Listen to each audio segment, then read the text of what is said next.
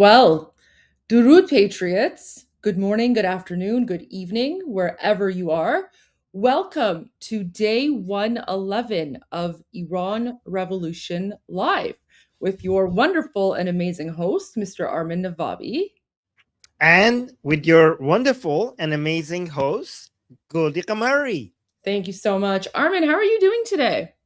Really good, really good. The Strait of Hormuz is open for everyone except the Islamic Republic.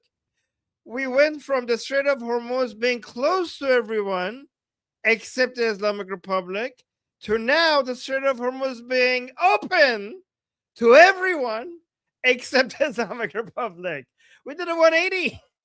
That's crazy. Oil prices are dropping. The market is crazy, responding crazy. Unbelievable. Goldie, they're capitulating hard. They're backtracking hard. Like, how are they going to sell this internally? I don't know what's happening. This is amazing. This is actually apparently Goldie was right. This was actually a 5D chess move all along. It works. It's working out unbelievably well. The Islamic Republic is now obviously transparently used to capitulate behind the scenes, and now in front it would come and say no, nothing is happening. But we were wondering for how long they could do this. At some point it's going to be obvious, and today is the day. Today is the day they're capitulating.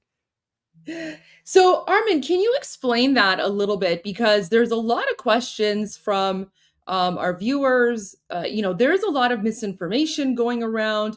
The Islamic regime is claiming one thing. There's been some back and forths. IRGC is pretending like this is some sort of victory for the Islamic regime. There was, they basically said that President Trump had agreed to give them $20 billion in frozen assets. Can we go through all of this? Because there's so much misinformation that the Islamic regime is putting out. And for a lot of people, it's confusing. Yeah, so actually, the President Trump came out and clarified that they're not giving any money, apparently, to the Islamic Republic, nothing. And the Strait of Hormuz has been confirmed by the Islamic Republic itself that it's now all open to everyone else. And President Trump said, okay, good job, but we're keeping our blockade. So it's interesting, Goldie, because the whole point of the blockade by the Americans were to put pressure on the Islamic Republic to stop their blockade. And now the Islamic Republic opened their blockade.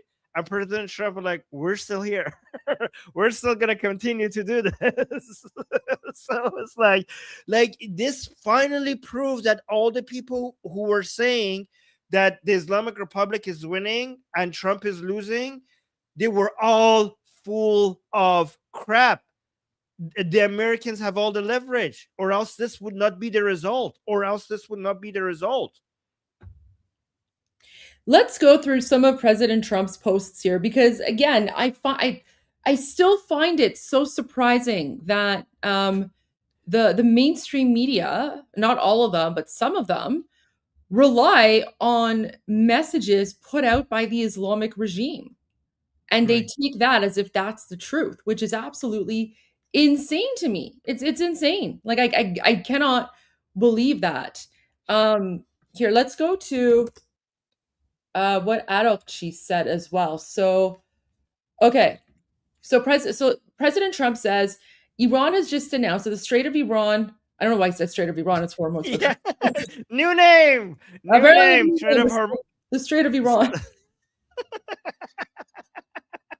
I know that was kind of cute.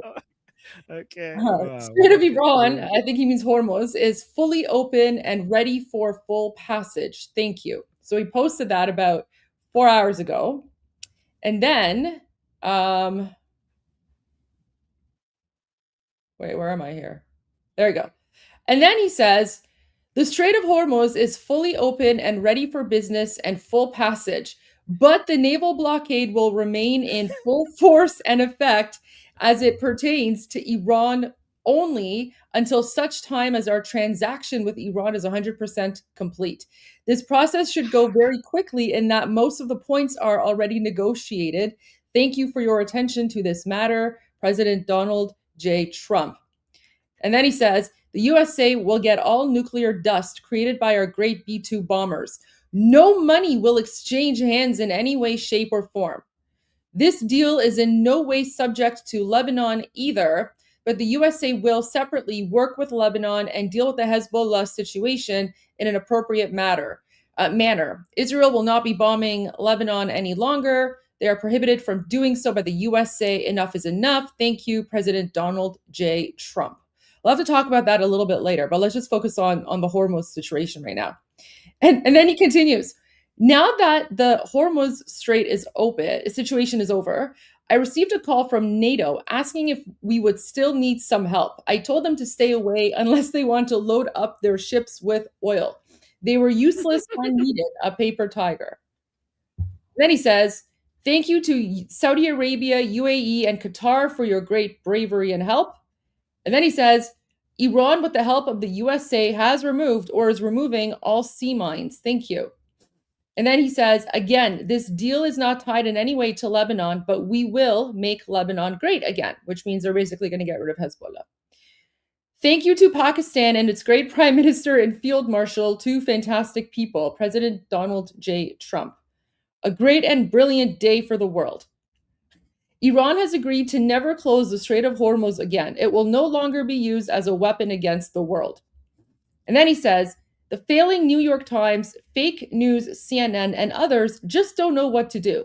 They are desperately looking for a reason to criticize President Donald J. Trump on the Iran situation, but just can't find it. Why don't they just say at the right time, job well done, Mr. President, and start to gain back their credibility? So that's where we are right now. Now, what's interesting is that IRGC, the foreign affairs minister, he's saying, in line with the ceasefire in Lebanon, the passage for all commercial vessels through Strait of Hormuz is declared completely open for the remaining period of ceasefire on the coordinated route as already announced by Ports and Maritime Organization of the Islamic Republic of Iran. But they're not mentioning that the US blockade is still there. And they're trying to make it, and look at this, like, look at all the bots here. Like, this garbage post has like 99,000 likes. Like, it's insane. It's insane how much, like, how many likes this is getting. It's wild. But anyway, no mention of the US blockade. So what's happening, Armin? What's going on the regime side? I think President Trump found their weakness. I think the regime might have been able to tolerate being bombed from the sky here and there, but the blockade ended up being their main weak. Like, so basically, what they were trying to do to the world when it comes to blocking the Strait of Hormuz, they thought that's the Achilles heel of the world. But it ended up actually being their Achilles heel the most. So we're like, okay, you want to try that game? Americans were like, we could do that to you. And you're actually, and it worked out. I think that the IRGC can tolerate some of, a lot of damage, but President Trump found exactly where to hit them where it hurts the most, which is in their pocket. And they're basically coming to the table and giving given that President Trump is right about this, ended up being right about the Strait of Hormuz being open very soon, it makes us wonder that maybe he was not doing mind games yesterday when he said that the Islamic Republic is being very reasonable and they're giving out the entirety of the nuclear dust and they're going to agree to not enrich uranium. He given that this ended up not being a mind game, maybe yes, what he was saying yesterday was not a mind game as well. I mean, I don't know. We have to see. This ended up being true. So maybe the Islamic Republic is bending the knee, and now it has to figure out how to sell this. I mean, it can't internally with the regime supporters, because the regime supporters for the past 40 days were claiming that they're victorious and they were celebrating their victory against the Israelis and Americans. They won't be able to do so anymore. I am so Goldie. I cannot wait for me to, after the show, to go through the comment sections of the pro-regime people and to figure out how they're gonna deal with this. Like, it's gonna be a crap show. Like, they're gonna be turning against each other. They're gonna be crying. They're gonna be shouting. I can't wait to see if we're gonna get any of these videos from the streets of Iran with the pro-regime people like cursing Ghalibaf, or I don't know, saying Islam was sold out. Like, I can't wait for those videos to come out. So, Armin, I actually have a surprise for you. Oh. Look at the post I sent you in the in the studio chat. And while you open that up, let me just read this one. This post from Iran International English. So, Iran State TV, citing a senior military official, said only civilian vessels will be allowed to pass through the Strait of Hormuz via designated routes and with permission from the Islamic Revolutionary Guard Corps Navy. The passage of military vessels through the strait remains prohibited, it said. So the Islamic regime is pretending as if this is some sort of, like, they're trying to spin this as if this is some sort of victory for them, which is very bizarre. But yeah, you're absolutely right, Armin. Do you want to pull up what I just sent you? Yeah. Oh, good. Exactly. This is what I was waiting. Okay, so the caption says regime supporters are furious. I knew it. Are furious about we have them already. They are furious about the opening of the Hormuz Strait by the regime. They're confused and angry across their Telegram channels. One guy comments, I feel so humiliated. I want to die. Guys, they don't understand. They're like, but we were winning. Why would we have to give the Americans anything? So this is beautiful. Oh my God, guys, this after 40 days of pretending to be winning, now they can't deny that they're losing. Guys, I told you that the humiliation will convince these people that they're losing more than missiles. You could bomb the crap out of everything that they own and they will still claim that they're winning. Only humiliation and them bending the knee will get them to realize, like, maybe they're not winning. I told you this is a more of a psychological warfare than a military one. So look at the comments. چه حقارتی. امام رو شهید کردن داریم سرخم میکنیم. They're like, oh my God, what a humiliation. هیهات من نزله. هیهات من نزله. He's saying, like, what a humiliation. They martyred our imam, but yet we are like, is the equivalent would be bending the knee. So in Persian it's like bending the neck like this, but the equivalent in English would be like bending the knee. So when they say they murdered our imam, they're referring to Khamenei. So basically this one guy is like, they killed Khamenei and now we're surrendering. Yeah. Okay. Oh my God. This is not what Hussein would do. Hussein would continue fighting. خون شهدا. No. خون شهدا. They say the blood of the martyrs for nothing. از رهبری تا بچه‌های میناب چه? He's saying from the supreme leader all the way to the children of Minab. انتقام این همه عزیز از دست رفته چی شد? What happened to the revenge of all of these people? Okay, actually, let me bring this screen so you guys could see it in here, zoom in. So what happened to the revenge from all the people that died? By the way, the Bachaya Minab, you killed them. You are responsible for their death, even if it was a US missile. And then it continues and says هر کاری میکنن بکنن فقط اون اورانیوم غنی شده رو نباید از دست بدن چون دقیقا مثل لیبی همون حمله میکنن بعدش. Goldie, see, I told you that the one that they want to be the least flexible about is the enriched uranium. This guy is confirming that. He's saying, like, whatever they want to do, let them, like, do it. Just don't capitulate when it comes to the enriched uranium, because if we capitulate on that, they will do to us what they did to Libya. They will attack in Libya, like, because Gaddafi basically gave up its nuclear program, but eventually it was toppled anyways. So basically this guy is suggesting, like, okay, you opened the Strait of Hormuz, you gave up on Hezbollah, you're throwing Hezbollah under the bus, whatever. You want to give our, like, don't give up the uranium. That's like the least, like, but if President Trump is Goldie, if President Trump was being was describing what actually happened yesterday, then that means that they have given up on the part that they were the least flexible about. That means that everything else is a given. If they're going to give up their enrichment uranium, of course they're going to sell out Hezbollah. Of course they're going to open the Strait of Hormuz. Of course they're going to give up of everything else, because the hardest part has already been done. So what is this guy saying? اون به کنار، اون 10 تا شرط چی شد؟ برای آتش بس که میگفتن سگ زرد قبول کرده چی شد؟ They were lying to you. They were lying to you. You now realize اینها مردم رو بلا نسبت خرگی رو بردن. Oh my God, this is so beautiful. Goldie, thank you for sharing this. This is the most beautiful thing ever. It's saying, forget about all of this. What happened to our 10 conditions? You're like, guys, let me give you some context. Within the Islamic Republic state TV, they told the regime supporters that President Trump was already forced to accept the 10 conditions of the Islamic Republic.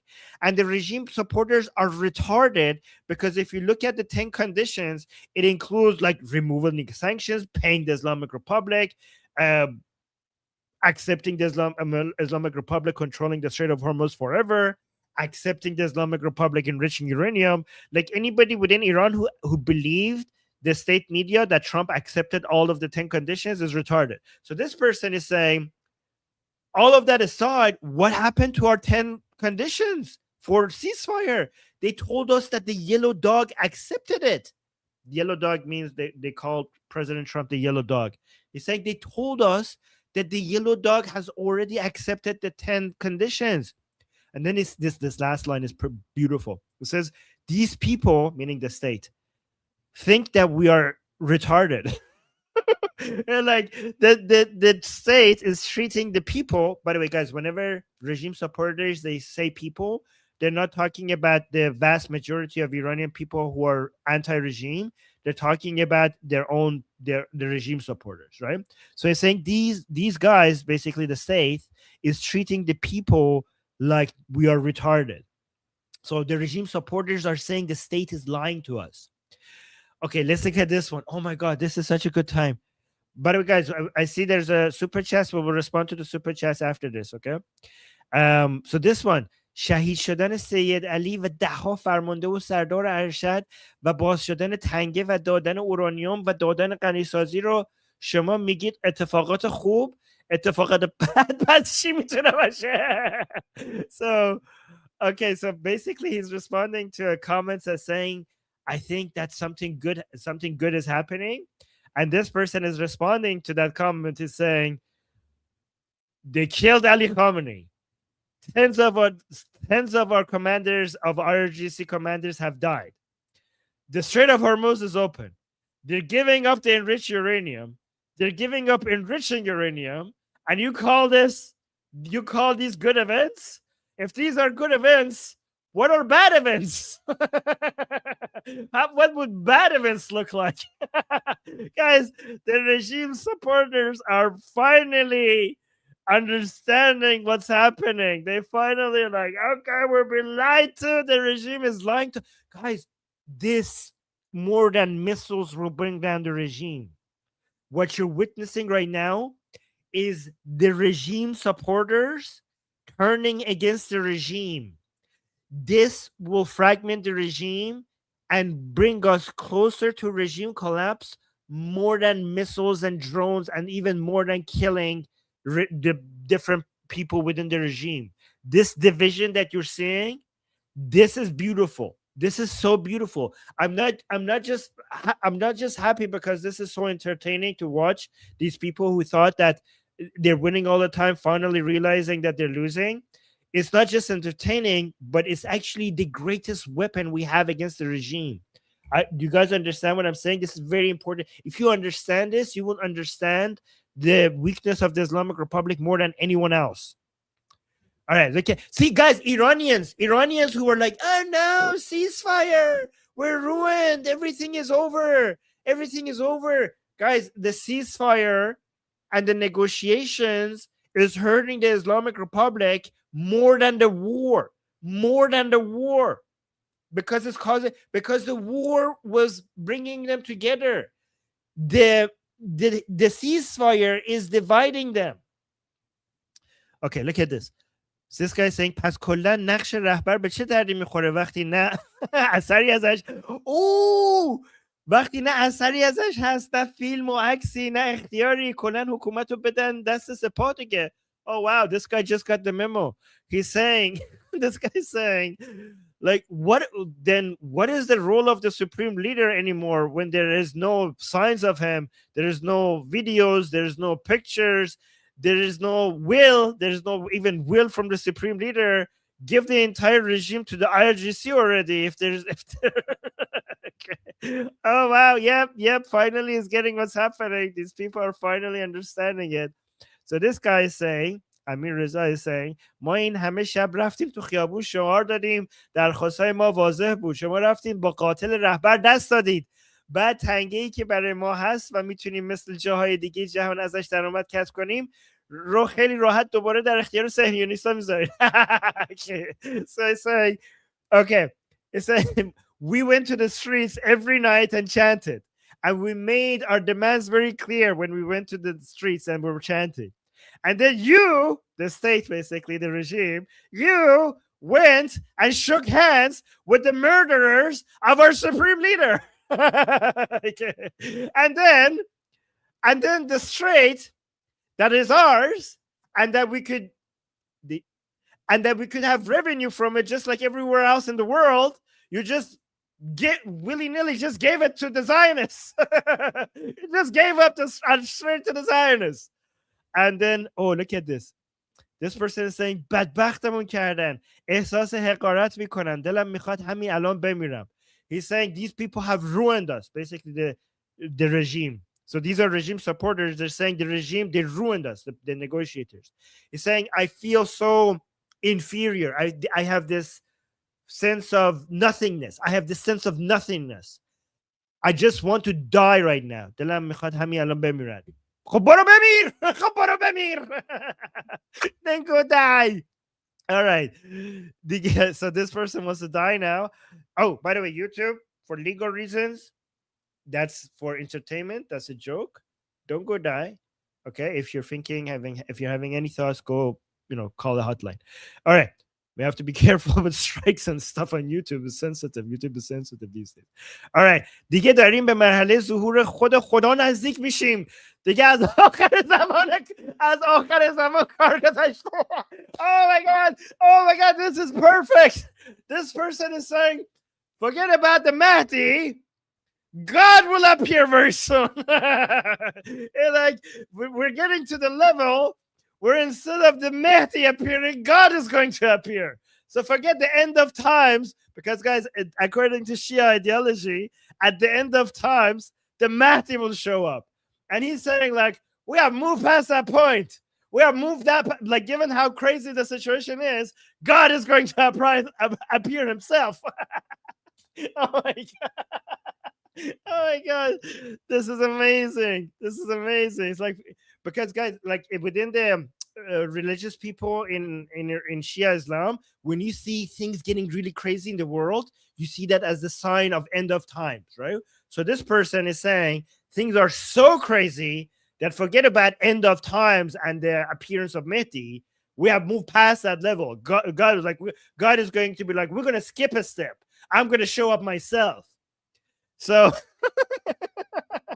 all right, this one. Okay. Oh, this is a happy day.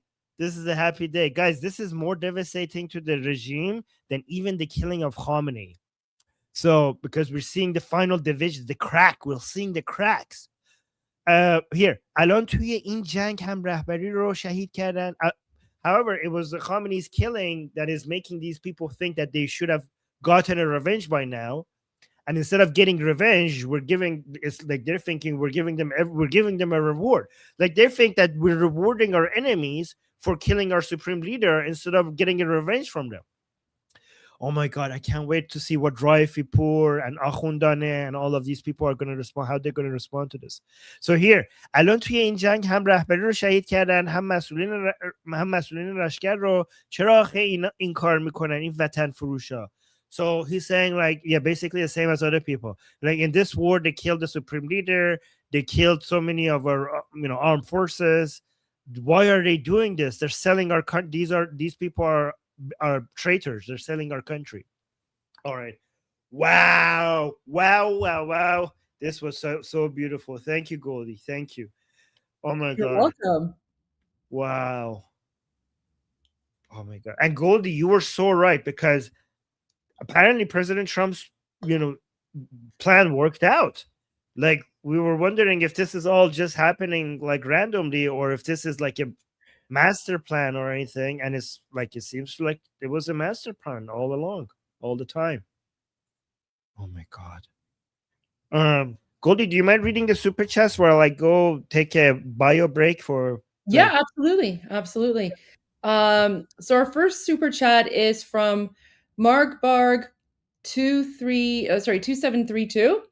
Durud Patriots, can we just agree that our mission after Iran is free is to push all the jihadis out of the West? Trump should be more like Geert Wildit. Armin, this as a hoodie on your merch, please. Armin Win.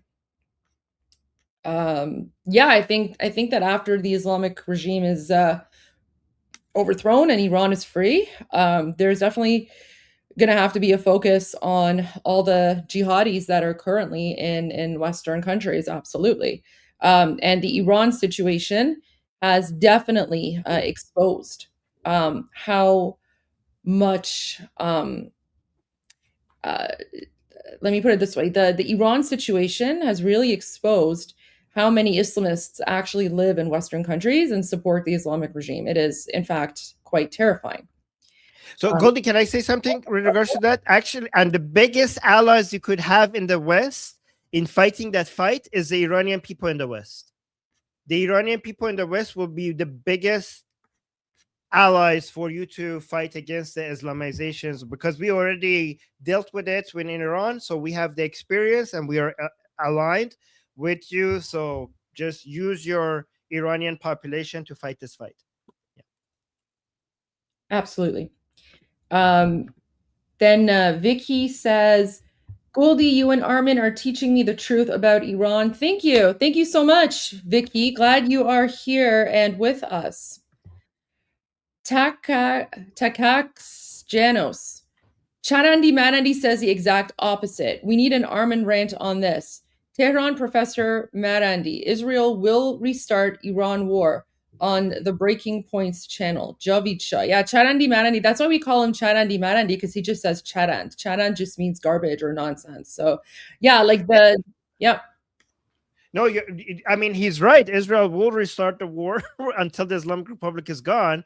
But the humiliation to the regime support. So, guys, think about this. Even if all of this breaks apart and the ceasefire breaks and we go back to military operations against the Islamic Republic, the regime supporters have already seen the level of humiliation that the regime is willing to go to stop the military operations. So the damage is already done. Sorry, Goldie, I didn't.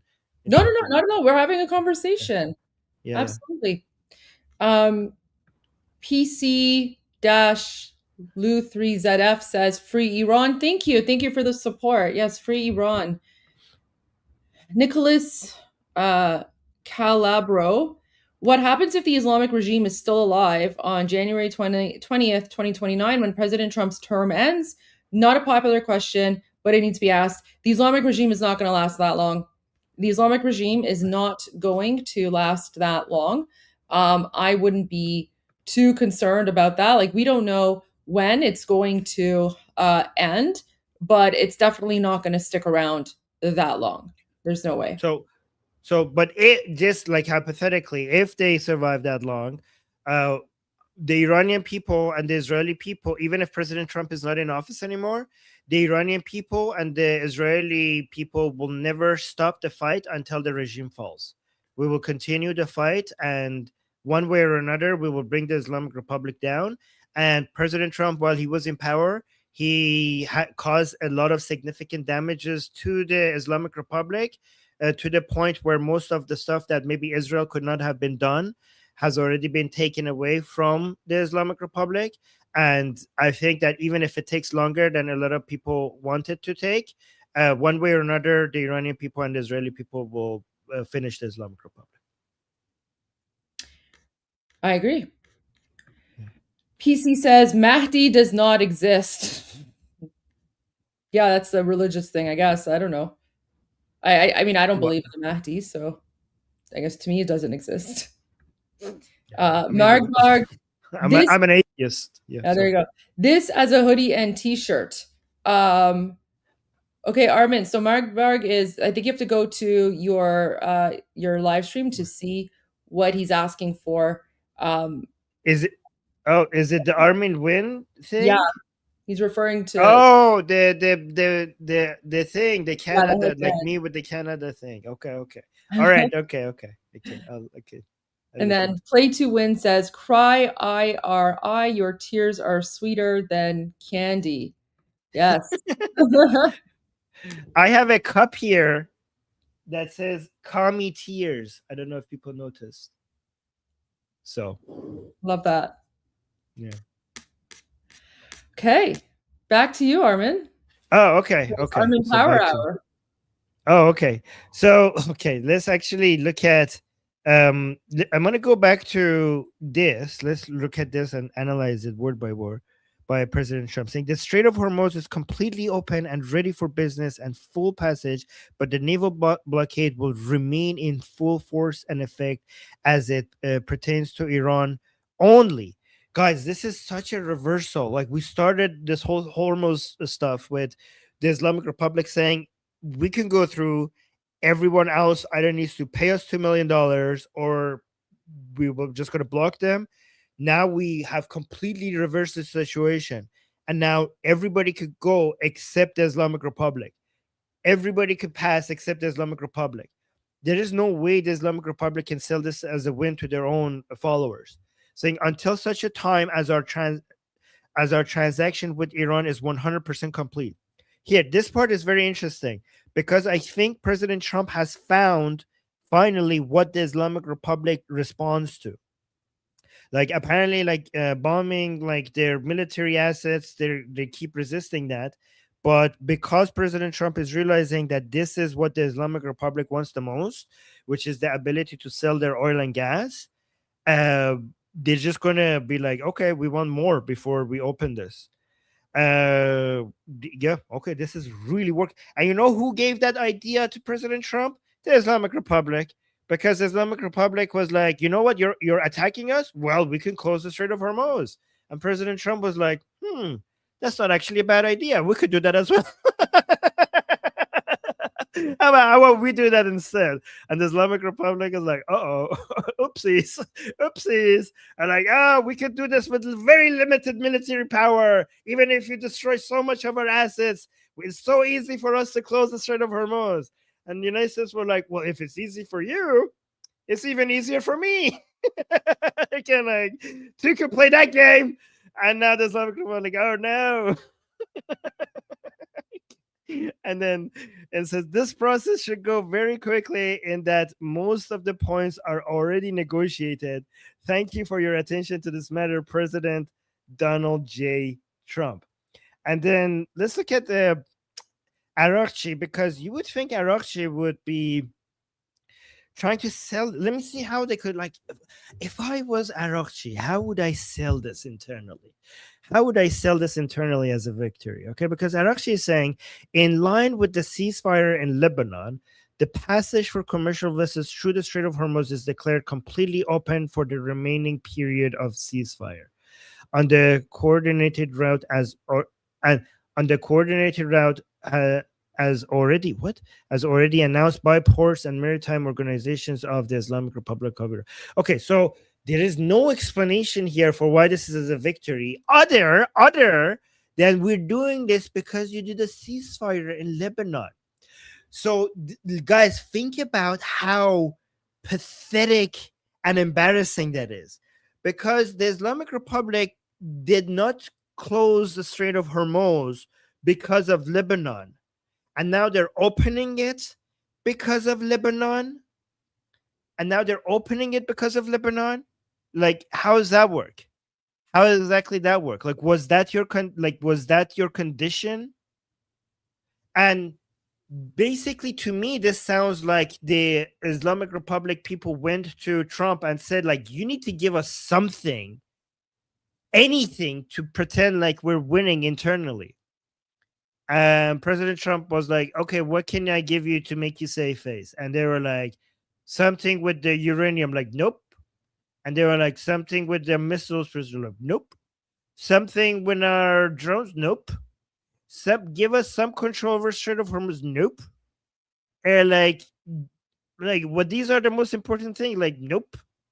You ask for something else to pretend that you're winning somehow. And they were like, can you do a ceasefire in Lebanon at least? I'm like, okay, I'll tell Israel to stop bombing for a while, for just a little bit.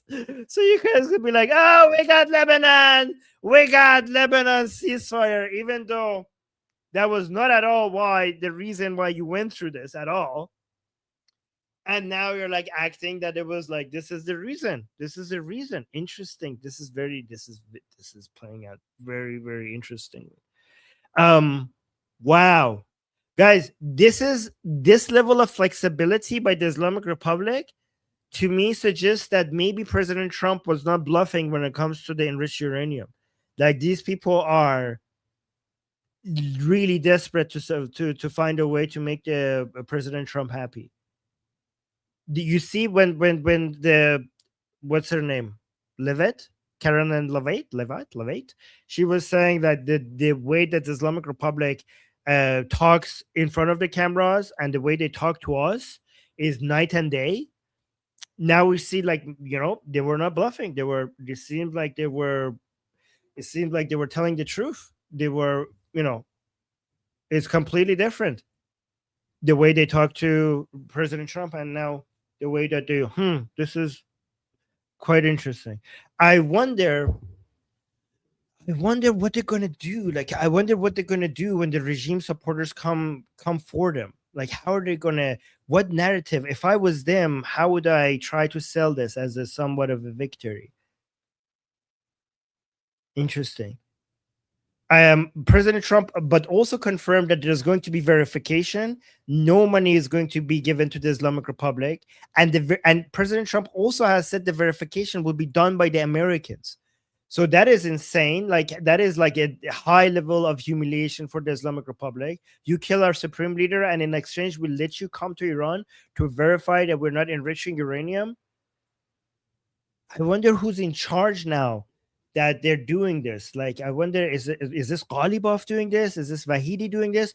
Oh, by the way, speaking of Ghalibaf, what, guys, one thing that, I need to write this down so I can mention this in the discussion group. One thing that we noticed that is extraordinary, that is crazy, the silence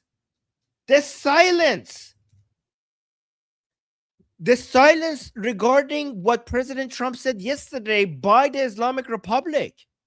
Did anybody see the Islamic Republic coming out and saying, no, we did not agree to stop the enrichment of uranium? Did you guys see that? Like, there was no denial.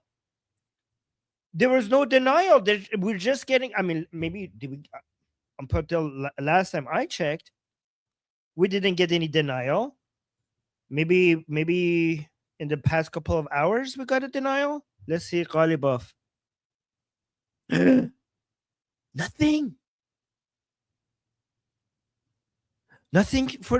since the last time we checked.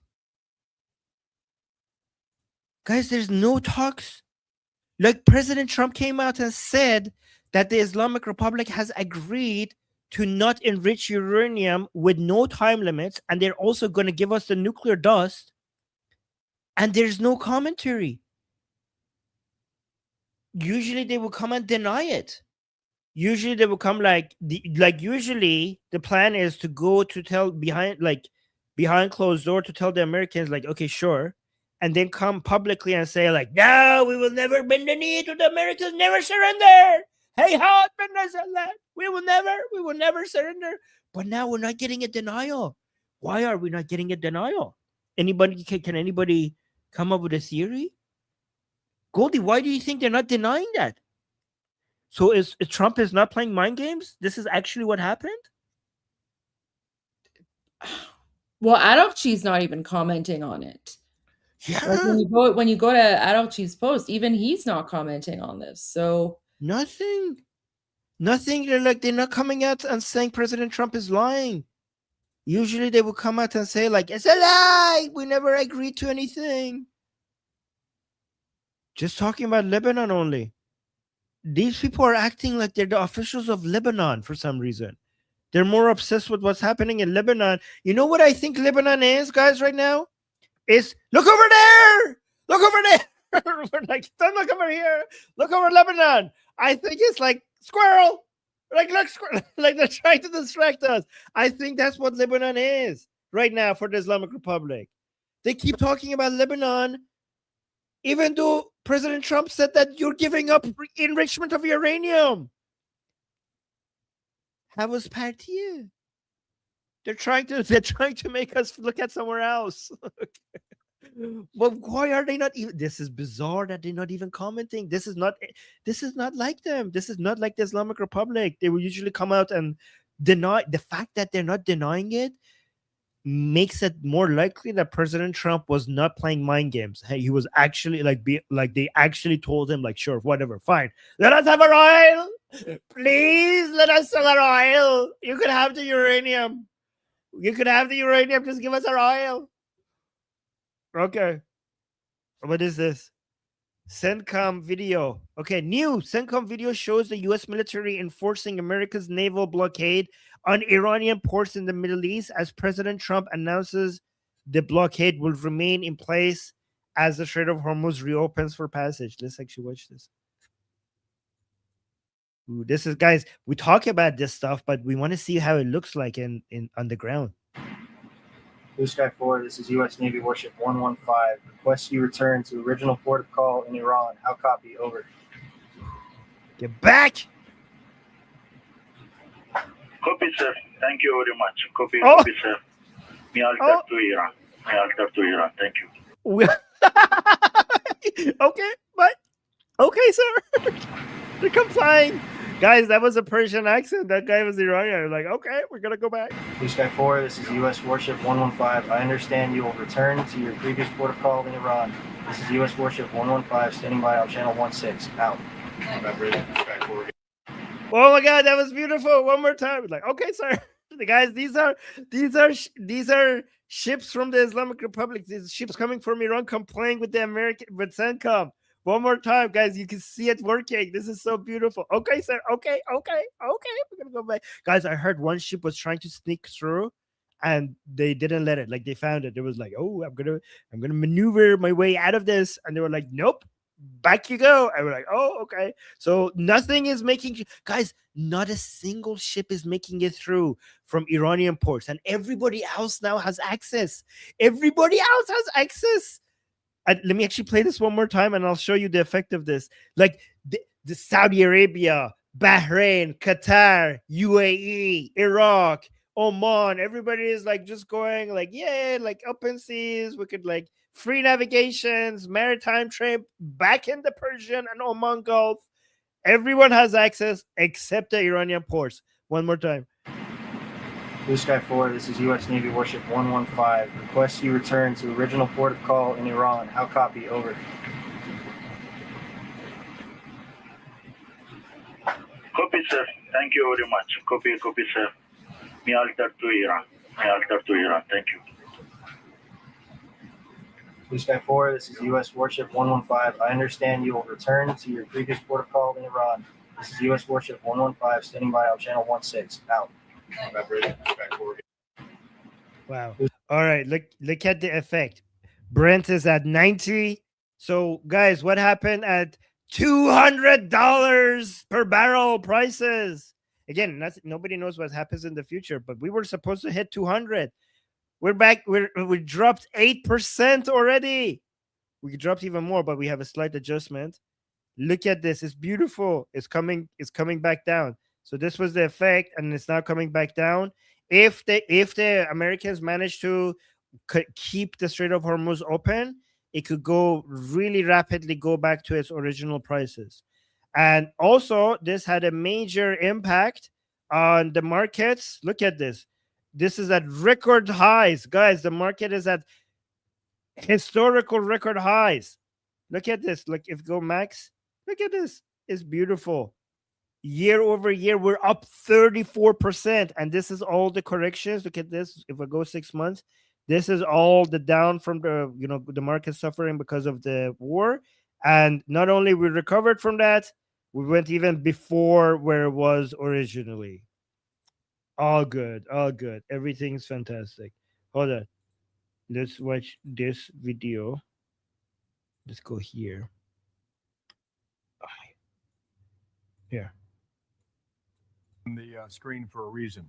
The Iranian foreign minister, who seems to be really the guy in charge, or at least publicly for Iran.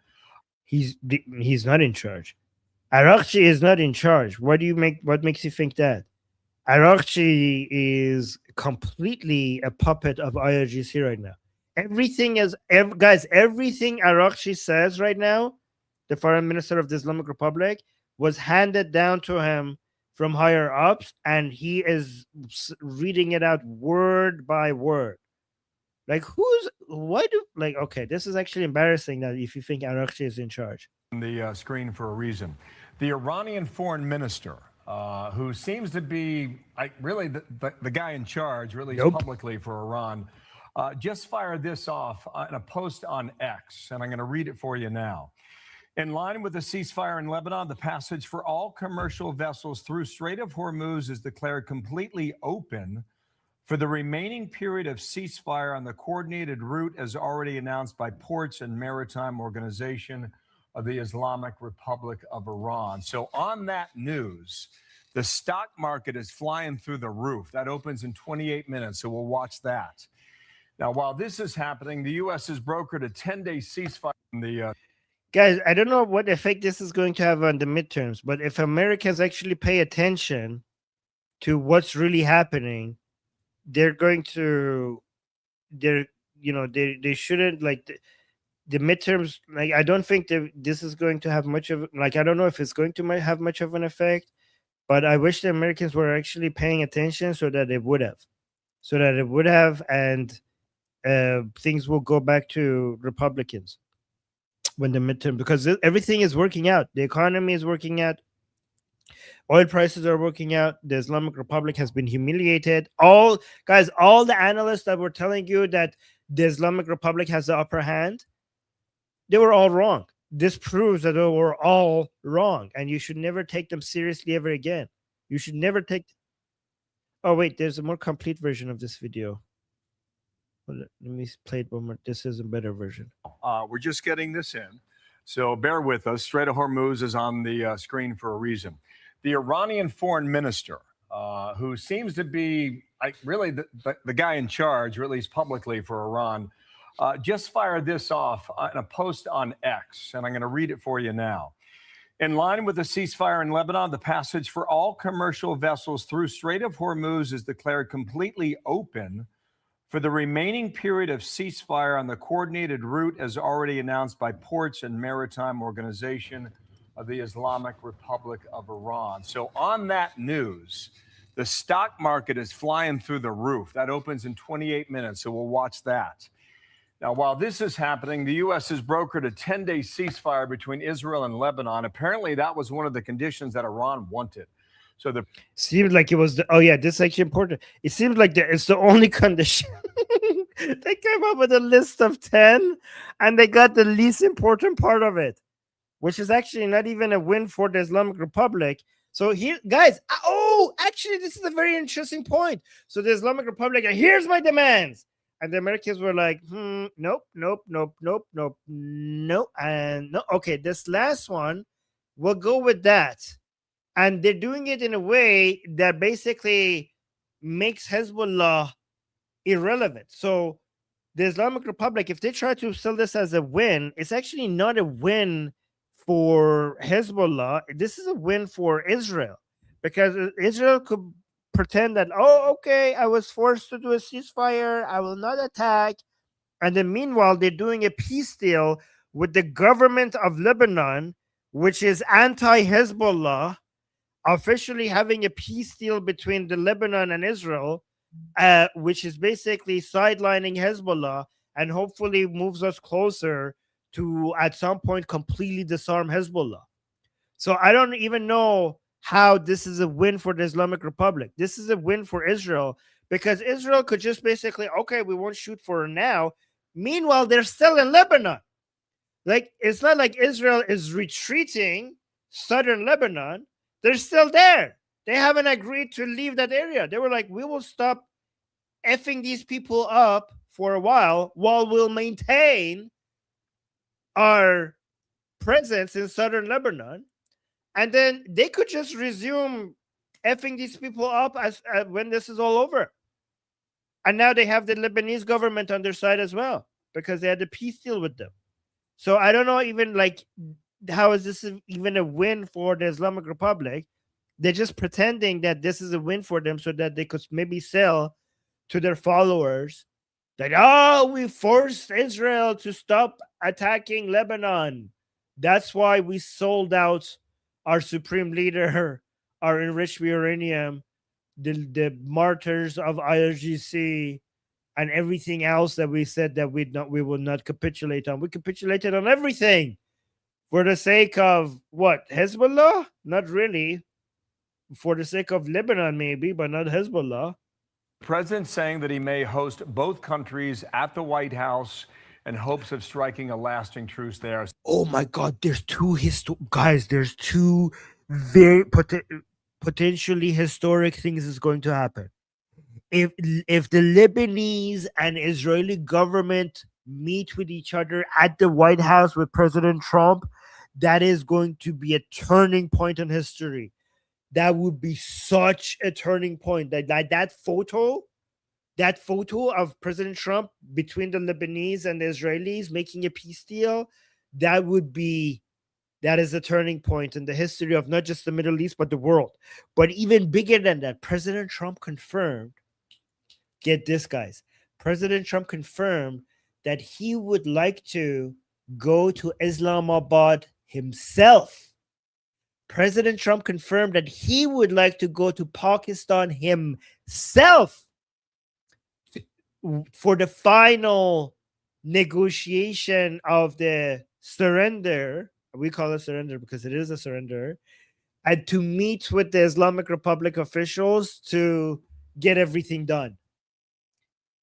Guys, imagine the humiliation of the Islamic Republic if the Islamic Republic has to meet with President Trump himself, the person that they promised that they would kill as revenge for killing Khamenei. Imagine if President Trump goes to Islamabad.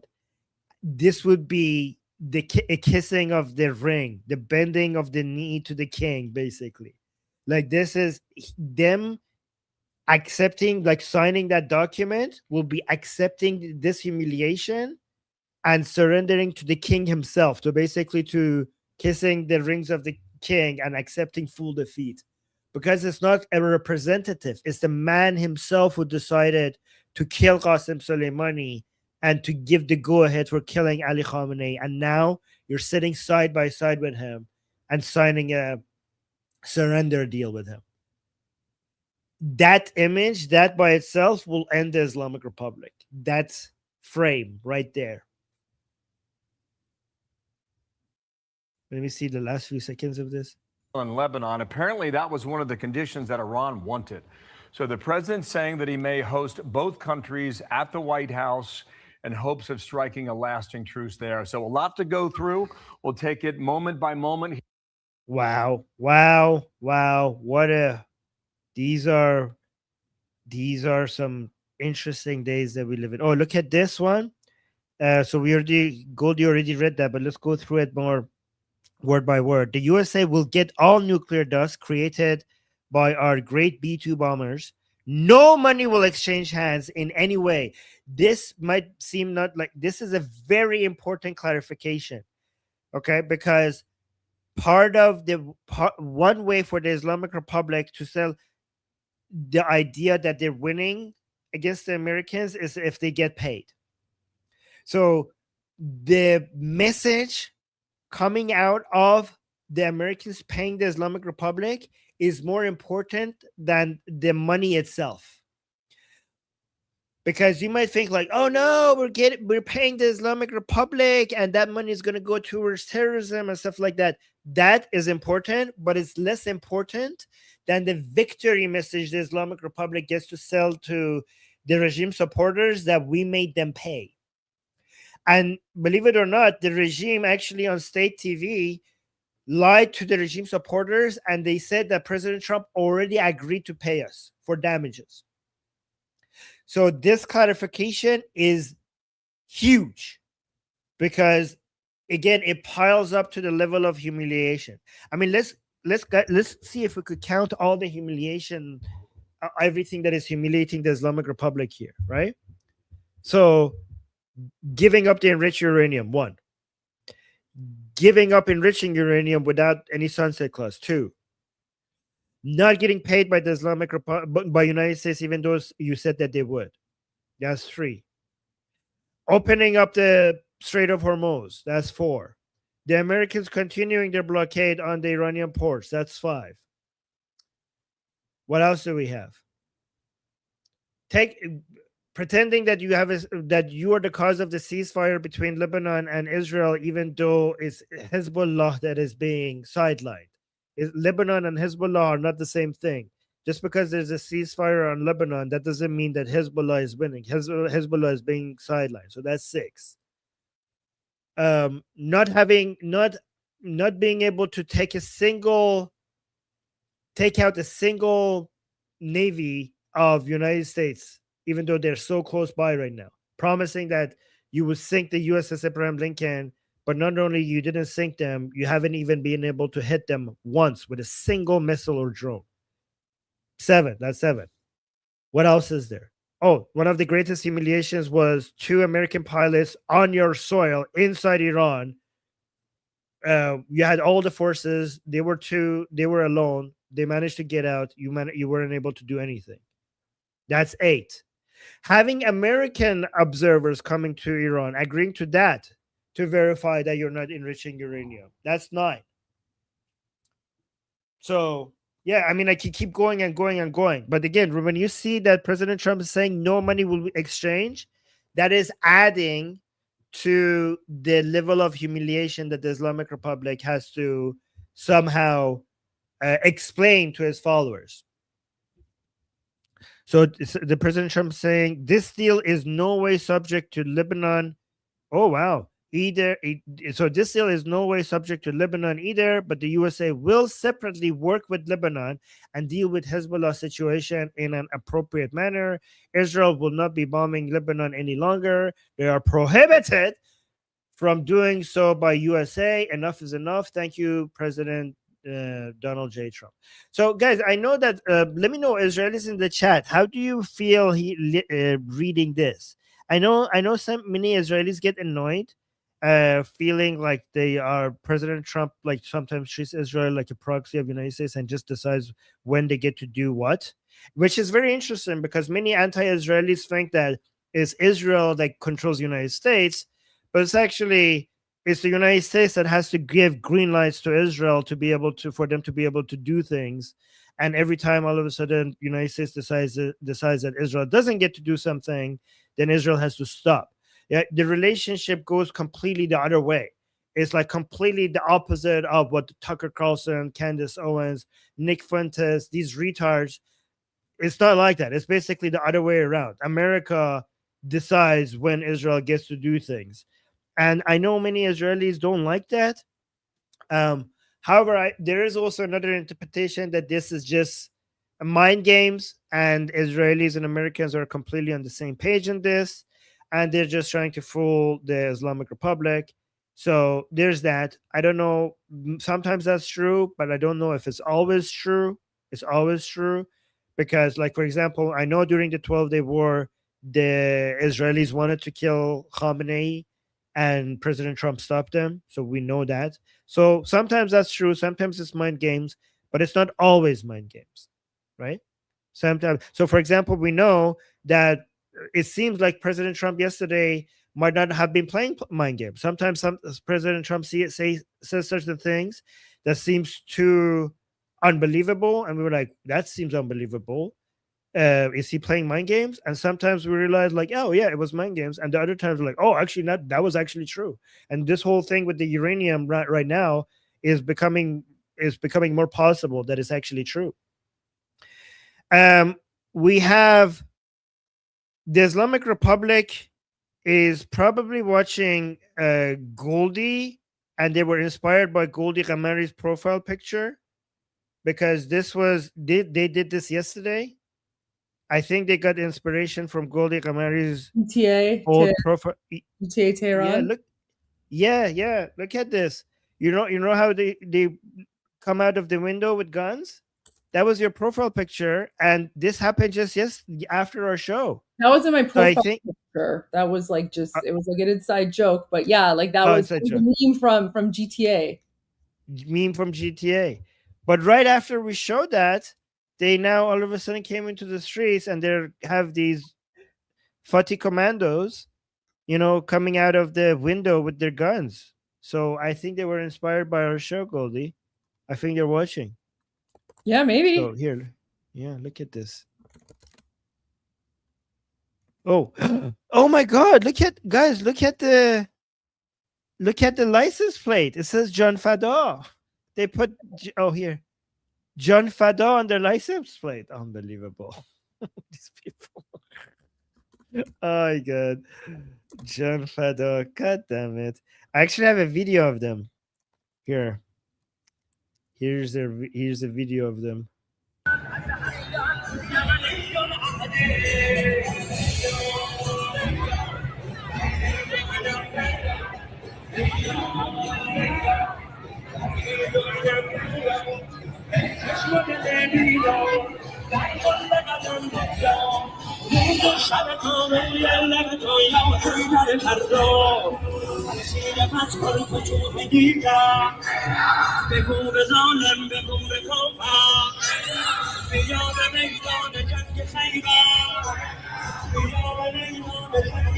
So this is a song that we were playing yesterday. Bia be meydan be jang Khaybar. Come to the battlefield, to the Khaybar battle.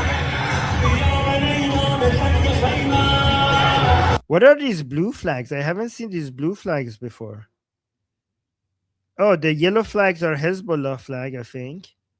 I know the IRGC, there's an IRGC flag with the same color, but I think that's a Hezbollah flag.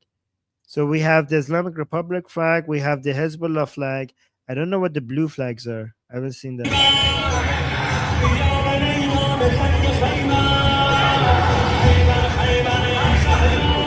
Khaybar, ya Sahyun. Let me bring up my Israeli flag.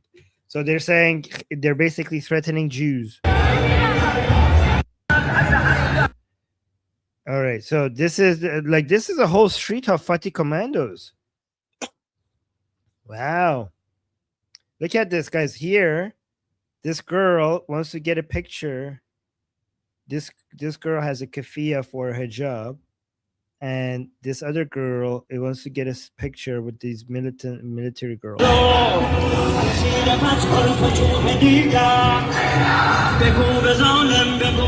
So, guys, I'm going to be honest with you. Some Iranians inside Iran are demotivated a bit, and we're getting some messages of hopelessness from Iran. Because remember, they don't have internet, and many of them are not getting the proper analysis. And what they're hearing, the message that they're hearing is that their ceasefire. And also when they come into the streets, they see these crowds, right? So remember, the Islamic Republic knows how to do propaganda. It's easy to make the streets busy, even if you're a minority. Remember, for example, when you have a soccer game in Iran, all the streets get busy, even though the stadium is even though the stadium is only like filling out like, I don't know, 40,000 people or something, but it looks really, really crazy busy, right?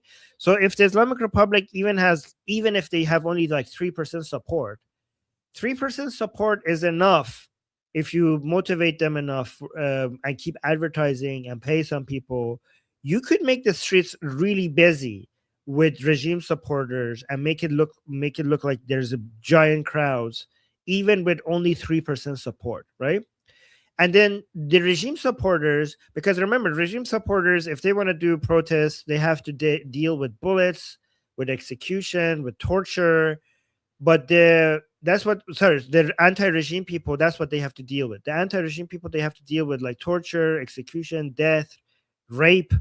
That's what anti-regime people have to deal with. And even though that's what they have to deal with, you saw that in early January, they came out in the millions, and crowd size is much bigger than regime supporters, right? But regime supporters, when they want to come out, they have to deal with free food, with free rice, with free cooking oil, and with music, with with a lot of entertainment. Sometimes entertainment that is illegal under the Islamic Republic, but they making exceptions for these crowds. So you could gather like tens of thousands of people. You can't make millions of people to come out, but it's enough to bring tens of thousands of people to come out. And because if you just make sure you gather enough of them in a street or two, then it looks really busy, right? And then the people who want the Islamic Republic to be toppled, when they come out and they see the crowds, they think like, oh, there's many of them. So they underestimate how little they are because they see big crowd sizes, right? And they don't know, they like, sometimes you have to remind them, guys, our crowd sizes were so much bigger, and we had so much bigger crowd sizes with the threat of being shot at and executed and raped and everything like that. And these crowds are like, even with 3%, you could make big crowd sizes. You could create big crowd sizes, right?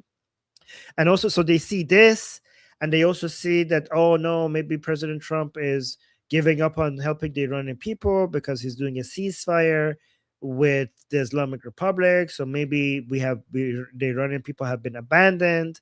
So there is a sense of hopelessness inside Iran, and the Iranian people want to go back to the boom booms, many of them, right? They want to go back to and they're wondering, many of them were wondering why the Islamic Republic hasn't fallen yet. So it's really difficult because some of my Iranian fans message me like, Armin, the Iranian people need hope, make more Persian shows, because there's a lot of hopelessness right now spreading among the Iranian population. And I'm like, well, if I make Persian shows, it's like the internet is only 2% of Iranians have access to internet inside Iran right now. So it's not going to be that effective. And I think like I would be more effective on the English side right now. But this is what we're dealing with. And this is working right now. But what I'm hoping is now this new sign of division that we're seeing here, like this, is going to cause so much division within the regime supporters that even Iranian people inside Iran could see that all of this is working. By the way, guys, I'm going to go to my discussion group. If you want to come talk to me about any of this, you could come and ask me questions, and I will put the link to the discussion group in the chat. Hold on, let me grab it. Posting the link to the discussion group in the chat. Goldie will be here and continue the show, but I will be in the discussion. Oh, why can't I pin this? So I'm going to pin on Liberty Politics channel. I'm going to pin this. Oh, we got some super chats. Look at this. Before I go, I should respond to some super chats. Where did we leave off? The last one was Cry RRI. Oh, okay. Cry. Oh, we got so many super chats since then. I'm not seeing it. You and Armin are teaching. Okay, I saw that. Oh, here. Charandi Marandi. We did this one. Go down. You already read Scroll that down one. more. The last one we did was Oh yeah, Kraya. Okay, this one. Yes, okay. So we got a super chat saying Magbarg is saying that's supposed to be great. Oh, Greet Wilders. Yes, you guys should check him out. Yeah, I love him. I love Wilders. He's from Holland. Yes, I know. Netherlands. Yes. Love Wilders. Big fan. Big fan. Senior Chief Actual saying Ghalibaf was taken by the Pilates team. Okay, maybe. We got another super chat saying, God bless Iran, Israel, the USA, and most important, our commander in chief. Thank you so much for your support. Aaron Berger saying, I see Lebanon singing a new piece of the Abraham Accords signing a new piece of the Abraham Accords within a year. Ooh, that's interesting. That's actually, you're right. That's a good thing to think about. That might happen. Mustel is saying, sorry guys, I don't know how to read these user IDs. It's saying in 2006, Faoud Siniora, Prime Minister of Lebanon, at the time said that Lebanon would be the last Arab country to make peace with Israel. Wow, it seems like to be one of the first ones now. We got another super chat saying American Jew here, USA and Israel are definitely on the same page. IDF is going to remain in Lebanon, in Lebanon buffer zone, and can respond to Hezbollah actively as needed. Thank you for your super chat. We got a big super chat from Hebel Dan. Thank you so much. That's very generous. I appreciate that. I don't usually get pink super chats on my channel, so whenever I receive it, I'm very grateful. So thank you for that. Saying the confessional apartheid state of Lebanon cannot, and will not be sovereign, let alone over Hezbollah. It is left to Israel, and this ceasefire is a facade. May Trump be the wise actor behind this.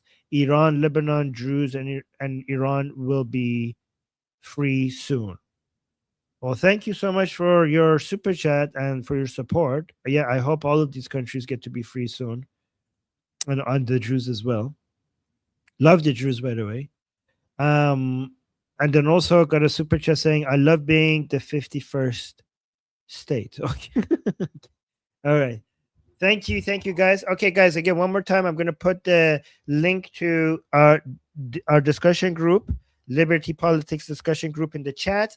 If you want to come talk to me, ask me questions, I will be there for the next 2 hours or so. Within 3 minutes, I will be there. And then you could ask me questions. And then Goldie will be here. I will be there. And I'll see you guys soon in 2 hours. All right, Goldie. Oh, you're muted. Thank you. All right, bye. In a bit. Bye.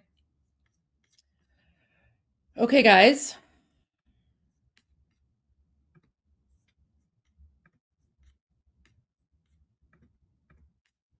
Let's see what Senator Lindsey Graham is saying. So this was last night, and then we're going to go to some updates from Fox News as well. Is South Carolina Senator Lindsey Graham. Senator, let's get your take. There seems to be two major issues on the table. Yeah. This is their moment of choosing, the easy way or the hard way. Right. Right. Now, if they chose the hard way, there would be more damage done, and it would. Florida man, Lebanese diaspora here. Why give pause to Hezbollah? They were near collapse. Excellent question. I have no idea. Why. It is a little bit frustrating because I know how much we all want Hezbollah to be completely destroyed. So yeah, I don't know, but we're all with you. We're supporting you guys because we want to see a free Lebanon as well. But yeah, I don't know. President Trump did say, let's make Iran great again. Sorry, he said in his posts, make Lebanon great again. So maybe there's something happening behind the scenes, but I need to figure out what's going on there for sure.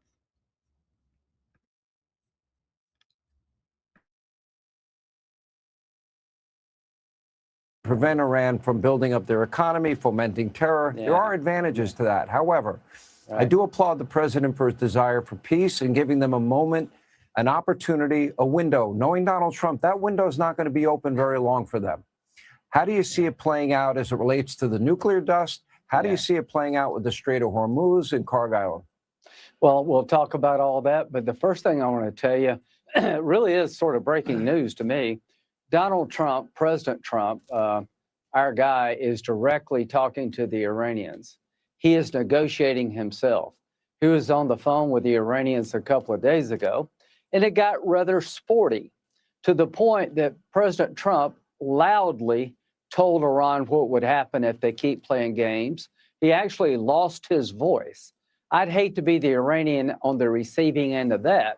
So President Trump is now directly involved in the negotiations. Now, what do I think is going to happen? I don't think President Trump is going to agree to the concept that Iran has the right to enrich. If they promise not to enrich for 1,000 years and you acknowledge they had that right, we have lost the game. A state sponsor of terrorism who has been cheating for decades has no right to enrich. A country with American blood on its hands has no right to enrich. A country who wants to destroy Israel has no right to enrich. A country who's killed 45,000 of its own citizens has no right to enrich uranium, no matter how long they promise you they won't do it. Don't give in to the idea they have the right to enrich. They do not. It would be a fatal mistake, and Trump is not going to do that. As to Lebanon, a ceasefire is welcomed if it gets the right outcome. Hezbollah is no different than Al-Qaeda and ISIS.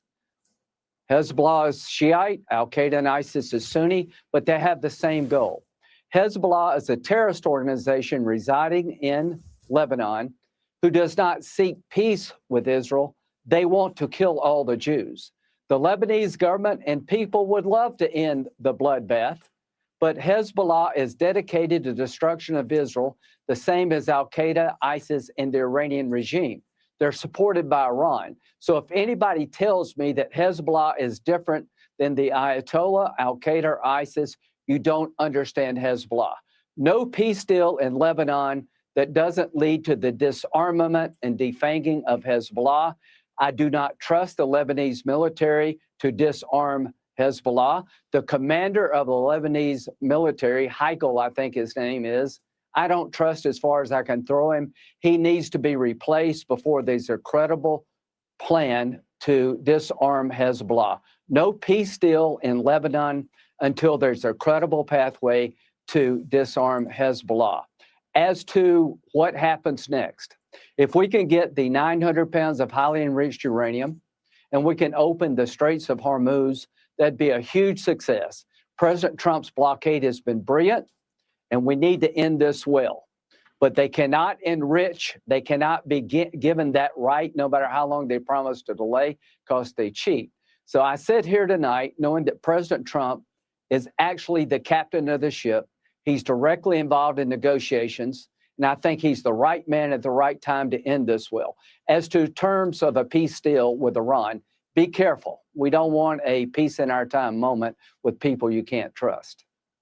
Well, knowing the president as well as we both do, I don't see any circumstances at all that they would ever have the right to enrich in the future. I don't see any circumstances at all where they get to keep the nuclear dust.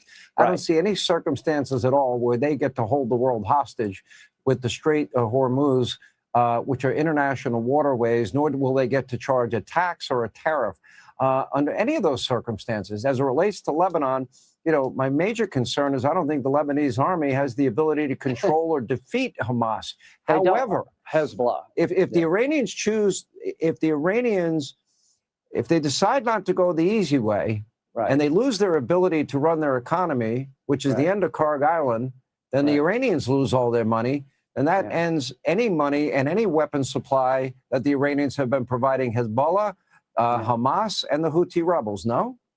And you're absolutely right. Why end the blockade? Because it's working. The currency of Iran has collapsed. They're on the verge of actually financial ruin from the blockade. So here's my point. The blockade wait a minute. Won't they have to agree to a deal first? Donald Trump is not staying there forever. Yeah, in spite of proclamations by people that don't know him, he is saying publicly, this is coming to an end. It will be easy. It'll be the easy way or the hard way. Well, the blockade is doing enormous damage to the country with a very small number of U.S. ships. So here's what I would say about the blockade. Keep it in place until you get the deal you want. It's tremendous leverage. It is absolutely working. So why would you withdraw from the blockade? If you got a deal you could trust, I want the 900 pounds of highly enriched uranium in our hands, right? I want to make sure that Iran can't block the Strait of Hormuz going forward. I want to make sure there's no enrichment ever given to Iran. It would be insane to allow Al-Qaeda to enrich uranium, to allow ISIS to enrich uranium. The state of Iran under the Ayatollah is no different. They have the same agenda. Do not acknowledge these people have the right to enrich uranium. They don't. They're terrorists. So I trust President Trump to get us to where we want to go. Now, what happens if they say no?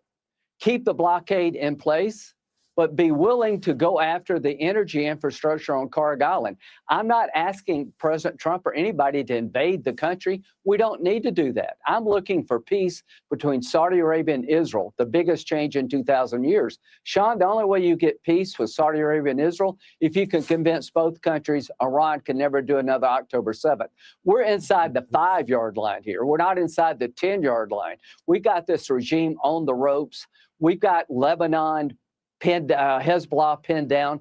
Don't throw them a lifeline. If you get a peace deal in Lebanon and it doesn't have a pathway to disarm Hezbollah, it is a fake peace deal. Be careful who you're dealing with.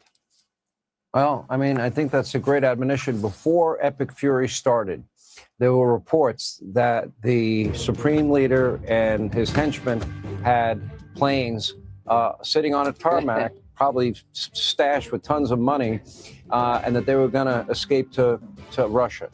And I told them, get out now while you can. This is what I'm going to say to this 4th or 5th tier leadership that got the president so pissed off that he lost his voice based on your reporting. I'll use you as our source. This 4th and 5th tier leadership, the president's patience will run out quickly. You have your chance.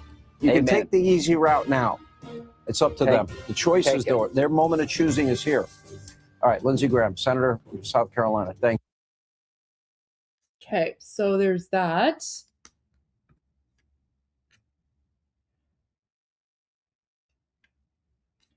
Let's go to this one. Wait. This one is just recently posted on Fox. Still interested in acquiring Iranian oil after this? Well, we'll see. I mean, we have a very good relationship with Iran right now, as hard as it is to believe. And I think it's a combination of about 4 weeks of bombing and a very powerful blockade. The blockade is maybe more powerful than the bombing, if you want to know the truth. President Trump yesterday addressing the effectiveness of the U.S. blockade, and just moments ago, CENTCOM posting a new video showing a destroyer directing a merchant vessel to return to an Iranian port. Watch this. Blue Sky 4, this is U.S. Navy Warship 115. Request you return to original port of call in Iran. How copy? Over. Copy, sir. Thank you very much. Copy, sir. May alter to Iran. Thank you. Blue Sky 4, this is U.S. Warship 115. I understand you will return to your previous port of call in Iran. This is U.S. Warship 115, standing by on channel 16. Out. That's incredible, listening to that exchange and the response. I will return to Iran now. Yes, probably a very good idea. Joining us now, Mark Montgomery, Senior Fellow for the Foundation for Defense of Democracies and retired U.S. Navy Rear Admiral with a ton of experience in the region. And it's always good to have you with us again, Admiral. Thank you for joining me. So the big headline this morning is this announcement from the Foreign Minister, IRGC, that the Strait is open. And President Trump just posted on Truth Social moments ago, Iran has just announced that the Strait of Hormuz is fully open and ready for full passage. Thank you. exclamation point. Your reaction to this, Admiral?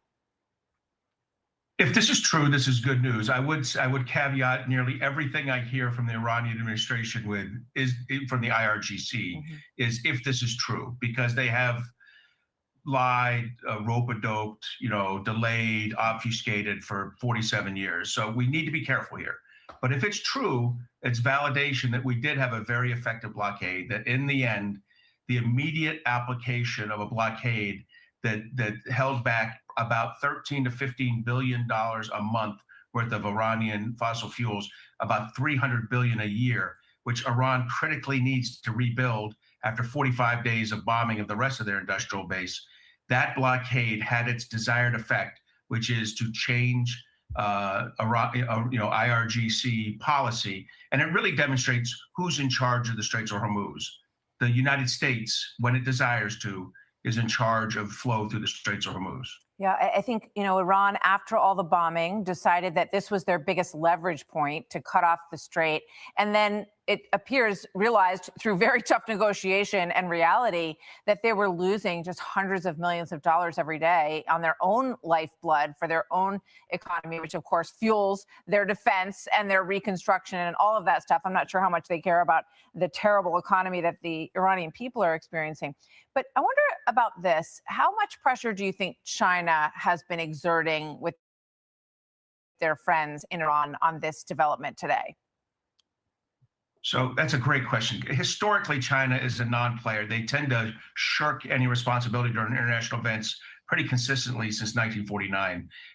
However, this was starting to hurt. This hurts them long-term, not because China needs the fuel. China has pretty good reserves. They have a ton of coal. They have renewables, nuclear power. But China needs everyone else's economies to be cooking. They're a broadly export-based economy, and they could not. So China was feeling economic pressure, but kind of in a ricochet effect from other economies. So do I think they may have pressured Iran? Maybe. Do I think that they were a significant player? Probably not. I think the bigger player is what the president said. Yeah. The bombing campaign followed by the cutting off of the money. So, when I look at this and we read about what's going on with AI, which I know is an area of expertise for you as well, looking into the future, this was a very conventional military situation with bombing campaigns and blockades. What do you think Iran potentially, as they try to survive the IRGC, what do they shift to as a power play?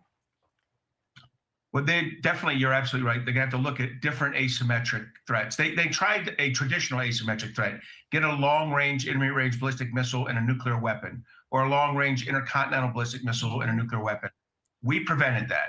So what they will look at now, I think, are more cyber tools, bio-based tools, whatever they feel that they can use to bring pressure on the United States, to get leverage on the United States.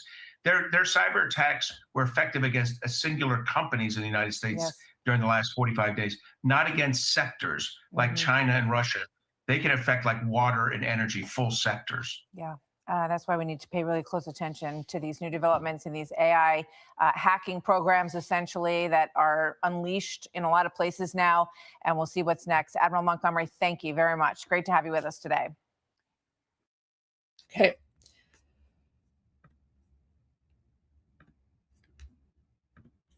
I found this really interesting. This is, I actually know her. This is Nigor. She's a great journalist for Iran International. And she actually put out this episode 3 days ago. She has a podcast called Eye for Iran. And she interviews someone who says, worst outcome is Islamic Republic's survival. Ex-CIA official says. So let's watch this. I'm curious to see what the CIA official is saying. Ceasefire appears to be in place, and yet attacks are still unfolding across the Middle East. So what exactly does the ceasefire mean? Will it lead to some sort of deal? And where does it leave the people of Iran? To break it all down, we're joined by former CIA analyst and former National Security Council Director Ken Pollack. both sides have agreed to a ceasefire. It's not at all clear that they've agreed to the same ceasefire. And Lebanon remains another active front in this conflict. And with Pakistan and neighboring countries also playing a growing role, this fragile ceasefire could break at any moment. Egyptian activist and writer Dalia Ziada is here to explain the regional stakes.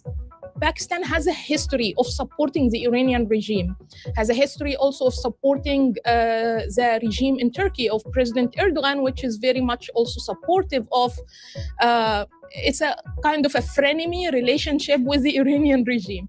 And finally, the curious case of a 21-year-old propagandist for the Islamic Republic. Who is Kala Walsh, and how did she become part of Tehran's messaging machine? The investigative reporter behind this months-long investigation, Jay Solomon, joins us with the details. She kind of had this high profile as a Democratic Party activist. And the story really shows how she's but she's radicalized over what is a pretty short 4 or 5 year period. From first the Cubans got involved with her, then she started being active with this Marxist compound in New England, and they launched attacks on Israeli defense companies in that region. I'm Negar Moshahedi, and this is Eye for Iran.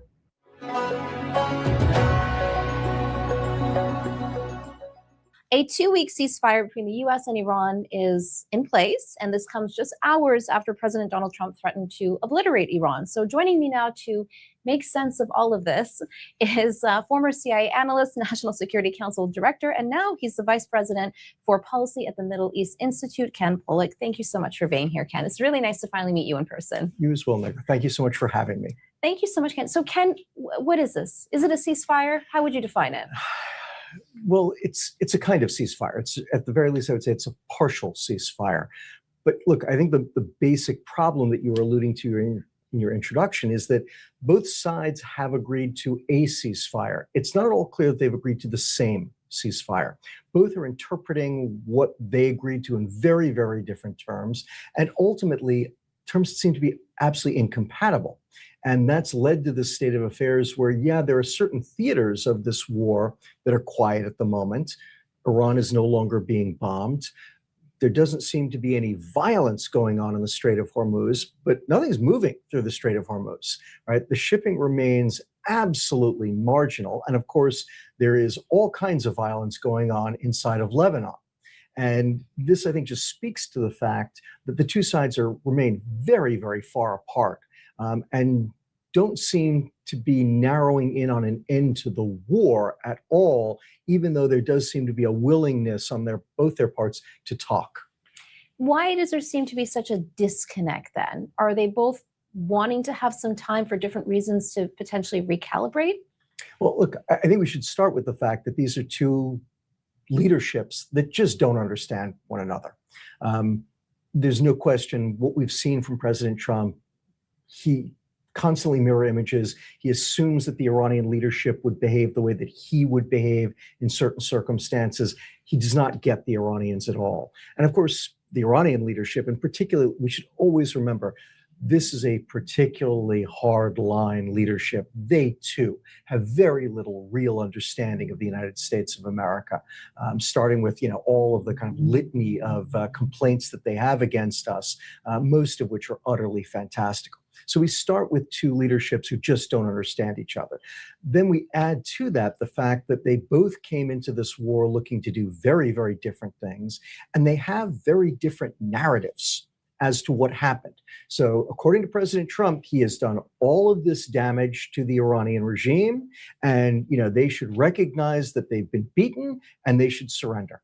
And of course, the Iranian regime, it's a completely different narrative. It's, we were attacked entirely unprovoked, something we long anticipated, but this is still outrageous. We took the initial blows that the Americans and the Israelis inflicted on us, and now we've turned the war around and we're winning because we're inflicting more damage on the Americans than the Americans are on us.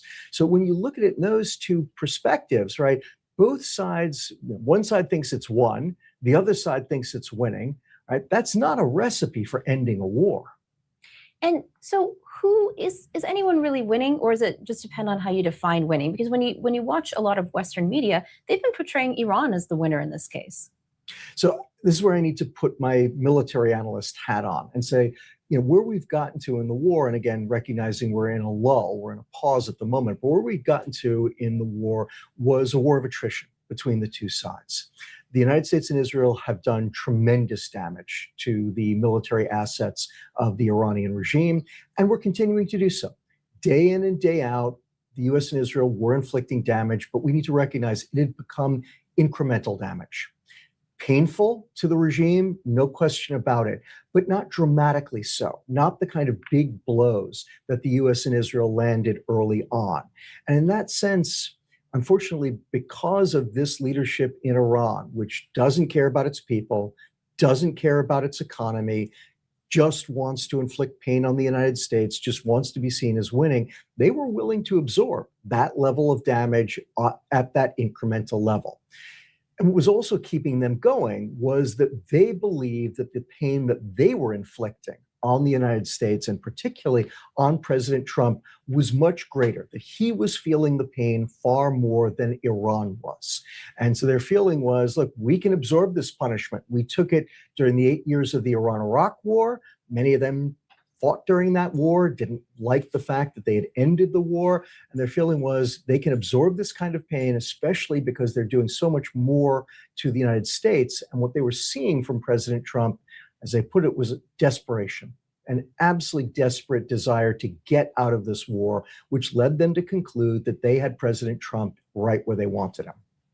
So one of the biggest fears that people inside Iran have right now is that this war ends with the regime still in place, and that it's now a beast that has been half wounded, that they will lash out and take it on the people of Iran. We've been seeing executions every day of political dissidents.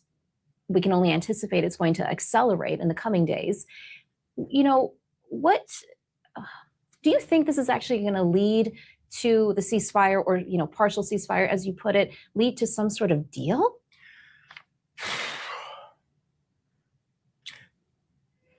Let me start here, Nagar. Unfortunately, I very much subscribe to that position, which is that I'm very concerned that this war is going to end with this regime in place, this leadership. As monstrous as Ayatollah Khamenei was, this group is worse. They care even less about their people. They are even more bellicose and more willing to use force, both against their own people and against the people of the Middle East. So yes, from my perspective, this war ending with this leadership in control of this regime, that's about the worst outcome that I can possibly imagine. And one of my great concerns about these negotiations is that I don't see anything from the Trump administration that indicates an interest in absolutely getting rid of this regime. I mean, all that rhetoric has fallen away. The initial rhetoric about regime change is just gone. In fact, the president is constantly talking about how wonderful this leadership is, that it's better, that it's more reasonable than we had at the beginning, which I just see as absolutely fantastical. I don't know what he is talking about. I don't know who he is looking at and how he could believe, other than the fact that it serves him politically, that this is somehow a better Iranian regime than the one that we had going into the war. And why? Why is the president doing that? So it's always very hard to know what is in another person's head. Of course. And, I will say that I think that Donald Trump is a particularly tough one. Certainly for someone like me, I don't see the world the way that he does. All that I can say is what I see from his behavior. He got into the war, I think, in a kind of a slapdash way. I don't think that he had really thought through what was going on. We've seen lots of news stories and lots of reports about how he wasn't really paying attention to what various advisors were saying. And even before that, this is not a president who did a whole lot of reading, who listened to experts on various subjects.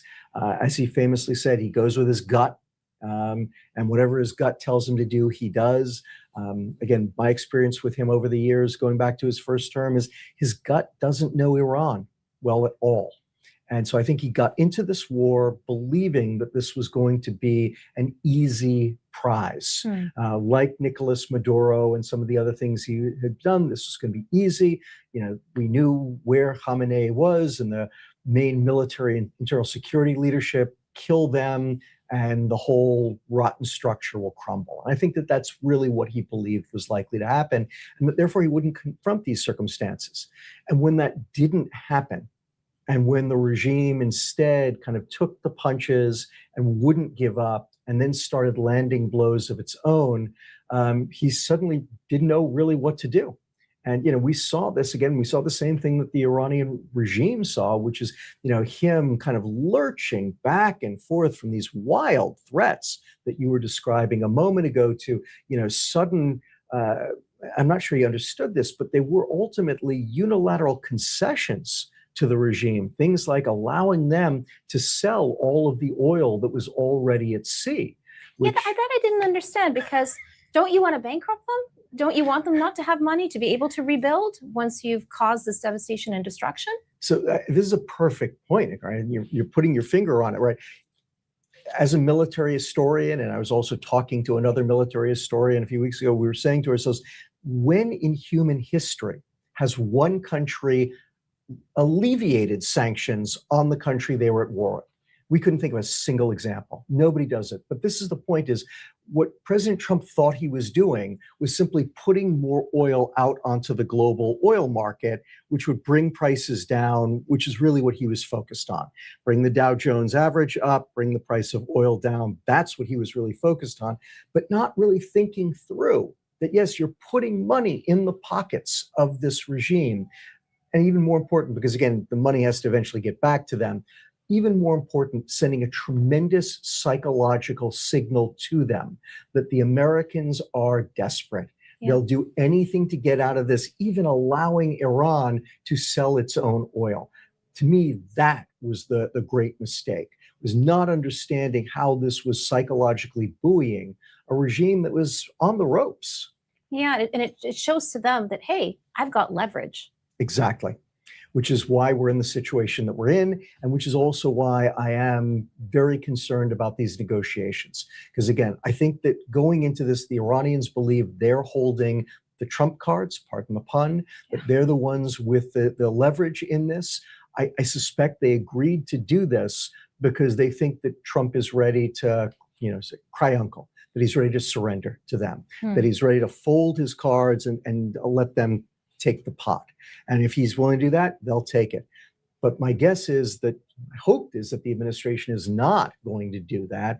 And if that's the case, then I suspect we may see a pretty rapid breakdown in these negotiations and a return to conflict. And lead to a new phase in the war. And what would that look like as a military analyst? How does war escalate in this case? What more is there to strike? Right. Well, so you're going in exactly the right direction. These are the questions that I'm also asking myself, which is, assuming that Trump is frustrated in these negotiations, he is going to, again, swing back in the other direction to, I need to punish them. I need to inflict greater pain on them. And, he's focused on a variety of different areas. Unfortunately, they're largely about Iran's civilian economy. This idea of taking Karg Island, and even there again, it's not entirely clear what he thinks he's going to be doing. The Iranian regime is not exporting a lot of oil as it is. People have suggested to me he thinks that he can take the island and the oil storage on it and put that out into the world. That would, again, alleviate the price of oil, perhaps. And then, of course, beyond that, he's been talking about striking Iranian civilian infrastructure, which is not going to endear the United States to the Iranian people. And, again, as a military historian, what we've seen going back to World War II is that many countries have tried to use air power to turn a people against their government. And typically what happens is, even if the people don't begin not particularly liking the government, they get so angry at whoever is bombing them that it actually can benefit the government. It's why we've never seen air power alone bring down a government. And so, I worry that if the president does move in that direction, he could do a tremendous amount of damage to Iran without necessarily changing the equation the way that he wanted to. I mean, it's worth remembering that this is more or less the same theory that the United States had in Vietnam, where we were constantly bombing North Vietnamese civilian infrastructure, thinking that this was going to cause the regime to agree to our peace terms. It never did. In fact, it mostly just kind of redoubled the North Vietnamese regime in terms of its determination to extract greater concessions from the United States because they were so angry at us. And what is the logic behind hitting civilian infrastructure as kind of the next step? Because, I was reading somewhere that some analysts are saying, well, it would make the Iranian people realize that their regime is illegitimate and have them rise up. Well, I think the Iranian people already know that, and they've made that clear. More than 80% of the population is against this regime. We saw a massive uprising January 8th and 9th that was met with, Iranian people being slaughtered. They were met with military-grade weapons. So what is the logic behind that theory when we already know, and studies have been done, that they hate their regime? So the theory is exactly the way you described it. I mean, you just nailed it. This is the theory. This has always been the theory. It's the idea that if you inflict pain on the people will turn against their government. By the way, it is a theory that the Israelis have tried in Lebanon again and again and again, going back to the 1970s. It's never worked in Lebanon either. And again, it's something that the United States tried in World War II. It's something the United States tried in Vietnam. Sort of tried it in Iraq during the Persian Gulf War. It doesn't work. But it's one of these, it's so seductive. The premise seems so obvious. It seems so commonsensical, but the empirical data is incontrovertible. When you bomb people, they really tend not to blame their government for getting them into that situation. They blame the people who are bombing them. Let's talk about the messaging. What do you think of the messaging of the Trump administration to the people of Iran? So I think it was problematic at the beginning, and then I think it descended from problematic to non-existent, and that was also problematic. So early on, what the administration seemed to be trying to do in terms of, again, getting the hopes up of the Iranian people, but then simultaneously also saying, just stay in your homes, this is very dangerous, don't rise up. Again, that wasn't going to work. Right? If you want the only example that we really have of an air campaign overthrowing a government without some kind of a military ground force is Libya in 2011. But at Libya in 2011, we had a massive popular uprising, right? And it played the same role. Without that, it doesn't work. Now, very nice that the administration didn't want lots of Iranians to be killed, but you were therefore just dooming them to remain under the oppression of the Islamic Republic by doing that. Very quickly, though, what we saw, and again, I think this does reflect what I believe happened, which is that the president realized that his theory going in wasn't going to work, was that the messaging shifted entirely and just neglected the Iranian people thereafter. It was messaging toward the American people. It was messaging toward the global economy and the international oil market, right? Constantly saying to them, we're going to make peace tomorrow. We're going to do, all these kind of feints that were really designed to just boost the price, boost the international economy by bringing the price of oil down. And then there was also messaging to the Iranian regime itself, right? Early on, no messaging to the Iranian regime. It was, we're going to destroy you people, right? And it was about the Iranian people. I said that shifts over time. And again, to me, that represents or that reflects an administration whose theory of victory has been disproven and is now casting about for another way to end a conflict that it never wanted to go on for this long. Yeah, because we had been hearing from both American and Israeli officials that we're going to create the conditions to make it safe for you to rise up. We'll hit your repressive apparatus. We're going to make the regime collapse, and then we'll let you know, and we're weeks away from Iranians being able to rise up, and there will be Israeli drones and American air power above to protect you. Yeah, that last part was never official policy. That would have had to be official policy for that kind of an uprising to have succeeded. Again, as you pointed out, in January, we saw what happened when the Iranian people rose up without that kind of support. They were slaughtered by the thousands, if not the tens of thousands. And if they'd risen up again without kind of support, probably the same thing would have happened. So they would have had to have that. But again, going into this, that was not the American perspective. There were plenty of Israelis and even American military personnel who believed that that was going to be necessary, but that wasn't the American position. You put it nicely. At the beginning of the war, President Trump went out to the Iranian people, said, his exact words were, you are going to have an opportunity that does not come along for many generations, right? This is going to be a historic opportunity for you to overthrow your regime. But what he was also implicitly saying was, that's going to be on you, right? I'll create the conditions and then I'm done. And then we'll see what you can do.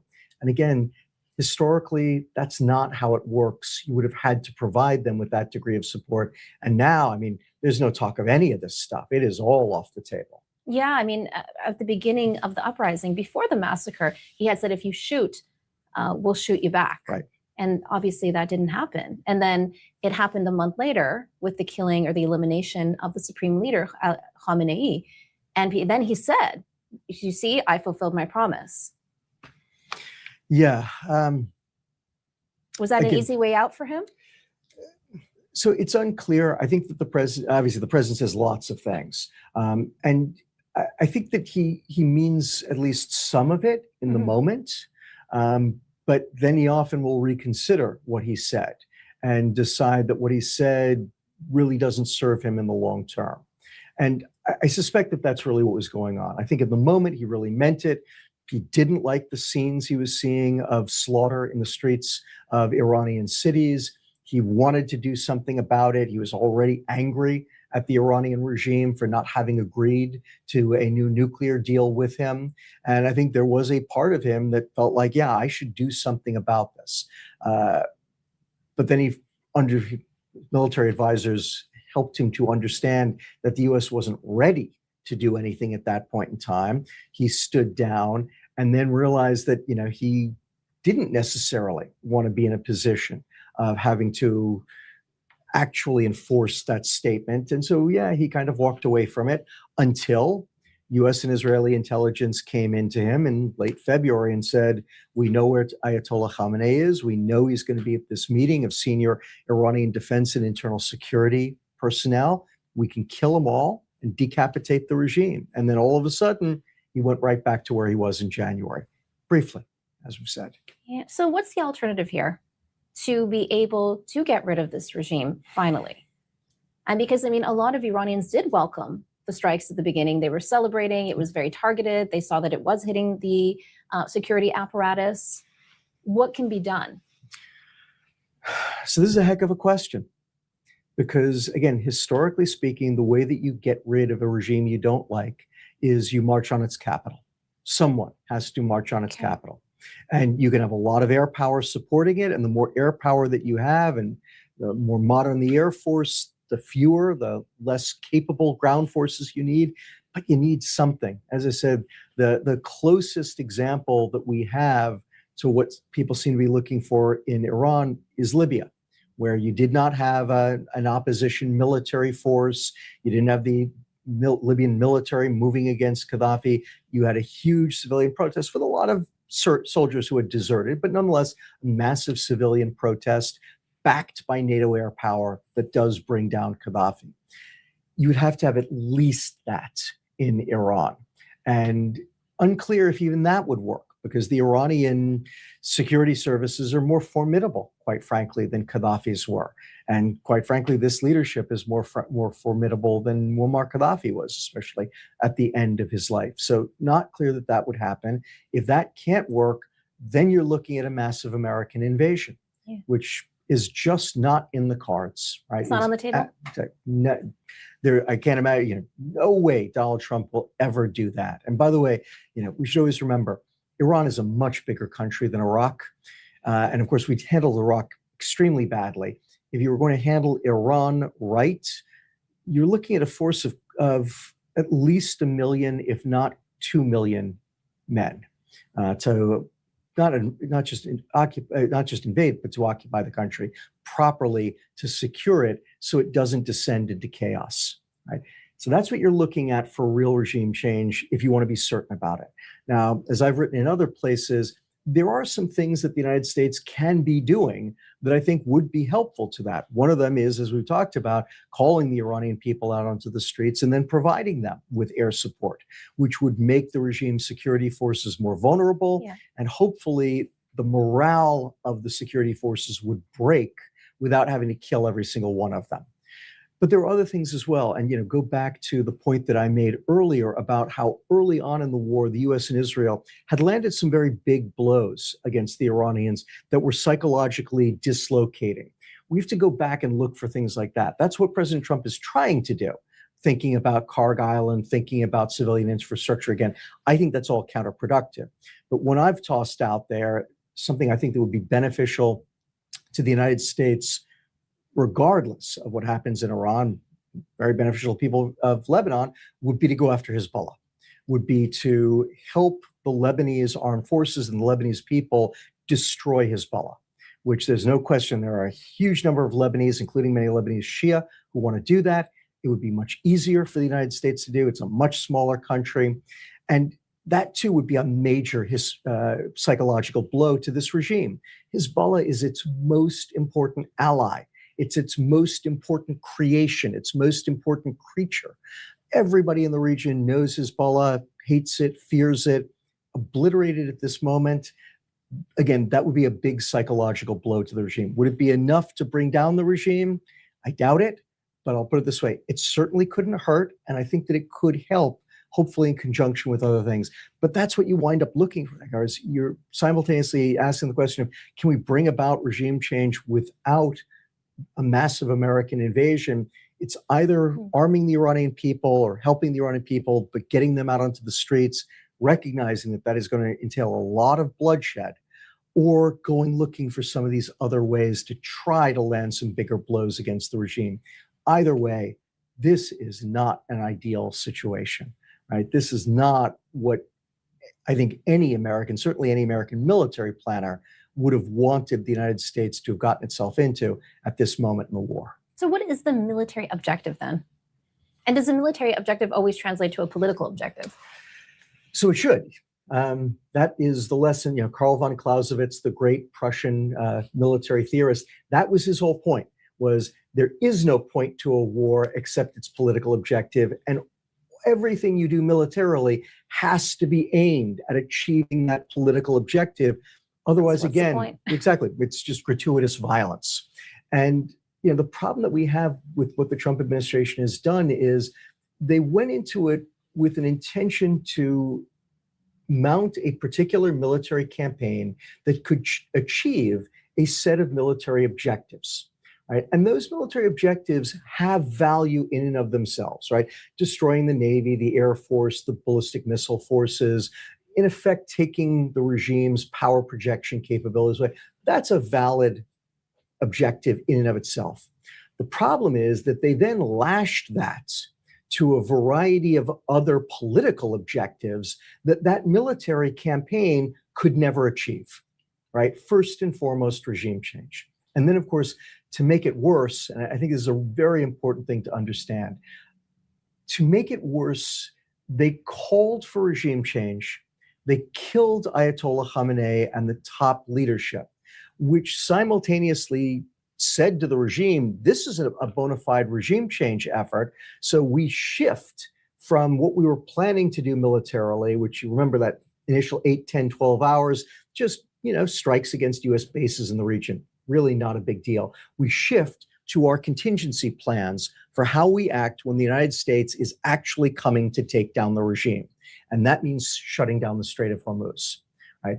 But the truth is that the US wasn't really gunning for the regime. We kind of hoping that that would happen. We weren't prepared to deal with the regime shutting down the Strait of Hormuz and, of course, also attacking civilian infrastructure all throughout the Gulf states. We panicked, and that panic showed the regime something really important that they didn't know, which was that you could shut down the Strait of Hormuz and the United States wouldn't then immediately shift to absolutely bringing down the regime, right? That was always their fear, was if we mess around with the Strait of Hormuz, the Americans will overthrow our government. And that was why Khamenei never wanted to touch the Strait of Hormuz. Well, Khamenei's gone. That restraint is gone. They've shut down the Strait of Hormuz. And rather than absolutely coming for the regime, the United States is backing off as fast as it can. And again, showing these signs of desperation, which signals to the regime, we can do whatever we want to with the Strait of Hormuz. We can manipulate it all we want because the Americans are more afraid of the price of oil than they are of anything else. Right? That was a terrible lesson to teach this regime. And what about the neighboring countries? Because are they not in some ways moving closer to Israel and the United States? So they are, at least in the moment. What's unclear is the long term. It's worth understanding the Gulf states did not want this war. Contrary to a lot of terrible reporting in the American press, they were very clear in telling the Trump administration they did not think this was a good idea. You probably remember Qatar, the UAE, and Saudi Arabia all forbade the United States from flying strike missions against Iran from their bases, right? You can't be any clearer than that. But once we got into it, and once Iran closed the Strait of Hormuz, and they saw the reaction, they too saw the reaction from the United States, they shifted, right? And of course, I should point out again, their civilian infrastructure was being struck all across the Gulf. That prompted them to decide we've got to get rid of this regime. Because again, they see everything that you and I do. This is a worse version of this regime. And this is a regime that has now, or version of this regime that has now learned that you can manipulate the Strait of Hormuz all you want. You can strike the GCC. It's not going to cause the United States to make a determined effort to unseat the regime. If anything, it causes the United States to back off. Right? That is terrible for them. In the short term, yes, it's caused them to embrace the war effort to a certain extent because they want the war to bring about the demise of the regime. But as I suggested, I have real doubts as to whether this holds after the war is over. If the war ends with this regime in place, the regime is going to claim victory. I think that it's likely under those circumstances, they will believe that they can continue to shut down the strait when they want to, or launch drones at the GCC states. That's untenable for the GCC states. And what I fear is that just as we saw in 2019, when Iran was able to attack Saudi Arabia and the UAE with impunity, we saw the Saudis and the Emiratis go to Tehran and basically say, whatever you need, right? Whatever you want. And the Iranians said, get out of Yemen. And both the Saudis and the both the Saudis and the Emiratis pulled out of Yemen because they had to appease the Iranians. I'm afraid we'll see the same thing if this war ends and that regime is still in place in Tehran. And that's interesting because Yemen, the Houthis haven't closed Bab al-Mandar. No, they have not. Why is that? So nobody knows, and there are different theories. I've got a Yemen expert who works for me, Nadwa Dawsari. Nadwa's fantastic. Nadwa has forgotten more about Yemen than I will ever know. Nadwa believes— I know her, she's fantastic. Yeah, I adore her. This is one where I disagree with her, but I do it really, really reluctantly because of how smart Nadwa is about Yemen. She believes it's because the Iranians have been holding the Houthis in reserve. I suspect that what's going on is that the Houthis saw the initial American bid for regime change and just said, yeah, you know what, let's sit this one out. Let's see what happens in Tehran. Because if the regime falls, we don't want to be seen as close allies of Iran. We want to be able to stay out of this one. Which of us is right? I don't know. I tell your viewers, bet on Nadwa, not on me. I just wanted to conclude by bringing this conversation back to one that we had December 15th of last year. And you made two very significant points. One was that you described Iran at that time as being in a pre-revolutionary state, that the people want to rise up, but they're not able to because if they do, they will be slaughtered. Sadly, that happened. And then second point that you made was that, it's not just about the nuclear threat. There's a massive missile threat that we need to be focused on. And that ended up being the cornerstone of Trump's State of the Union address in January. So what state would you describe Iran in right now? First, I'll start by saying I got those two right. I'd like to quit while I'm ahead, but I will answer that. So I hope that Iran is still in that pre-revolutionary state.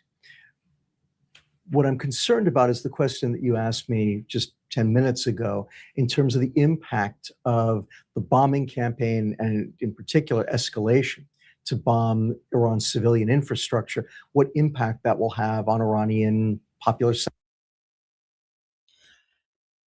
Guys, I know that he has no idea what he's talking about, but this is insightful because it's showing how little the CIA actually knows about what's going on here. Like I mean, this guy is ex-CIA, so right? Like these are the kinds of people who have been making like decisions, policy decisions, or informing people who have been responsible, right? Like he has no idea what's going on. This is why Iran is like expert level, right? So many people have opinions and yet none seem to know anything about what's going on. So there you go. It's not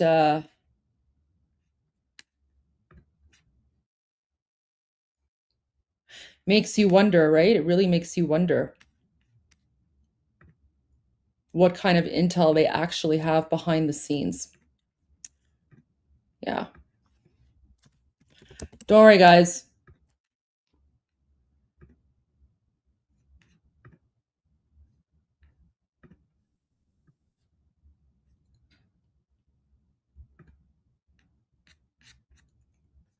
Don't worry, I will make you guys feel better.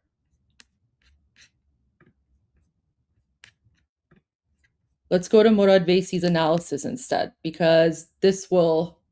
Oh, no. I like it, guys. Sometimes it's important to see what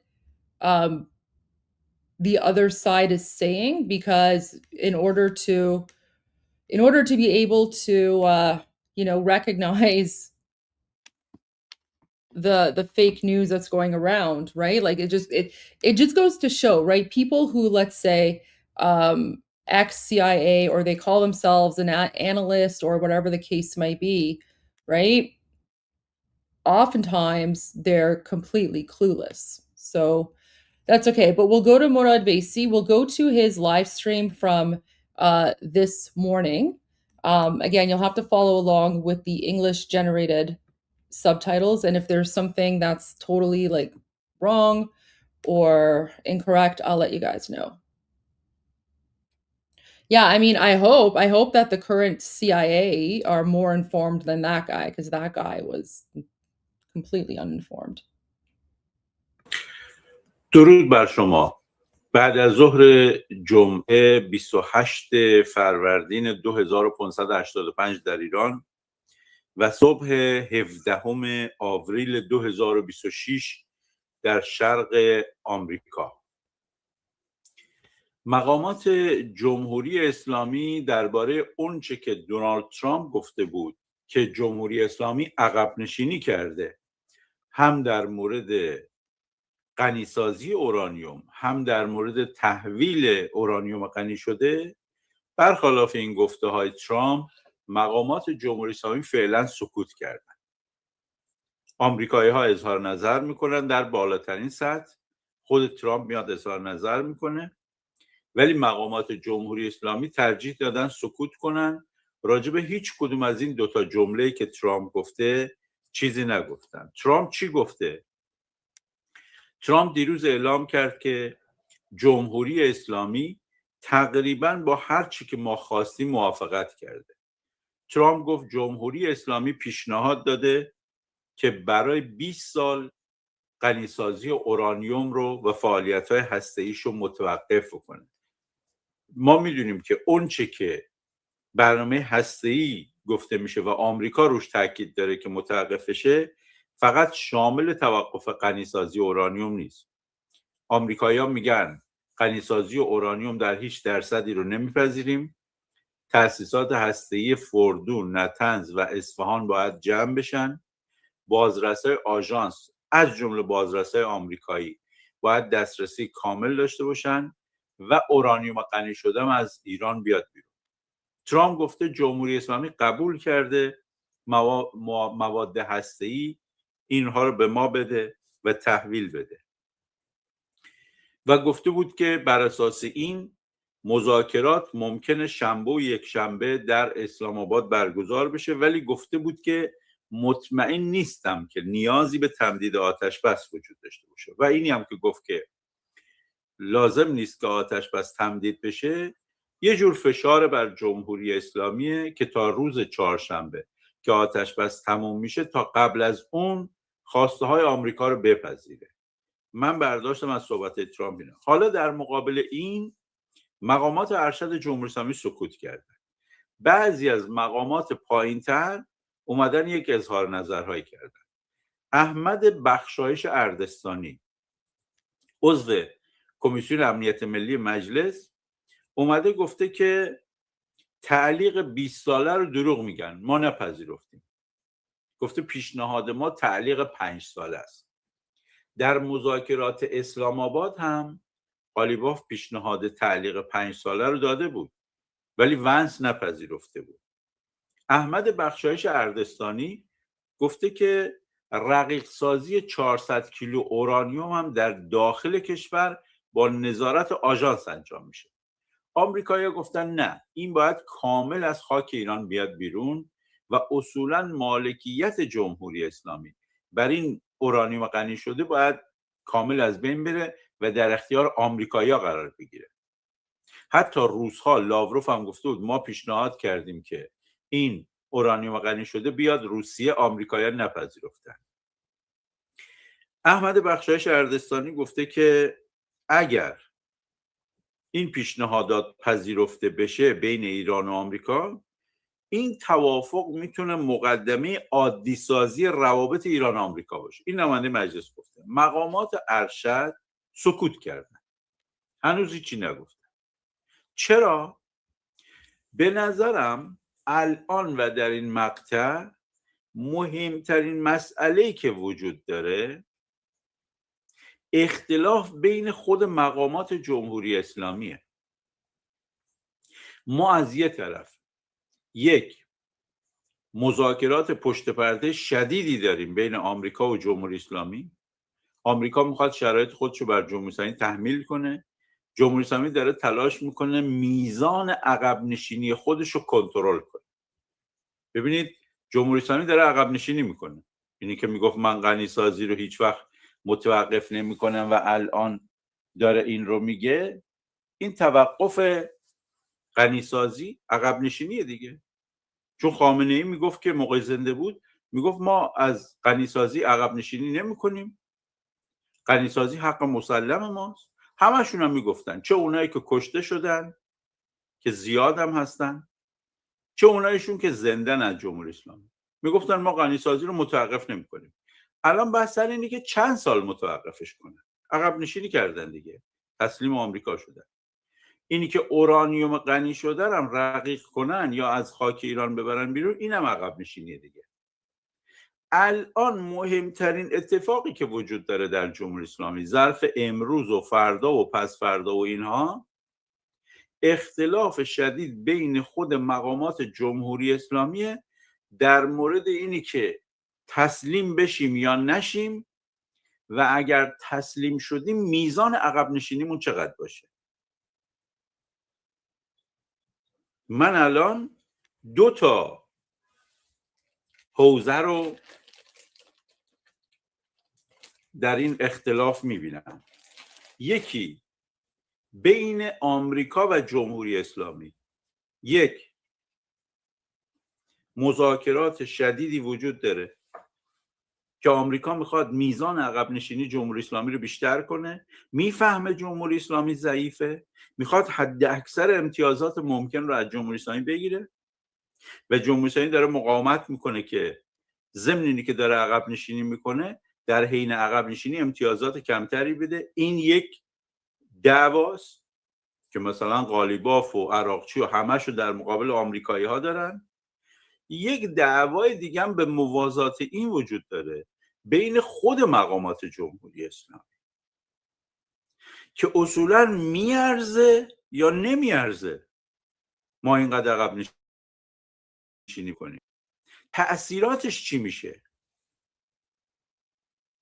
آیا ما میتونیم طرفدارامون رو در درون کشور راضی کنیم، توجیه کنیم که بعد از این همه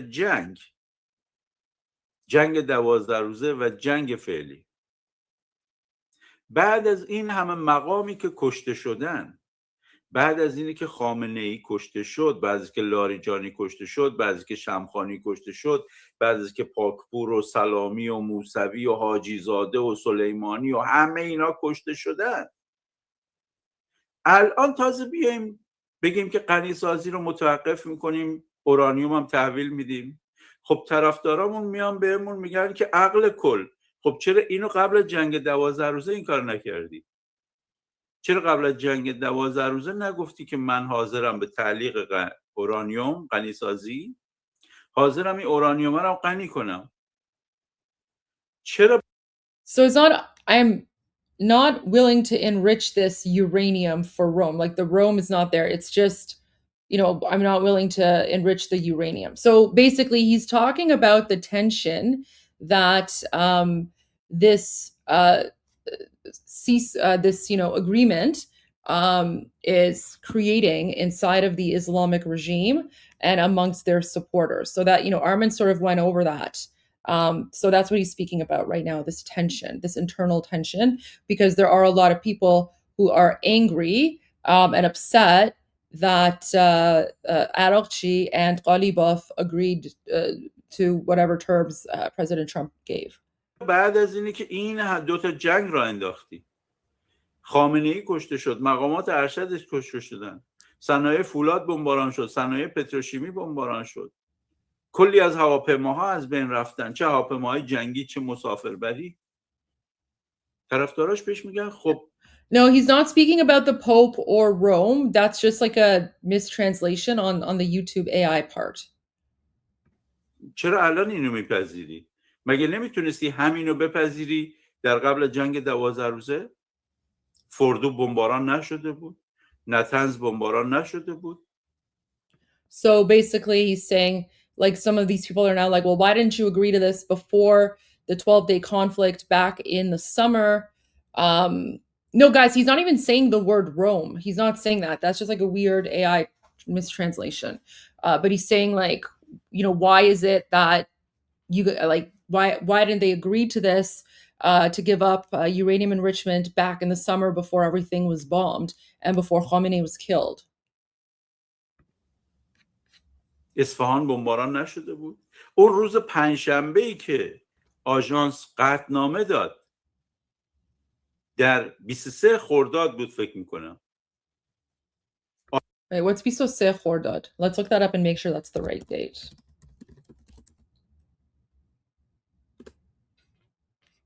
June 10. So it's not June 13. He's referring to June 10. آژانس بیانیه داد، گفت شما بیاید با ما همکاری کنید. آژانس بین‌المللی انرژی اتمی گفت به سوالات آژانس جواب بدید. بحران در این حد بود. جمهوری اسلامی به جایی که بگه خیلی خب من میام سوالات جواب میدم، گفت من میرم غنی‌سازی رو بیشتر میکنم. همون شب اسرائیل حمله کرد، اون همه مقام سپاه کشته شدن، حاجی زاده کشته شد، باقری کشته شد، رشید کشته شد، سلامی کشته شد. حالا من 100 بار اینا رو گفتم. بعد از جنگ 12 روزم دوباره اومدن گفتن آقا غنی‌سازی رو بذارید کنار، اورانیوم غنی شدن بدید بیرون. میتونستن این کارو بکنن، نکردن. بعد اسرائیل حمله کرد، آمریکا حمله کرد، خامنه‌ای رو کشتن، شمخانی کشتن، لاریجانی کشتن، 52 تا مقام ارشد رو که من فهرست کردم در ایران تنشال در مجموع این جنگ ها کشتن. تأسیسات هسته‌ای نابود شده، فولاد نابود شده، پتروشیمی نابود شده. بعد الان جمهوری اسلامی بیاد بگه که آقا من تعلیق غنی‌سازی اورانیوم رو میپذیرم، عراقچی از اون اولدروماش کوتاه بیاد که ما 0% و هیچ وقت نمیپذیریم، بپذیرن. اورانیومایی هم که میگفتن ما ذره اینو تحویل نخواهیم داد بدن تحویل. خب طرفداراشون ازشون سوال میکنن، میگن شما چه عقل کلی بودید که اگر قرار بود به اینجا برسید که اینا رو بدید تحویل، خب چرا قبل جنگ 12 روزه این کار نکردید؟ چرا موقعی که خامنه ای زنده بود این کار نکردید؟ فقط لازم بود که خامنه ای کشته بشه، مقامات کشته بشن، این همه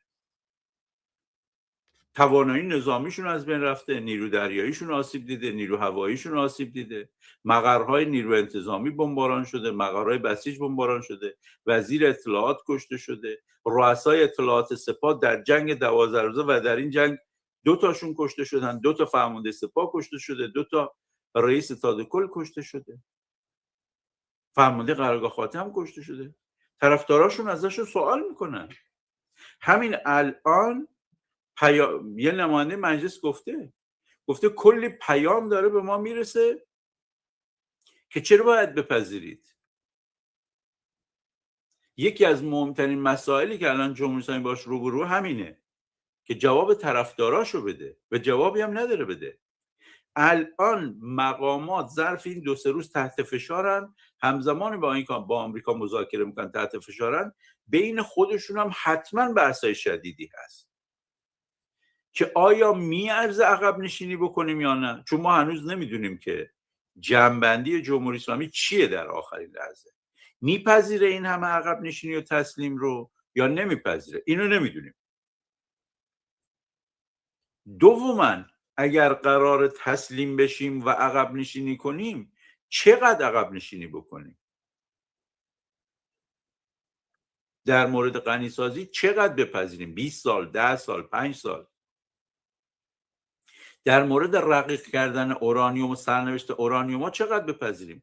بگیم آژانس بیاد در داخل رقیق کنه، یا اگر آمریکایی‌ها گفتن ما اینو قبول نداریم، بخوان جمهوری اسلامی رو خفت بدن، تحقیرش کنن، بگن اورانیوم رو باید بدی بیاد بیرون، تحویل آمریکا بدی، اون موقع چیکار کنیم؟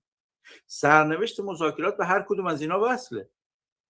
ممکنه جمهوری اسلامی و آمریکا سر اینی که 5 سال باشه، 10 سال باشه، 20 سال باشه توقف غنیسازی با هم معاملهشون نشه. ممکنه سر اینی که رقیق شدن اورانیوم کافیه یا آمریکایی‌ها میگن حتما باید بیاد بیرون، سر این دعواشون بشه دیگه. مقامات جمهوری اسلامی الان راجع به دونه دونه اینا با هم اختلاف دارن و شما اینم بهش اضافه کنید. So, see, guys, this is really important. So he's saying that the Islamic regime officials amongst themselves internally are at odds with one another. دونه دونه اینا با هم اختلاف دارن. Right? So he's like, the Islamic regime officials are at odds over every single one of these topics, every single one of these conditions that Arakchi and Ghalibaf have agreed to. اینم بهش اضافه کنید. این مقاماتی که با هم اختلاف دارن، مسئله these officials who are at odds with قدرت بعد از توافق هم تو ذهن هر کدومشون هست. So the reason that you have to, so he's saying you have to keep in mind the reason that the Islamic regime officials are at odds with one another is because there's also there's an internal power struggle because they're all trying to determine who should be in charge, right? Remember, Khamenei was the glue that sort of, he was like the jihadi glue that kept all of these Islamic regime officials together. And I think there was something that IDF Farsi just posted. It was a very good image. Let me see if I can find it here. Yeah. So during the operations, we continued hunting down the remaining high-ranking regime officials and eliminated about 30 of them. The regime's leaders lived in a sense of being pursued and insecure, and they still do. Now these positions are filled by individuals lacking experience in decision-making, right? So look at all of these Islamic regime officials that have been exterminated. So, Khamenei is gone. Actually, you know what? Let me download this. And then I'll upload it so you can see it bigger.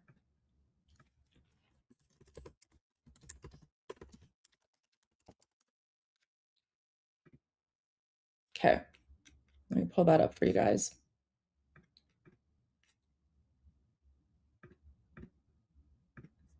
Like, guys, we don't talk about this enough, but this is like really significant. I mean, this is a huge, huge blow to the Islamic regime. And yet, for some weird reason, you have people in the mainstream media, or you have others who are just saying, oh, this was a complete failure and America lost and the Islamic regime won. Really? Look, literally all of their top commanders are dead. So okay, this is Khamenei, right? Like Khamenei is gone. That's like the one at the top, right? Or actually, you know what? Let me just do this instead so you can see my mouse. Okay. So, right, this is Khamenei. He's totally gone.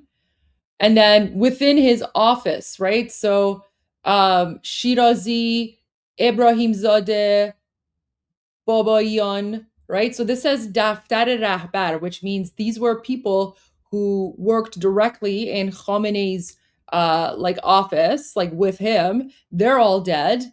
And then Moqamat Arshad Sazaman Sepand. Oh, what's that? Here, just want to make sure I'm translating this properly.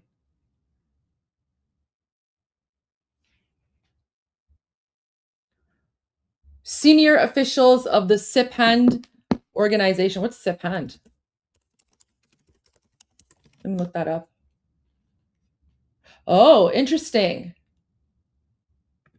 It's so these two here were senior officials in the Organization of Defensive Innovation and Research, known by its Persian acronym Sepand, is an Iranian Ministry of Defense agency responsible for developing advanced defense technologies and managing military aspects of Iran's nuclear program.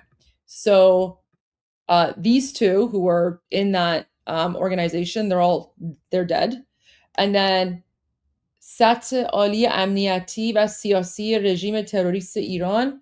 Well, which one was this one? Was this the was this like, I think this was like information or like, let's see. Yeah, so this was like high level people who were like involved in like security and intelligence, right? So Ali Shamkhani. Guys, remember Shamkhani is the one where they couldn't find his head and then he was buried like without his head. And then you have Aziz Nasirzadeh, Ali Larijani. Remember Larijani was a big one. He was boom boomed.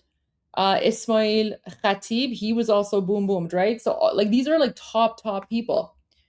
And then these are two more top senior officials in security. So Saeed Yahi Hamidi, Jalal Pur Hossein, right? And then these guys, these three were part of the suppression, like people, like those responsible for suppressing the Iranian people. So you have Ghulam Reza Soleimani, Ghulam Reza Rezayan, and Ismail Ahmadi, right? Like, look at this. Look at all these people. Look at all these people. Oh, these three, wait, I'm gonna make my mouse bigger. These three were top senior people at Khatam al-Anbiya, right? And then look at all these ones. These ones are also part of the IRGC armed forces, right? And then Sepah Pastaran, again, more IRGC. So guys, this is a really significant list. And these are people, as you can tell, they're like much older. These are people who have been involved with the Islamic regime for a very, very long time. They've all been boom boomed. Most of their underlings have been boom boomed. And so the people that have like replaced these ones, they're young, right? They're young and they're very inexperienced. And that's basically what the IDF is saying here. So during the operations, we continued hunting down the remaining high-ranking regime officials and eliminated about 30 of them. The regime's leaders lived in a sense of being pursued and insecure, and they still do. Now these positions are filled by individuals lacking experience in decision making, right? Like this is a very significant list that no one really talks about very often. So this is why there's an internal power struggle right now amongst the IRGC itself, because there's so many of them who are dead that it's just like, you know, and Mushtaba, we don't even know where Mushtaba is. We've never seen him. We don't know if he's alive or dead or in a coma or whatever, right? So there's no leadership. There's no leadership. It's basically internal factions vying for power and going after one another. Oh my gosh, we got like some fool here. Why do these trolls always come? Literally like 6 followers, and then you come in and you just like spout like jihadi nonsense. Go away.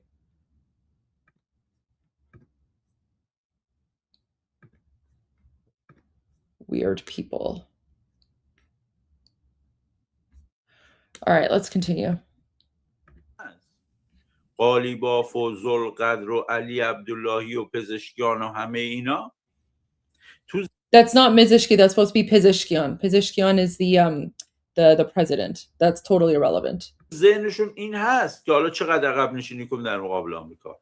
تو ذهنشون هم همزمان بدون اینکه به هم دیگه بگن این هست که اگر توافق. Right? So he's saying all these people that are left alive, they're not only thinking about how they're going to spin what is happening in terms of retreating from the United States, but they're also trying to figure out what to say to one another. تو ذهنشون هم همزمان بدون اینکه به هم دیگه بگن این هست که اگر توافق شد با آمریکا یا اگر توافق نشد با آمریکا.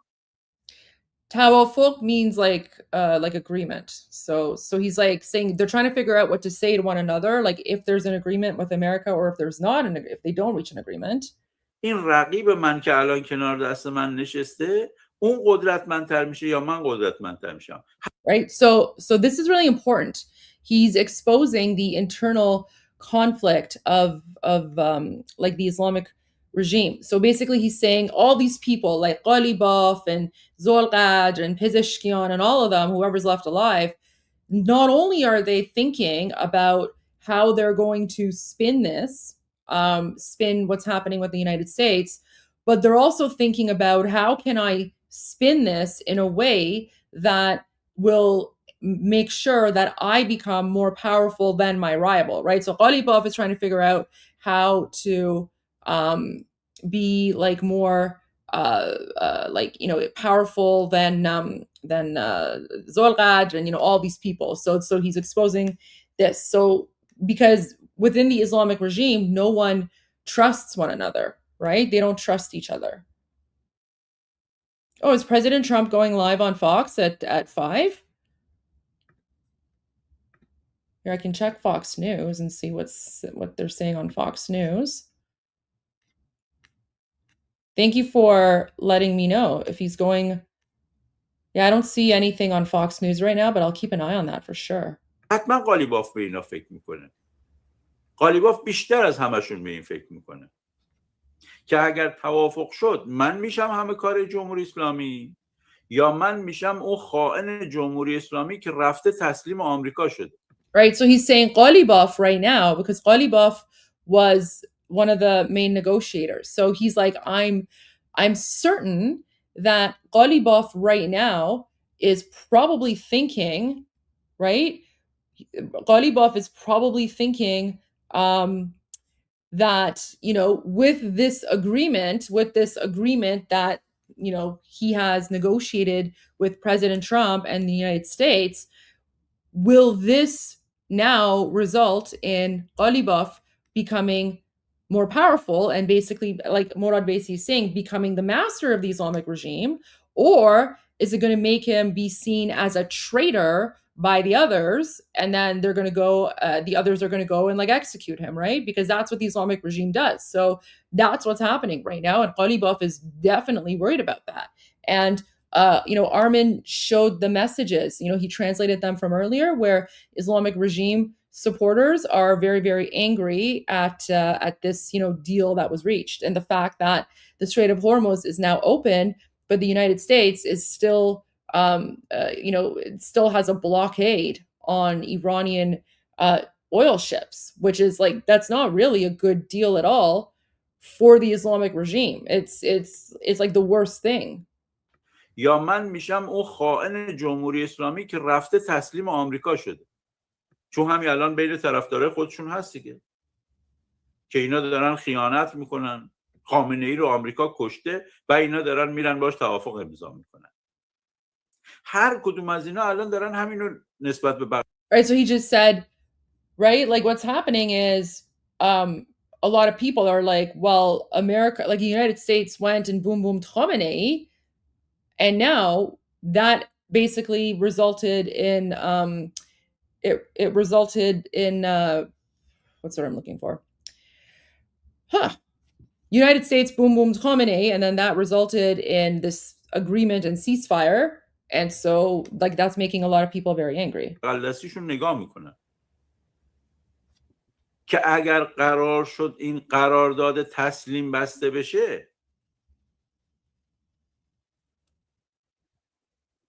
نتیجهش این میشه کسی که امضا میکنه بین طرفدارای جمهوری اسلامی به عنوان خائن شناخته میشه که رفته با قاتل خامنه ای توافق امضا کرده، یا نه به عنوان کسی شناخته میشه که جمهوری اسلامی را از سقوط نجات داده.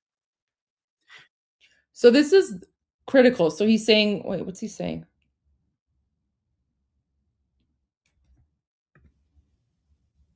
نتیجهش این میشه کسی که امضا میکنه بین طرفدارای جمهوری اسلامی به عنوان خائن شناخته میشه.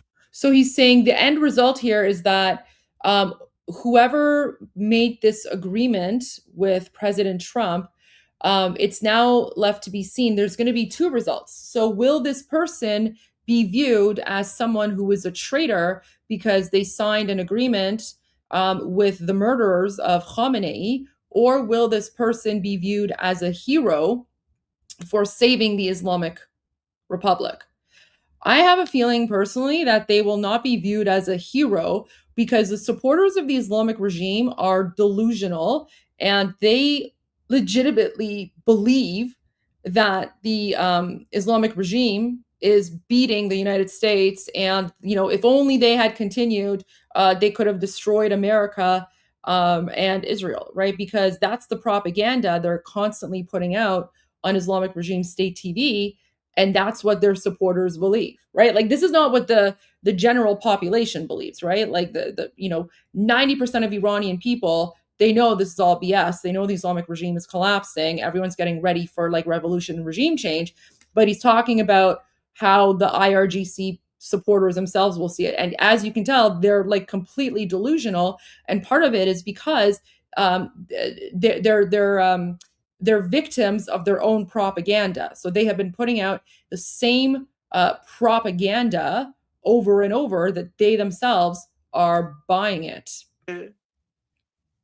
که رفته با قاتل خامنه ای توافق امضا کرده، یا نه به عنوان کسی شناخته میشه که جمهوری اسلامی را از سقوط نجات داده.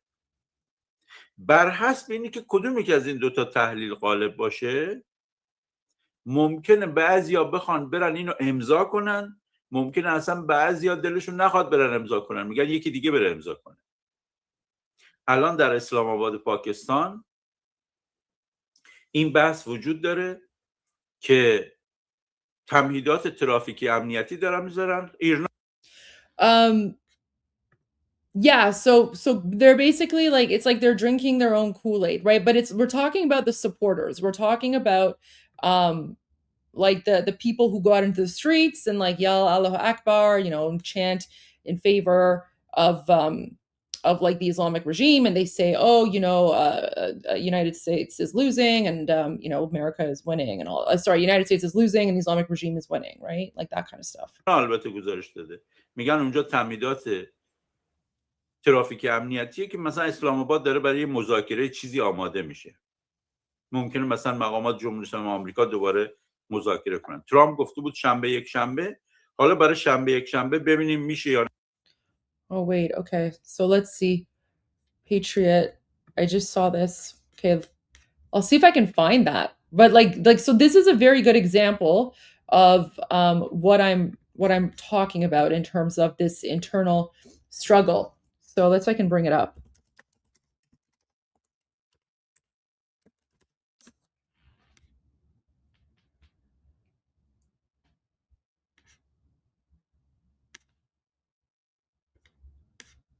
Iran.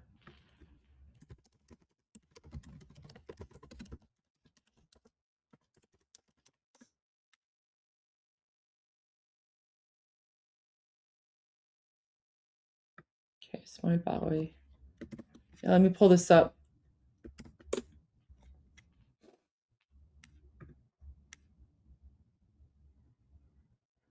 Oh, yeah, thank you. Okay, guys, see, so like, look at this. This is exactly what Morad Vaisi is talking about here. So look at this clip.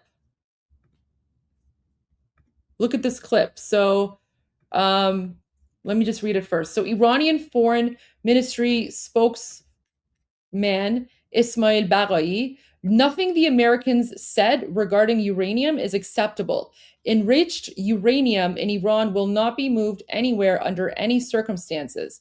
Just as the soil of Iran is sacred to us, this matter is also sacred to us. Reporter, so you completely deny this possibility? And he says, Iran has never raised this possibility, not even once, right? So this is exactly what Armin and I were talking about, and what Morad Vaisi is now talking about this internal like conflict and division. So let's listen to this.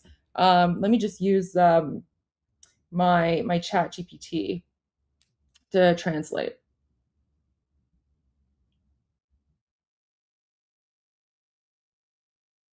Okay. از مقامات آمریکایی ذکر کردن هیچ کدومشون قابل تایید نیست. به عنوان مثال عرض میکنم خدمتتون، اورانیوم غنی شده ایران به هیچ عنوان قرار نیست به جایی منتقل بشه. به همون اندازه که خاک ایران برای ما مهم هست و مقدس هست، این موضوع هم برای ما اهمیت داره. پس به طور کامل این رد میشه. اصلا موضوع انتقال اورانیوم با غنای 60% مطرح نیست. هیچ وقت این بحث مطرح نبوده. به عنوان یک گزینه از سوی ما مطرح نبوده. Yeah, okay, so that it's basically this. It's basically this. This translation is accurate. So nothing the Americans said regarding uranium is acceptable. Right? So already there are people within the IRGC who are denying that such an agreement was made, and they're saying that we're not going to accept the terms, we're not going to accept these conditions, right? And then these people, these are the ones I'm talking about, right? These are the supporters. This is probably fake, but right, these are the supporters who have been drinking the Kool-Aid so much that they actually believe that the Islamic regime is winning and that the United States is, almost destroyed, or whatever the case might be. So, like, this is President Trump playing, this is psychological warfare, because now they're pointing fingers at each other on Islamic regime state TV. چون وقتی هم باقی نمونده.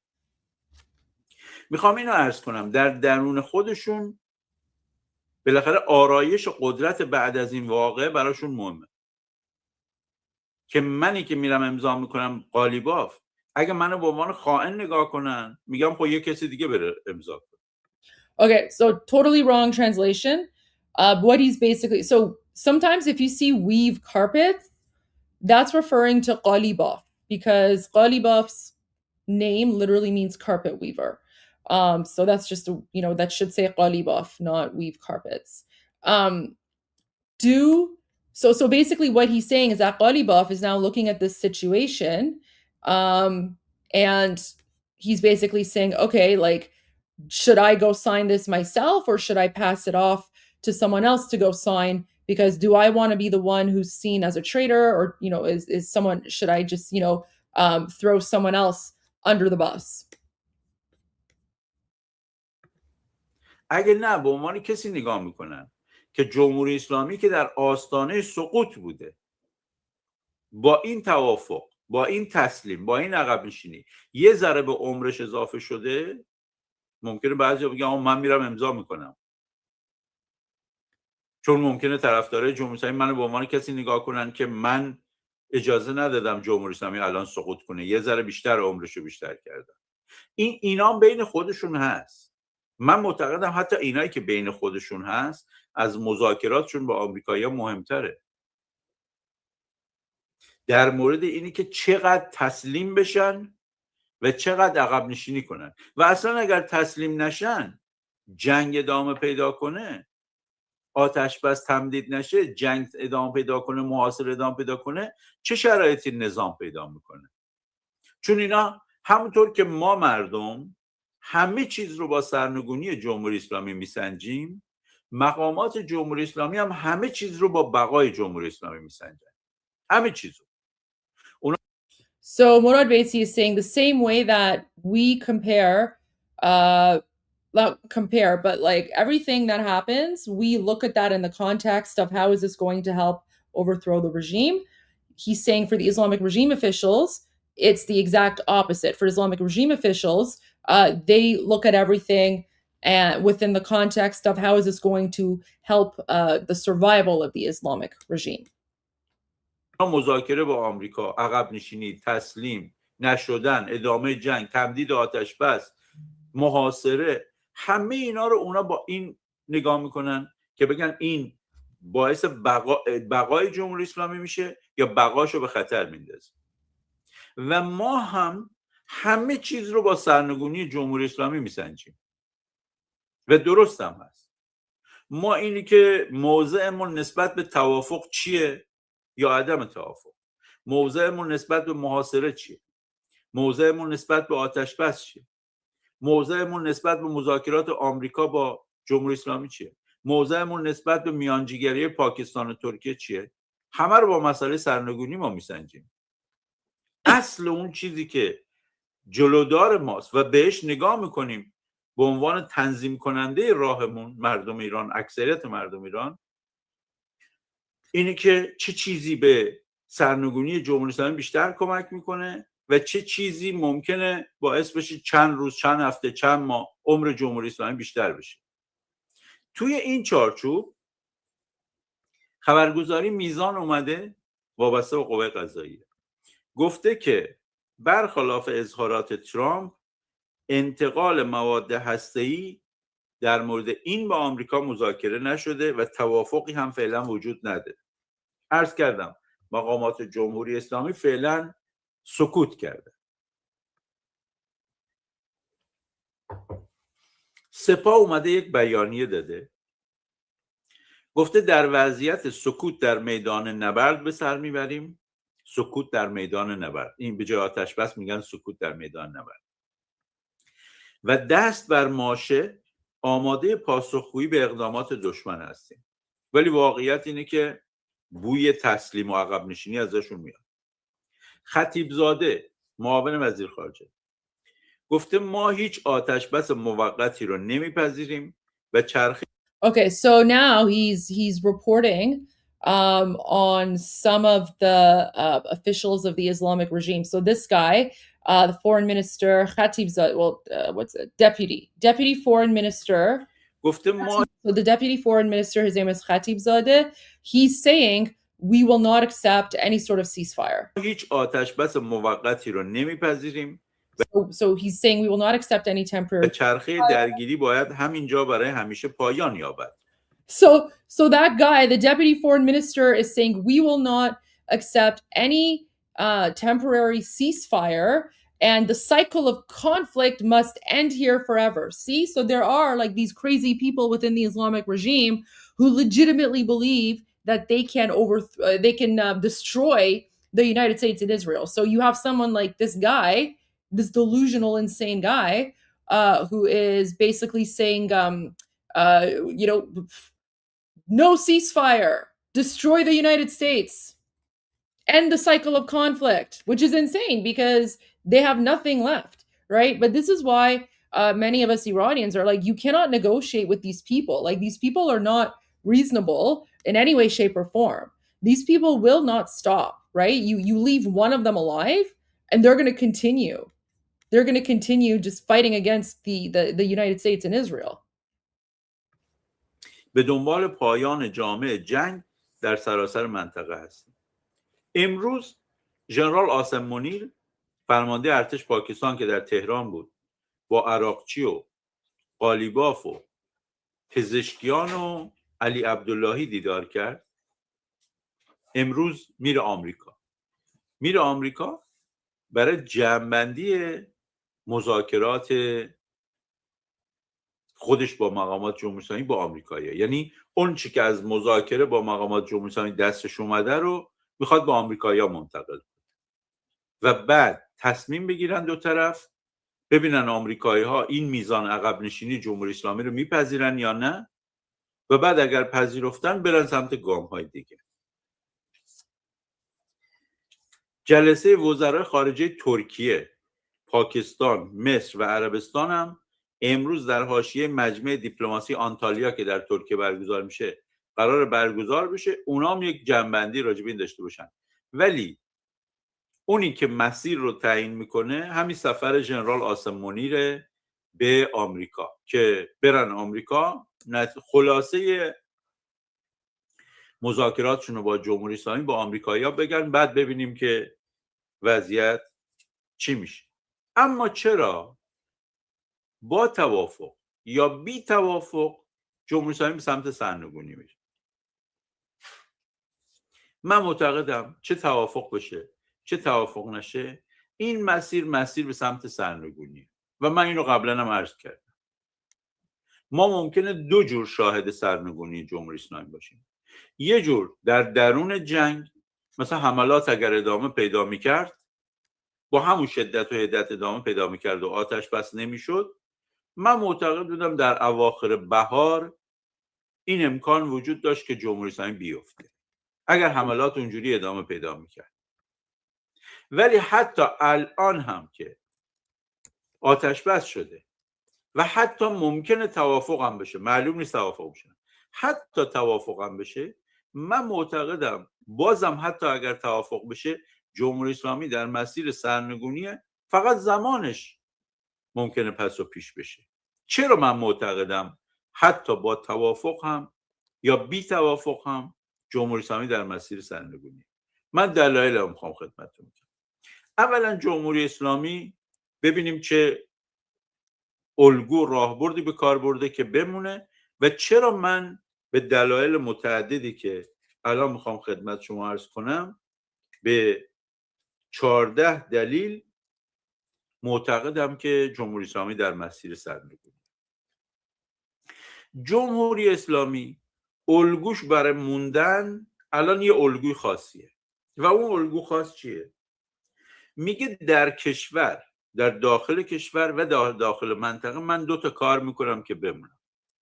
در داخل کشور دستمو میذارم رو ماشه اسلحه جنگی و هر کی در خیابان بود رو میکشم موقعی که اعتراض کنن، که یک بار برای همیشه بساط اعتراض و قیام و خیزش و انقلاب جمع بشه. مردم اگر متوجه بشن که من همه رو میکشم دیگه انقلاب نمیکنن. اشتباه فکر میکنه ها، ولی فکرش اینه دیگه.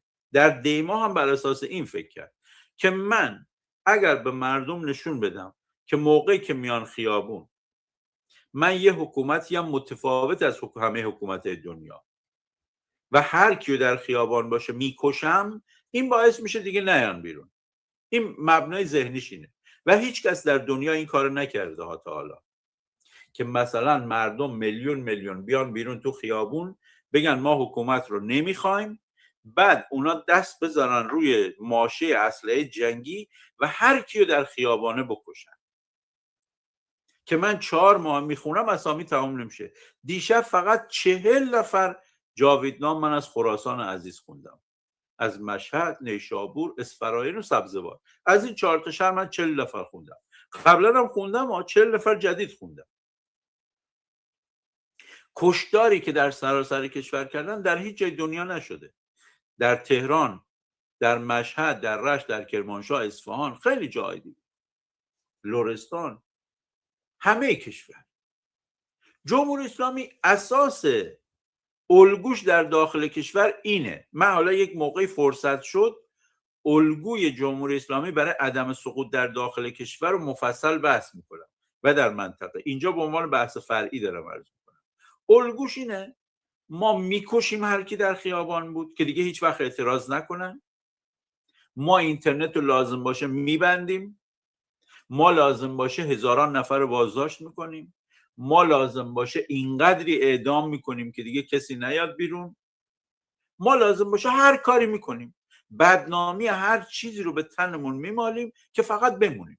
این در داخل. من بعدا میام مفصل راجب الگوی بقای حکومت دیکتاتوری که چی تو ذهنشونه مفصل صحبت میکنم به زودی.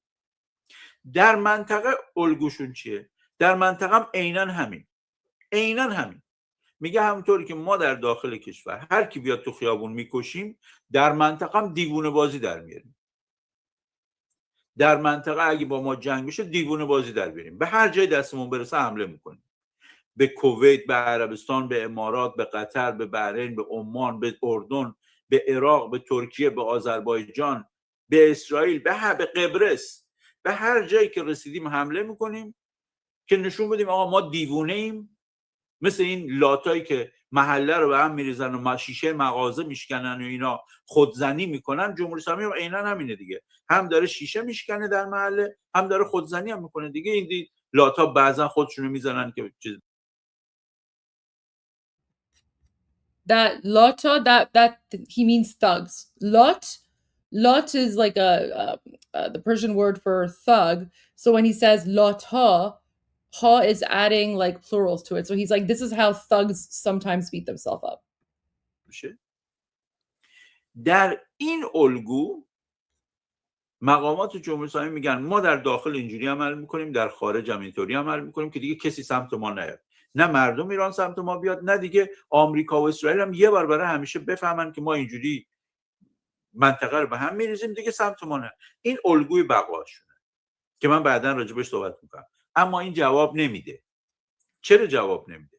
به 14 دلیلی که الان خدمتتون عرض میکنم، یک به یک، که همه اینا جمع شده و این جمهوری اسلامی به هر حال به سمت سرنگونی میره، با توافق یا بی توافق. اول، جنبش زن زندگی آزادی نشون داد که اینا خیابونا رو از دست دادن. جنبش زن زندگی آزادی منجر به سقوط حاکمیت نشد، ولی منجر به سقوط جمهوری اسلامی در خیابان‌ها شد. شما الان این خیابان‌هایی که می‌بینید زنان و دختران ما میرن حضور پیدا میکنن، این دیگه خیابان‌های قبل از زن زندگی آزادی نیست. حکومت از زنها و دخترهای ما در خیابان‌ها شکست خورد و خیابان‌ها الان به تسخیر زنان در اومد. کافه‌ها، خیابون‌ها می‌بینید دیگه. اینجا یه نکته عرض کنم. این چند وقته بعضی‌ها دچار اختلاف شدن در مورد این انقلاب ملی شیر خورشید و نسبتش با زن زندگی آزادی. بعضی‌ها تلاش کردن زن زندگی آزادی رو در مقابل انقلاب ملی شیر خورشید قرار بدن، در حالی که به نظر من، که البته نظر خودم هم نیست، این نکته رو من، خانومم میگفت، از نظرات اون دارم میگم، ولی نکته درستیه و اون اینی که ما تمام این جنبش هامون مکمل همدیگن، نیازی نیست اینا رو مقابل هم قرار بدیم. انقلاب ملی شیر خورشید تکیه کرده به به خیزش زن زندگی آزادی، زن زندگی آزادی تکیه کرد به 98 تکیه کرد به 96 تکیه کرد به 88 تکیه کرد به 78. ما در هر مقداری که اومدیم جلوتر، این قیام‌های مردم ایران بودن، غریبه نیستن که. اونی که در زن زندگی آزادی قیام کرده با اینی که در انقلاب ملی شیر خورشید بوده، دوتا که نیست، ملت ایرانه. بی خود میکنن بعضیا اینا رو مقابل هم قرار میدن. ملت ایران در مسیرش بر اساس تجربیاتش کاملتر شده، پخته‌تر شده. انقلاب ملی شیر خورشید نتیجه پخته‌تر خیزش زن زندگی آزادیه. خیزش زن زندگی آزادی نتیجه پخته‌تر 98. ما در 78 جوانامون اومدن بیرون، اصلاح طلبانه بود. در 88 اومدن بیرون، اصلاح طلبانه بود. بعد یه دفعه مردم فهمیدن اصلاحات جواب نمیده. در 96 دیگه رفتن سمت براندازی. در 98 بیشتر دنبال براندازی بودن. Just a quick reference, the dates here, he's not referring to like 1996 or 1998. He's referring to 1396 and 1390. He's referring to the years in like for the Persian calendar. So let's see. 1396 to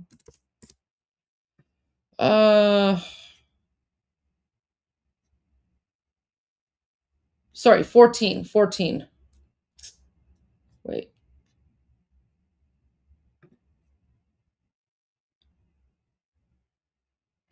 Now the shish.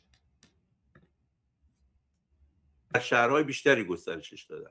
در خیزش زن زندگی آزادی ایرانیای خارج از کشورم قوی‌تر اومدن توش، پخته‌تر شد، دنیا بیشتر بهش احترام گذاشت و در انقلاب ملی شیر و خورشید تبدیل شد به اون خیزش بزرگ که ملت قدرت.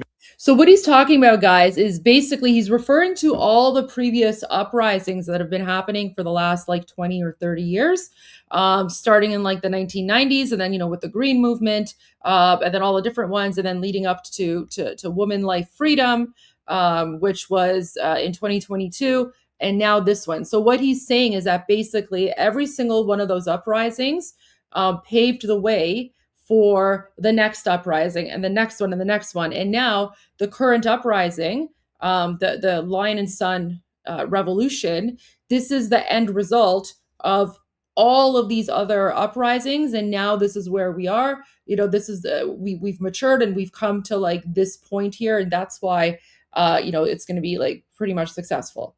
میلیونی خودشو باور کرد و شاهزاده رضا پهلوی هم به رهبری تثبیت کرد.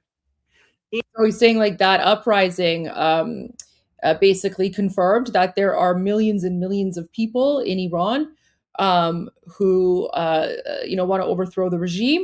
And it also officially confirmed Prince Reza Pahlavi as the leader of the Lion and Sun revolution. این جنبش ها هر کدومشون نتیجه کاملتر قبلیشه. مردم فهمیدن رای. Right, so he's saying each of these movements, so basically he means uprisings, right? So each one of these uprisings is a more complete result of the previous one. So each time it got bigger and more people got involved until finally we got to, you know, the one that's happening now. من کجا دیگه جواب نمیده، دنبال سرنگونی رفتن. خیزش زن زندگی آزادی تبدیل شده به انقلاب ملی شیر و خورشید. Yeah, women living in, he basically means Zan Zindagi Azadi, that's woman life freedom. So he's saying the woman life freedom, you know, became, it's basically led to the national revolution of the Lion and Sun. ما کسانی که اینا رو مقابل هم قرار میدن به نظرم کار درستی نمیکنن. همش ملت ایرانه و پخته تر شده ملت. ملت الان فرقش نسبت به خیزش زن زندگی آزادی اینه که هم قدرت خیزش میلیونی خودشو باور کرده و هم یه رهبری ملی تثبیت شده برای انقلاب داره.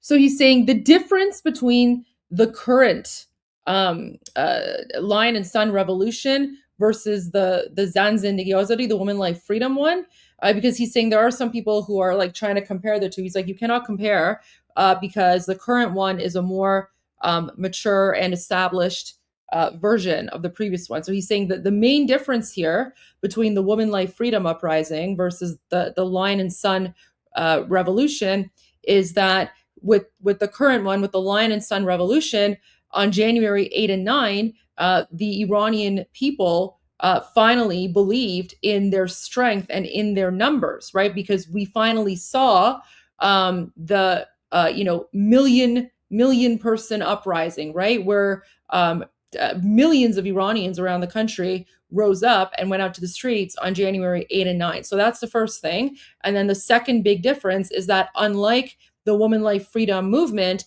the Lion and Sun revolution has an established leader, and that leader is, of course, His Royal Highness Reza Pahlavi. So he's saying these are the two key differences, which is why the Lion and Sun revolution is much more mature and much stronger because of these two facts. این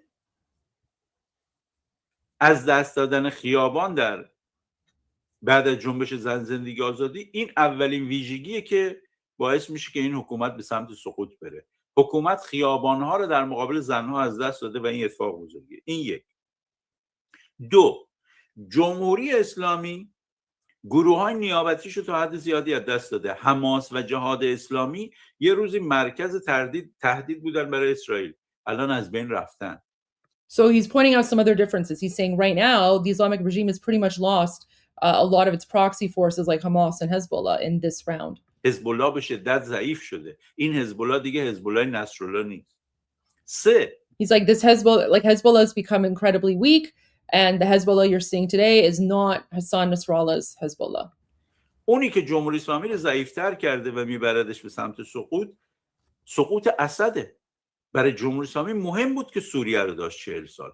He's saying the fall of Assad in Syria, that also is something else that helped to lead towards the eventual overthrow of the Islamic regime. Because it was very important for the Islamic regime to have control over Syria as well. از سوریه علیه اسرائیل استفاده میکرد. سوریه فیلتر تنفسی تمام گروه‌های نیابتی جمهوری اسلامی بود. الان در جهان عرب هیچ کشور متحد جمهوری اسلامی نیست. دیگه اون فیلتر تنفسی گروه‌های نیابتی از بین رفته. جمهوری اسلامی از سوریه اخراج شد، در حال اخراج از لبنانه. من میخوام بگم جمهوری اسلامی گام به گام داره ضعیف‌تر میشه و در فرایند سقوطه. ممکنه الان مردم ما بگن که آقا الان ما انتظار داشتیم الان سقوط کنه و ممکنه الان اینا توافق کنن و الان سقوطه به تأخیر بیفته. من میخوام بگم در فرایند سقوطه. بله. So Morad Baisi is saying some people might say yes, but we want it to fall now. But we don't know, and that it might be delayed. But what Morad Baisi is saying is that based on like his analysis and his understanding, he's saying very confidently that the Islamic regime is currently in the process of falling and collapsing. ممکنه به لحاظ زمانی پس و پیش بشه. And he's like, yeah, it may kind of go back and forth in time a little bit. We might not have like the final date, but he is 100% convinced that the Islamic regime is collapsing. And I agree with him. I agree with his analysis. ولی مجموع اینا رو موقعی که میذاریم کنار هم در مسیر سقوطه. یکیش سومیش سقوط اسد و از اخراج شدن از سوریه بود که داره به اخراج شدن لبنان منجر میشه. 4 شکست در جنگ 12 روزه و کشته شدن فرماندهان نظامی. So guys, basically what he's doing is he's listing out all the various elements that to him have basically led him to conclude that the Islamic regime is currently in the process of collapsing. So now he's on to like reason number 4. اینی که جمهوری اسلامی در جنگ 12 روزه تحقیر شد، این کمک the 12-day war, that's the back in the summer, right? When Israel attacked and killed a whole bunch of Islamic regime terrorists. کرد به مردم ایران که در دیما بیان بیرون. مردم احساس کردن این حکومت ضعیف‌تر شده.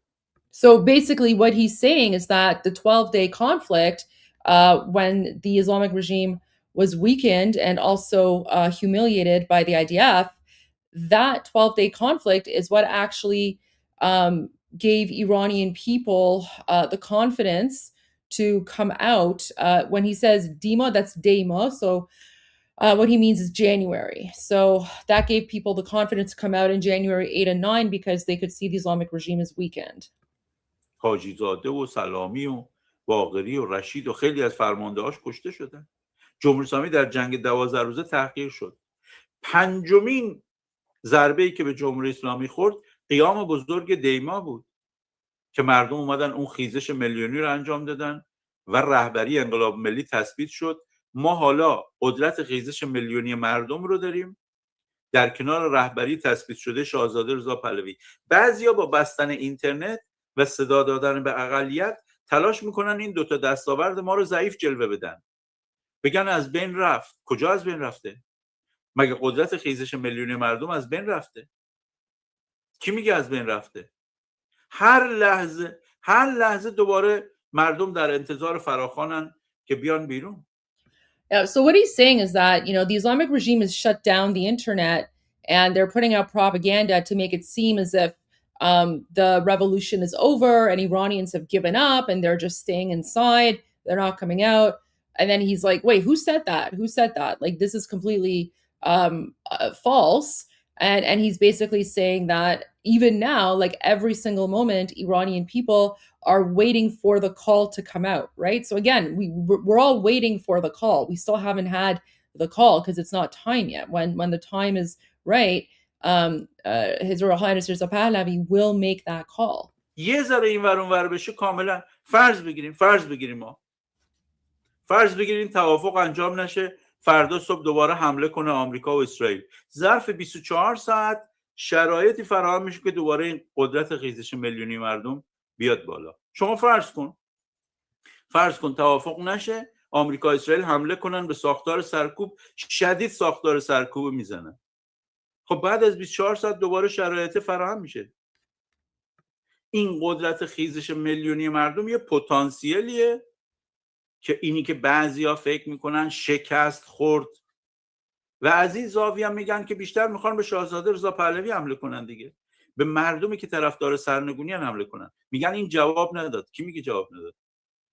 قدرت خیزش میلیونی مردم نیروییه که هنوز حی و حاضره.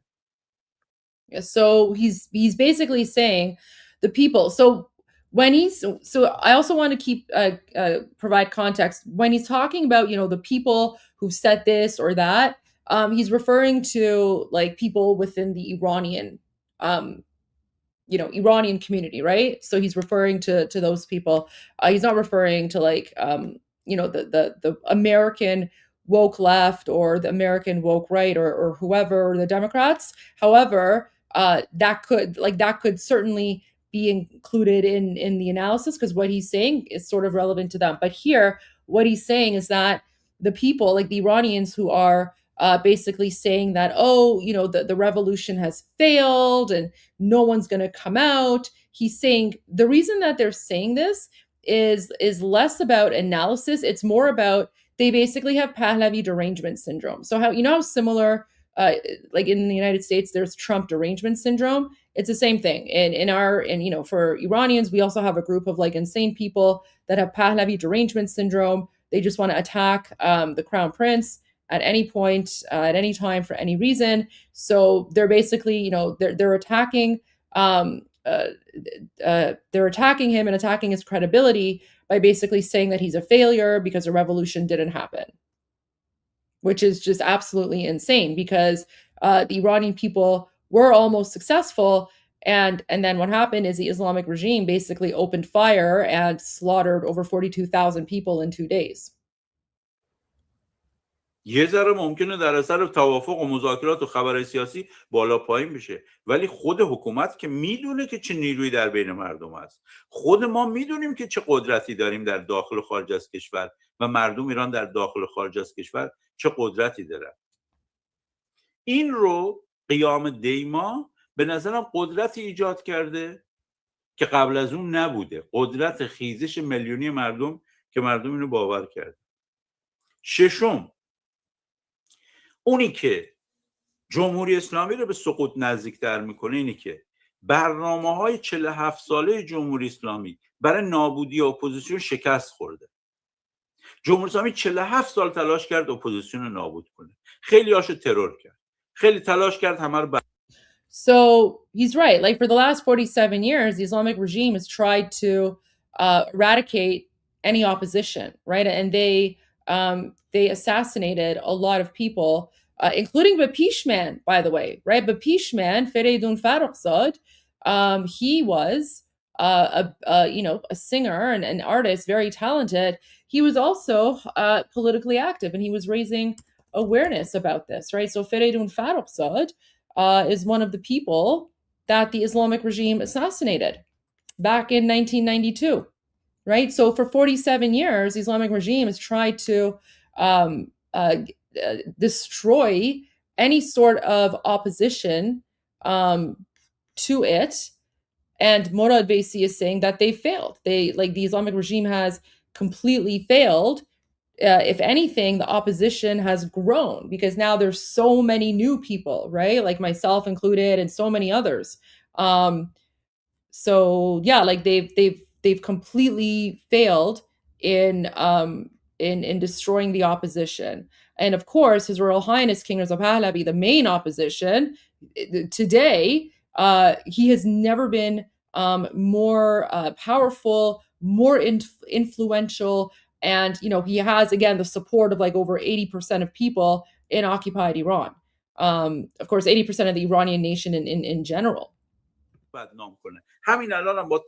And this is the other thing. So it's not he. When they say he, it means the Islamic regime. So the Islamic regime, assassinated people. They tried very hard to defame everyone, guys like myself included. Like there's so many like weird rumors about me out there.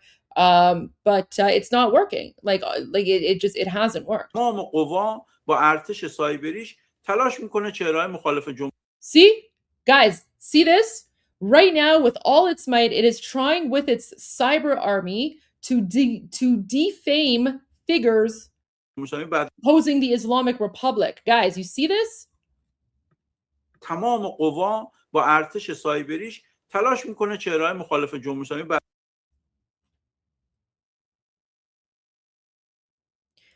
Armin and I have been telling you about the cyber army of the Islamic regime, right? They literally have a whole cyber army. And this is what Armin and I mean when we say that, the Islamic regime, sure, they might be winning like the AI war. And yes, of course, they have a huge cyber army. And so, that's why you see all these bots and all these people, especially attacking me and, Armin not as much, but pretty much anyone who's outspoken and anyone who's speaking out against the Islamic regime, we're constantly being attacked. We're constantly being defamed. We're crazy rumors about us. Like, it's just like the most insane stuff, right? It's what the Islamic regime has been doing for the last 47 years. But what Morad Vaisi is saying is that even now, the Islamic regime, has all the money, they have all the resources, they have this huge, cyber army. Guys, I think like their ministry of like cyber warfare is like one of the biggest. It's their like ministry of like cyber warfare or whatever is like the fourth biggest ministry. And hopefully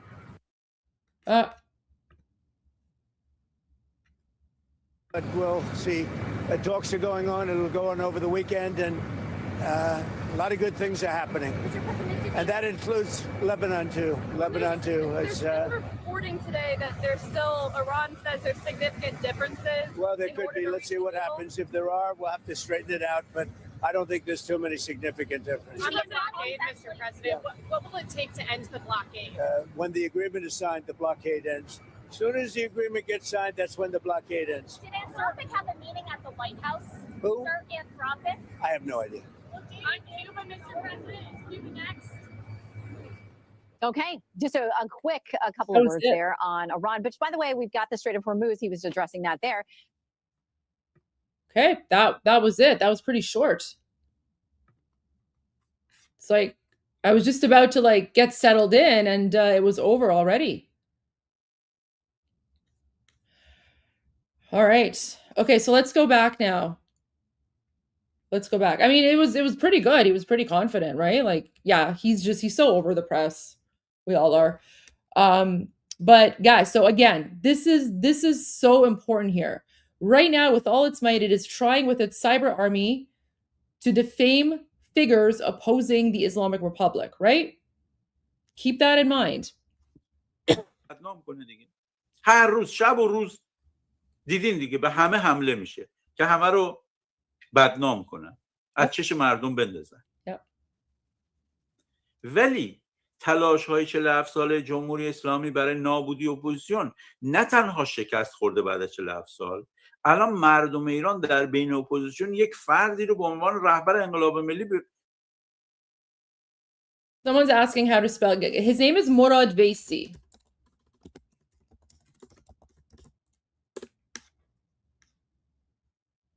Guys, this is Morad Vaisi, and I'll share his YouTube channel with you guys.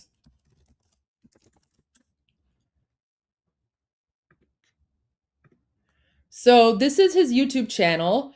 he only live streams in Persian. So you're going to have to use the subtitles, the subtitle feature. And the subtitle feature only works on like a desktop browser. So if you watch it on your phone, you won't be able to get the translations. But I will add I'll put the link, sorry, to his YouTube channel in all of the live streams here, so that if you guys want, you can follow him.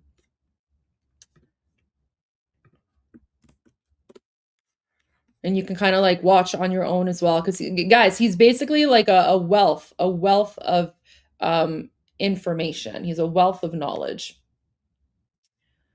Okay. میشناسن جمهوری اسلامی 47 سال تمام توپخانه تبلیغاتی شب و روز کار میکرد که خاندان پهلوی رو از چشم مردم بندازه، شاه رو از چشم مردم بندازه، شاهزاده رضا پهلوی. Someone is saying, does he speak English? I mean, he lives in the United States, so yeah, I mean, he speaks English, but he doesn't really do English shows, right? He's an Iranian analyst, and you know, his viewers are like Iranians, right? So he doesn't do like English live streams or anything like that. Guys, that's why you have me and Armin. So guys, he's a professional. So he is the top analyst at Iran International. He's basically like a geopolitical analyst, reporter. He actually has a show on Iran International. And then he also does like live streams on his own personal YouTube channel as well. So yeah. So wait, let's go back a little bit. جمهوری اسلامی 47 سال تمام توپخانه تبلیغاتی شب و روز کار میکرد که خاندان پهلوی رو از چشم مردم بندازه، شاه رو از چشم مردم بندازه، شاهزاده رضا پهلوی رو از چشم مردم بندازه. 47 سال تلاش، نتیجهش چی بوده؟ الان شاهزاده رضا پهلوی به عنوان رهبر انقلاب ملی از طرف مردم شناخته میشه. Yeah, so I just was speaking about that, right? So basically he's saying that for 47 years, the Islamic regime tried, what is Tucson?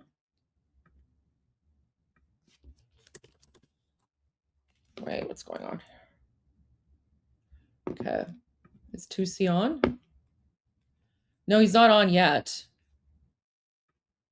Hopefully Armin will be back by then, because I have an interview at 5:30. Anyway, so what he's saying here is that for 47 years, the Islamic regime tried to, defame the Shah, defame the Pahlavi family, tried to defame, of course, His Royal Highness, Crown Prince Reza Pahlavi, and none of it worked. In fact, now he is more popular than ever, and he's being recognized by the Iranian nation as the leader of the Lion and Sun Revolution. علت اینه که شب و روز، همین الانی که من با شما صحبت میکنم، هر روز از خواب بیدار میشیم خیلی ها، چه جمهوری اسلامی، چه کسایی که اسم اپوزیسیون روشونه ولی عملا دارن به جمهوری اسلامی کمک میکنن، شب و روز کارشون حمله به شاهزاده رضا پهلویه. چرا؟ Right? So this is really important. So he's saying, he's calling out those people who are, they claim that they're fighting against the Islamic regime. However, instead, they're attacking Prince Reza Pahlavi instead of attacking the Islamic regime. And he's like, why? Why are they doing this? Why are these people who claim that they are, against the Islamic regime, why are they attacking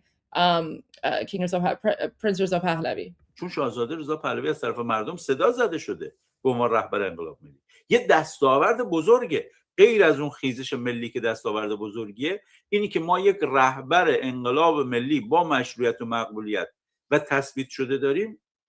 این نشون میده حکومت شکست خورده و این سرمایه‌ای برای ما به سمت سرنگونی و این سر جاشه.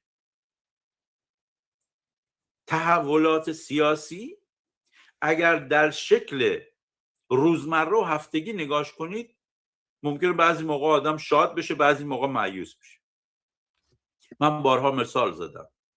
همین وضعیت که الان توش هستیم که بعضی از مردم به درستی نگران توافقن و مثلا ممکنه بعضیا مایوس بشن، من بارها مثال زدم که تحولات اینجوری نگاه نکنید. مثال میارم در تایید حرف خودم در سندش. قبل از جنگ 12 روزه مگه مردم مایوس نبودن؟ گفتن ما 1401 قیام کردیم، نشد. بعدش گفتن دیگه گفتن این قیام به این بزرگی دیگه. گفتن 98 قیام کردیم، 96 قیام کردیم، 1400 قیام کردیم، نشد. بعضیا گفتن این جمهوری اسلامی میمونه. بعد یه دفعه جنگ 12 روزه شد، مقامات ارشد نظام کشته شدن، مردم خوشحال شد. بعد از 12 روز آتش بس شد، مردم مایوس شد. خیلی اومدن گفتن جامعه دیگه دچار یأس، آیا قیام میشه نمیشه؟ من خیلی ازم میپرسیدم. من گفتم میشه، جامعه قیام میکنه. در شهریور خدمت شما گفتم جمهوری اسلامی با یه ابربحران روبروه. So what he's saying is that after the 12-day conflict, a lot of people were like, oh my gosh, like, what does this mean? Will the revolution happen? Like, are people going to rise up? And then Morad Besi is saying, you know, even back then, after the 12-day conflict, even though it ended without the regime being completely overthrown, when people were asking me, I was saying, yeah, absolutely. It is going to happen because the Islamic regime has been severely weakened. And then, you know, of course, it did happen in January. تحریم ها، حمله و قیام داخلی هر ستاش رخ داد. هم حمله خارجی اتفاق افتاد، هم تحریم سازمان ملل برگشت، هم قیام هم رخ داد. قیام که رخ داد مردم خوشحال شدن. دیدید دیگه اون میلیونی که مردم اومدن بیرون، خود شما هم اینجا بودید چقدر خوشحال بودید.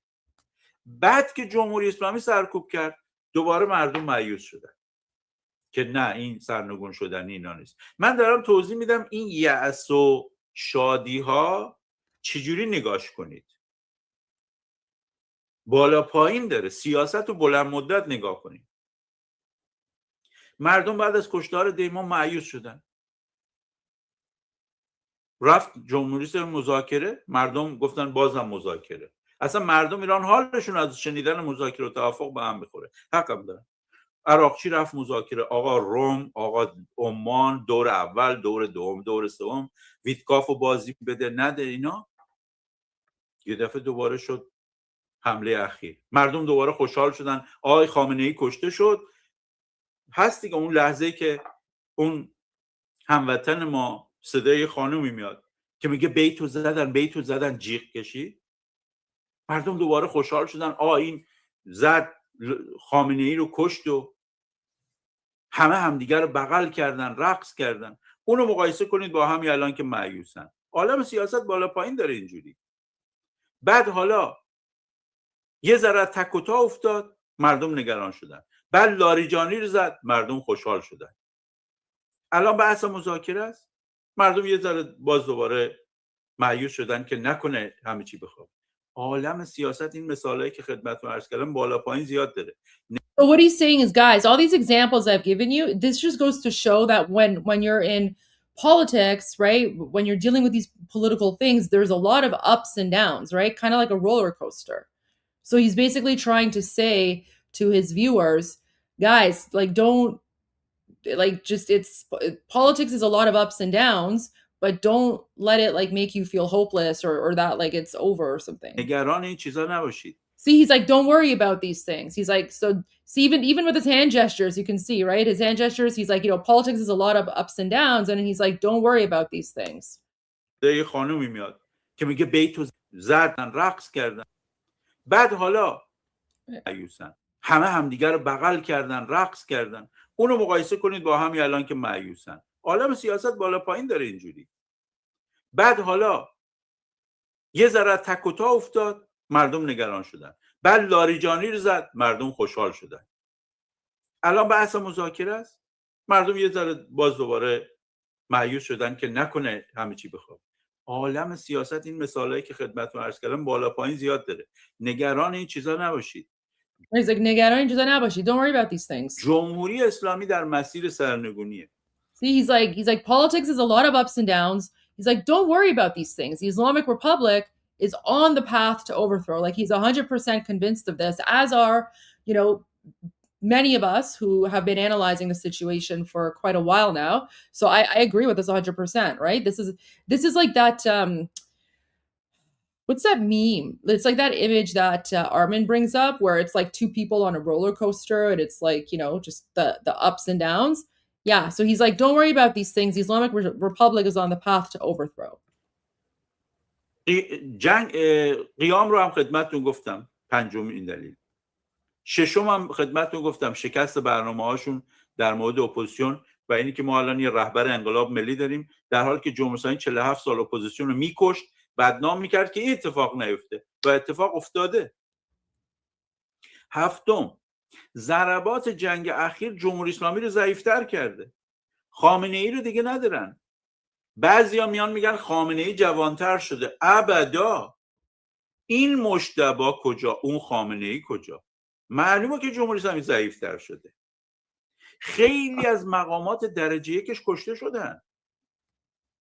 این ساختار جمهوری اسلامی رو که به افراد متکیه ضعیف خواهد کرد. این حرفا رو گوش نکنید که بعضیا میگن جمهوری اسلامی ساختاره. نه، جمهوری اسلامی اتفاقا خیلی متکی به افراده. خامنه‌ای نباشه میفهمیم که چه اتفاقی خواهد افتاد.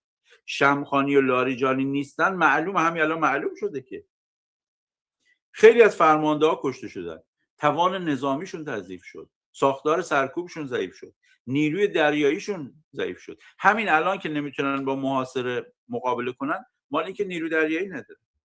هشتم که چرا اینا در مسیر سرنگونی هستند، جمهوری اسلامی الان با یه ابربحران اقتصادی رو بود. قبل از جنگ بحران اقتصادی داشت، الان تبدیل به ابربحران شده.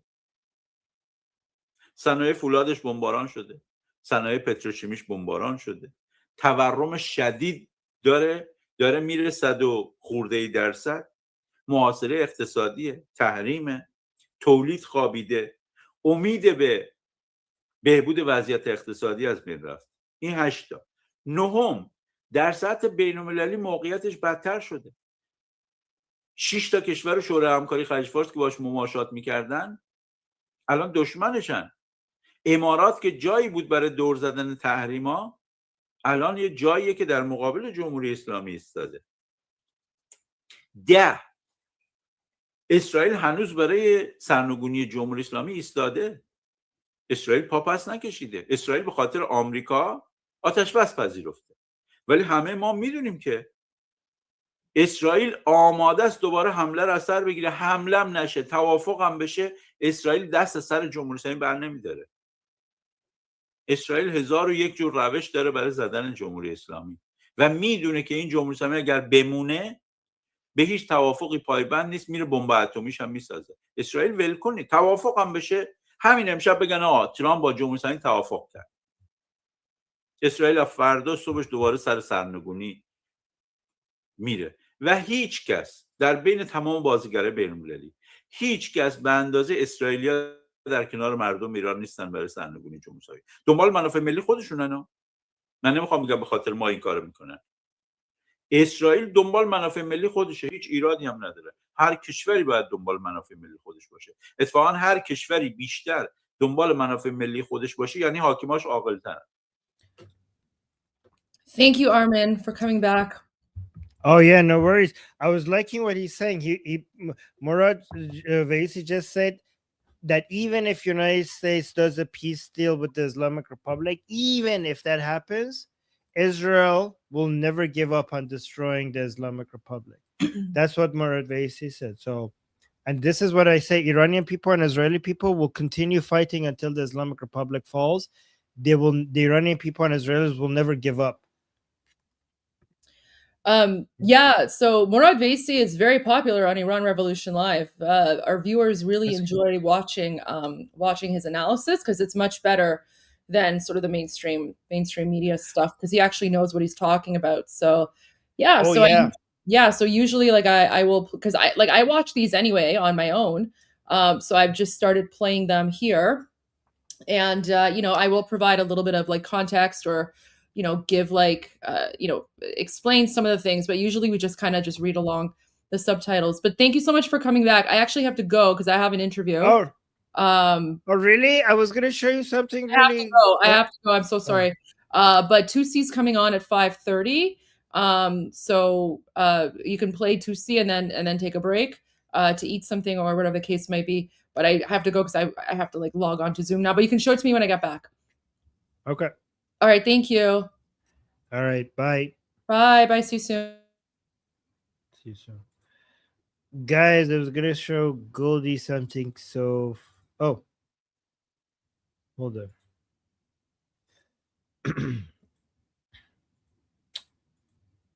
Do you guys want to see what I was gonna show Goldie? So here. This might seem like a similar Durka video, but there's something interesting about it. There's a new trend going on among the Durka in the streets in Iran. So, okay, so the ordinary ones that I've shown you so far is like this one with the Fatih commandos and their cars, right? You already seen that. You already saw this one that I showed you with all of these women with their armored vehicles and their guns.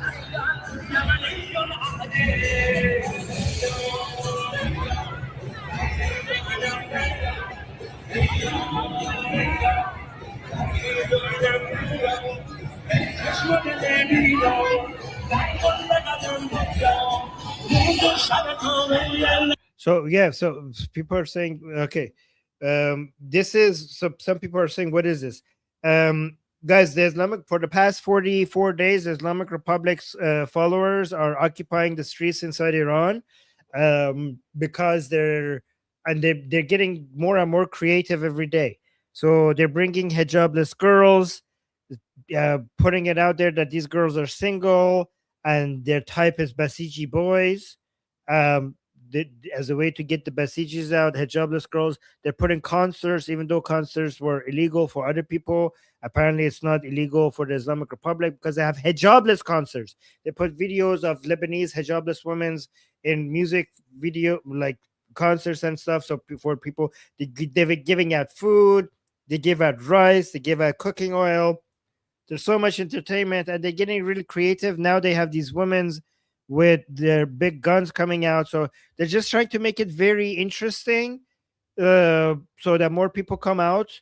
So they try to keep the streets occupied because they're afraid that if they empty the streets, there's going to be an uprising of the Iranian people against the regime. So that that's why every day they're trying to bring people out every day. And it's interesting because they have told these people that the regime survives because of them, which has made the people who are coming out every day demanding of the regime, because they're like, oh, you're only surviving because we have come out every day, so you have to listen to our demands. And that's why they're really angry for the Strait of Hormuz being open right now, because they're like, our demands were like the 10 maximum. Like, first of all, you should have kept on fighting, but why have you opened the Strait of Hormuz? You shouldn't have done that. You didn't have our permission, given that you told us that the regime didn't collapse because of us.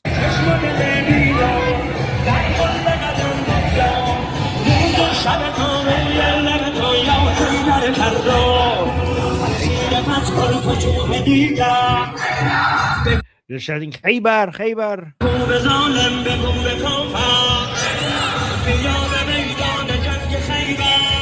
Like, tell the infidels to remember the Battle of Khaybar. Guys, again, the Battle of Khaybar was the battle that Muhammad went and killed Jews.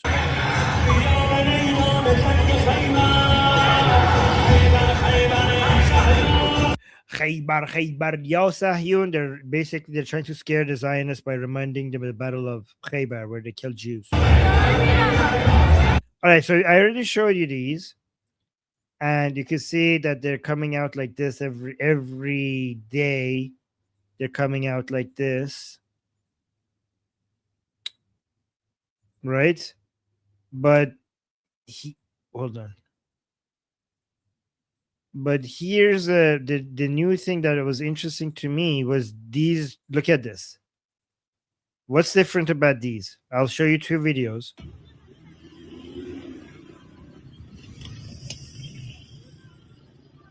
Did you see it?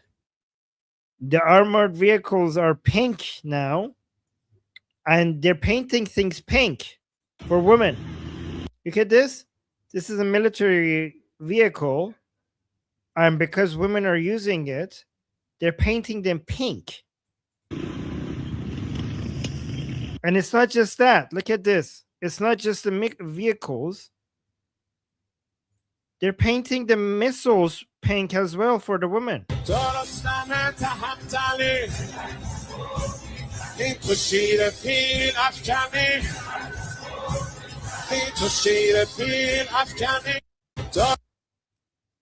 I don't know what's going on here. Why are they so is it a non-mahram? Okay, so I'm thinking that maybe these vehicles are too manly. So maybe the women will get like, I don't know, they feel like maybe it's haram for manly vehicles to be used by these women.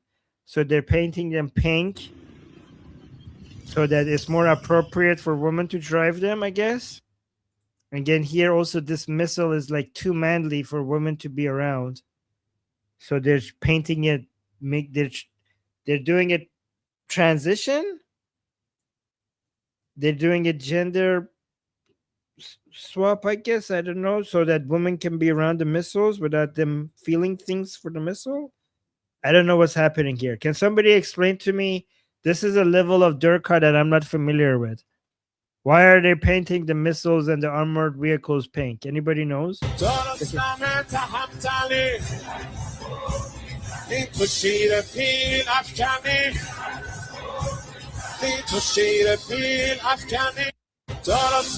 Yeah, this is weird.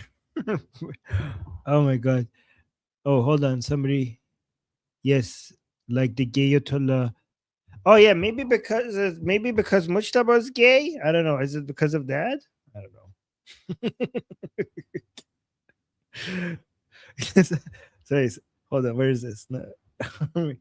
Armin, surely there's a hadith for it. I don't know. Maybe. Wait, where's another comment that was pretty good? Hold on. Somebody said slap some. Oh, here. Slap some silicone boobs on it and call it a woman. Oh my god! Imagine that. Imagine that. Oh my god, guys! Imagine what is this timeline that we live in? Did you ever think that you would, like, when you're covering,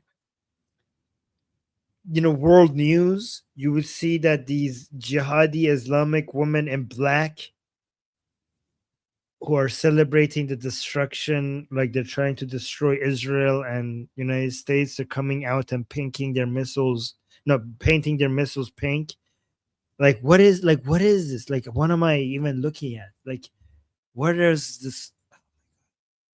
Sometimes I can't believe that this is reality.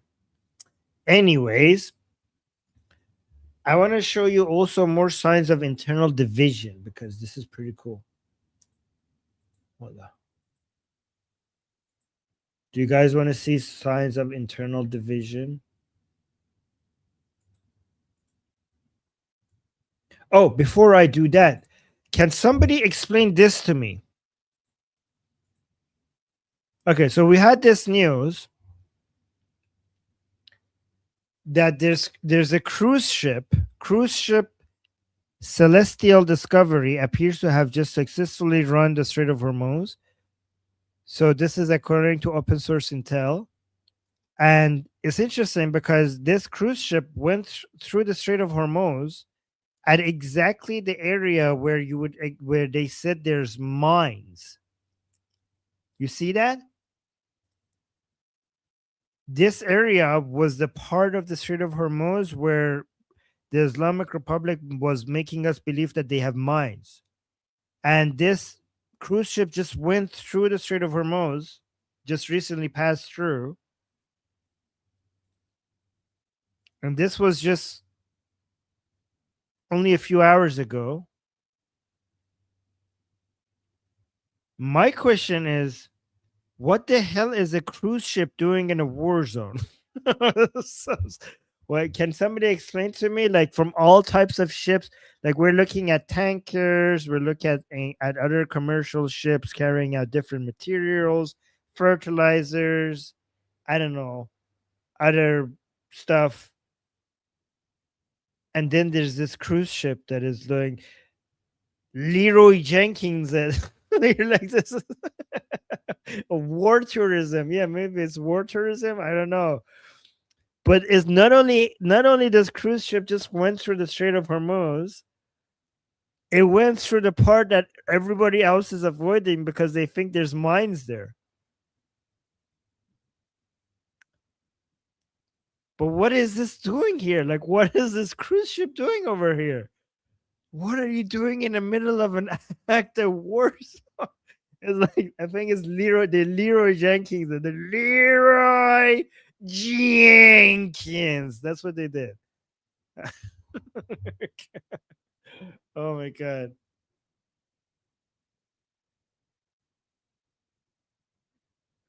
You're saying, oh, so sketch therapy is saying, but that's exactly where the Navy went, isn't it? I don't know.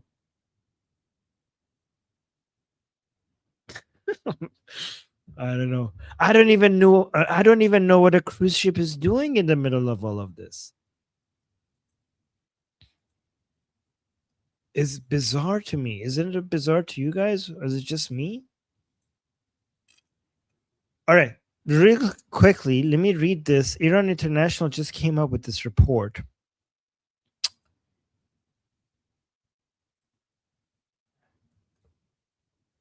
So let me read this entire article, right? I'm looking for signs of division within the Islamic Republic because this is really good for us, right? So look at it. State media slam Iraqi Hormuz tweets say it led Trump to claim victory. Okay, let's go to Iraqchi's post so that everybody know what we're talking about. Iraqchi.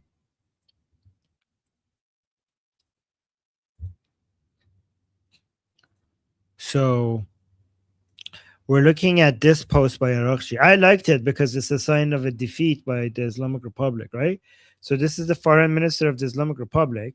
Oh, by the way, let's repeat this for the people who weren't here earlier today, that neither Irakchi or Ghalibaf came up with any statements claiming that President Trump is lying about his claim of releasing the enriched uranium inside Iran and the Islamic Republic giving up its enrichment ability forever.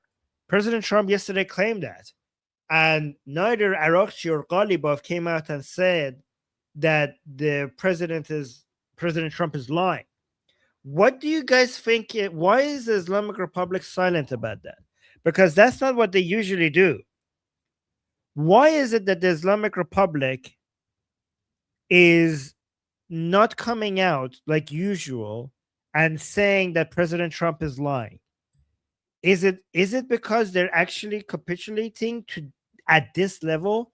Guys, please understand that if the Islamic Republic, if President Trump is not playing mind games, and it's true that the Islamic Republic has given up on enriching uranium, has given up on the already enriched uranium that it has given up on supporting the proxy groups, has given up on Hezbollah, has given up on so many other things. If that is actually true, then it's game over, and we're not even dealing with the Islamic Republic anymore. We're not dealing with the Islamic Republic anymore. This is something different. We are dealing with the corpse of the Islamic Republic. And it's very suspicious to me that neither Ghalibaf or Irakchi came out and say that President Trump is lying and that we haven't agreed to any of the things that he's saying that we have agreed to. Because usually, to save face, they come out and do that. If you look at Irakchi's account, he didn't say President Trump is lying anywhere. Do you think that President Trump is actually describing, what's like this time is not a mind game and this is actually what's happening? Because if that's what's happening, then it's like we're close to game over for the Islamic Republic. Like, look at Ghalibaf accounts as well. Ghalibaf didn't come out and say anything.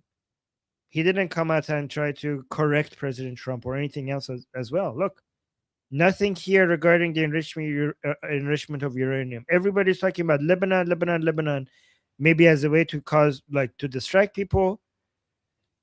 Guys, if the Islamic Republic is actually bending the knee to President Trump, that means that President Trump has very successfully found their weak spot, their Achilles heel, which is the blockade on the Iranians' southern ports, all the ports on the Persian Gulf and the Gulf of Oman. The blockade is the Achilles heel of the Islamic Republic, because they killed Ali Khamenei. They're like, we will continue fighting. They bombed their entire navy. They said, we will continue fighting. They bombed their entire air force. They said, we will continue fighting. They killed all of the heads of IRGC, the main leaders of IRGC. They said, we will continue fighting. They destroyed so many of their missiles launchers. They said, we will continue fighting. They destroyed so many of the IRGC and Basiji buildings. They said, we will continue fighting. And then all of a sudden they blocked the Iranian ports. And all of a sudden they're capitulating on everything. If President Trump is telling the truth here, they're capitulating on everything.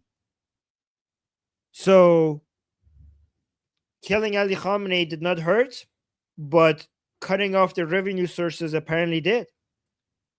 If President Trump is look at this, guys. Look at this.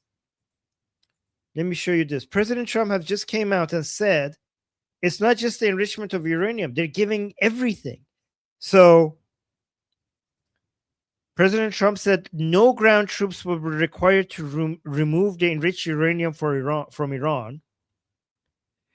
You know what that means? That means that the Islamic Republic is going to cooperate. Like, they're going to help the Americans get the enriched uranium out, if this is not mind games. Also, look at this. So this reporter has been talking to President Trump. President Trump also said Iran has agreed to stop backing all proxy groups like Hezbollah and Hamas. And then the reporter says, I ask if Iran has agreed to stop enriching uranium forever. And President Trump said they've agreed to everything. Everything. So guys, let me know in the chat if this is mind games or this is what's actually happening. So put one in the chat for, we could do a poll. I forgot that we have polls. This is truly historic if the Islamic Republic has done this. Let me do a new poll.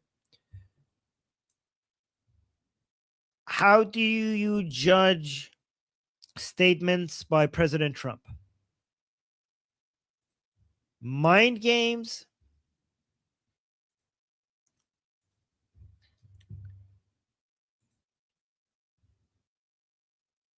Reality? No. President Trump? No. The Islamic Republic is surrendering. Okay, so here's my poll. Let me create it. And then, how do I add it? Start and show. Oh, guys, look at it. There's a poll here. So if you put one in the chat from now on, it will be mind games. Surrendering. If you put 2 in the chat, it will say the Islamic Republic is actually surrendering.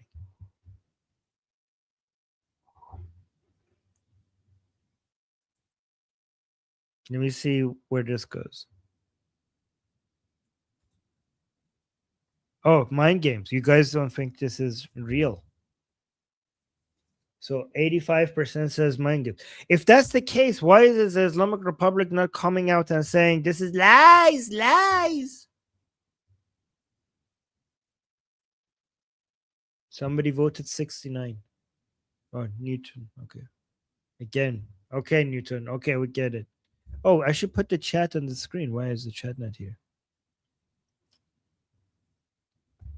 So I got 83% says mind game. So you don't believe that the Islamic Republic would capitulate to this level?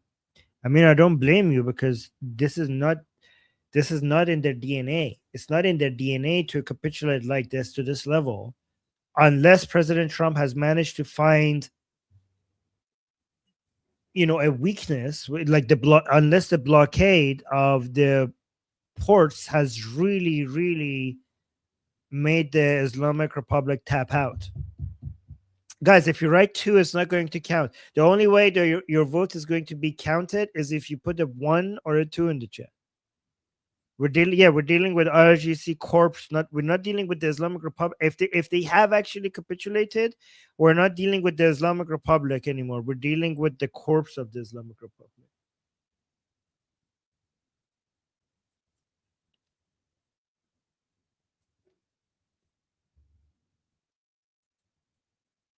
If this is mind games, I still don't understand why Ghalibaf would not come out and say that, oh, President Trump is lying. That's what they usually do when President Trump is trying to play these mind games. But let me actually show you a video, because you know who else? Oh, actually, let me show you 2 videos. For example, look at this one. President Trump is now saying that the Islamic Republic we're getting along very well with them because of the blockade. So he's treating the Islamic Republic right now like as if they're buddies now because of the blockade. Listen to this. No, Lebanon, right? So they'll be working with Hezbollah. If they fire Jay Powell, Acquiring Iranian oil. What? Are you still interested in acquiring Iranian oil? Well, we'll see. I mean, we have a very good relationship with Iran right now. It's hard to look at this. President Trump saying we have a very good relationship with Iran right now. Again, I don't what is this timeline that we are, where hijabi chadori women in Iran are painting missiles pink, and President Trump is saying we have a very good relationship with Iran right now. We're best buddies. We're besties. Best friends forever. But look at what he says here. a very good relationship with Iran right now, as hard as it is to believe.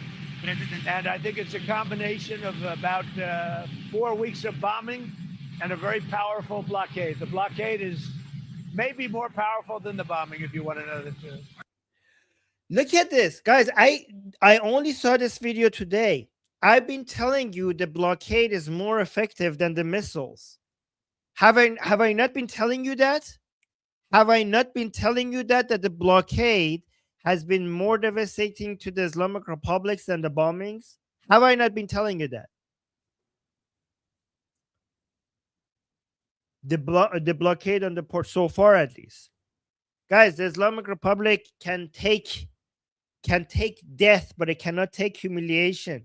Like they could give up as many supreme leaders as you want. You could kill their supreme leaders, you could kill their IRGC leaders, you could destroy their IRGC bases, their navy, their air force. I mean, if they the joke that was the air force, anything. And they were like, we're winning, we could go, this is fine, this is completely fine, we could keep going, we could do this forever. We could do this forever. Keep blowing up, keep killing us with missiles. We could keep fighting. We have like 7 layers of leadership. You can kill the first layer, we have a second. You kill the second, we can have the third. You can keep going. We could go 7 layers deep. We could keep going. And then as soon as you cut their revenue sources, they tap out. Like, okay, what do you want? And President Trump is confirming what I told you yesterday, that this blockade seems to, I mean, up until right now, things could change, seems to have been doing something to the Islamic Republic that none of the missiles and drones could, at a fraction of the price, but may I add. It's also finally getting the regime supporters to think that they're losing. All of these bombardments, all of this killing, all of these assassinations, the regime supporters were like, yeah, we're winning, we're destroying the Americans and Israelis. And then all of a sudden, 2 days into the blockade, they're like, oh my God, we're losing. Finally, we managed to get some admission of loss out of these people. I mean, also, by the way, thank you, Islamic Republic, for giving us the idea, because President Trump just copied the Islamic Republic with all of this, right? Because they were like, oh my God, why are these people not capitulating? Like, what else do we need to do? Like, we brought like the entire American military might here, and these people are not capitulating. And then they're like, we will show the world, we will block the Strait of Hormuz, because it takes only a little bit of a military power for us to be able to block the Strait of Hormuz, and we could make the whole world, we could control the whole world just by this tiny little strait here. Like, even if you have destroyed most of our military, it takes only a little bit of a military power for us to be able to block the strait, and then the whole world has to dance to our tune, and we could basically control the whole world just by controlling the Strait of Hormuz. And then the Americans looked at that and like, well, if it's easy for you, then it's easier for us. Two could play the same game. You block the Strait of Hormuz, we'll block your ports. And they tried it the Islamic Republic way, and it worked beautifully. I'm like, yeah, you're right, the Islamic Republic. This is actually easier. We could do the same thing. They basically, United States just did an Uno reverse card on the Islamic Republic, and they're like, yeah, you're right. This is actually better. We'll do this to you. And the Islamic Republic like, oh no, oopsies! Like, you're not supposed to do that. That's my way. That's my way. That's what I do. You go do your own thing. And then President Trump was like, nope, we're going to do it your way. And they're like, no, I'm supposed to do that to you. You're not supposed to do that to me. Like,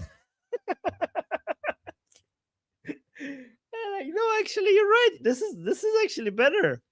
And then the Islamic Republic was like, okay, we'll open the strait. And President Trump like, I'm actually comfortable here. Thank you for opening the strait. We're going to continue our blockade. You stop your blockade, but we're going to continue with our blockade. So we went from nobody could use the Strait of Hormuz except the Islamic Republic to everybody can now use the Strait of Hormuz except the Islamic Republic. We did a complete 180. It's beautiful. This is so beautiful. Oh my God. Guys, you guys were here at the beginning of the stream when I showed you the messages from the regime people.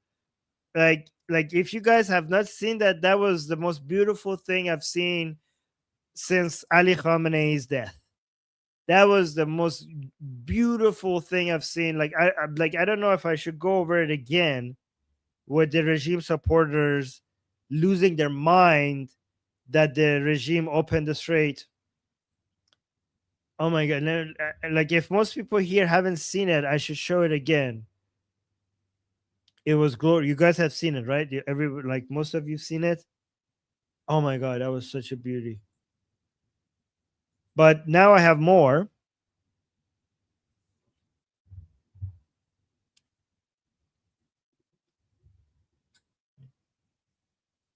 Yeah, guys, I've seen the ship. Some ships are trying to make it through and they can't. I saw that.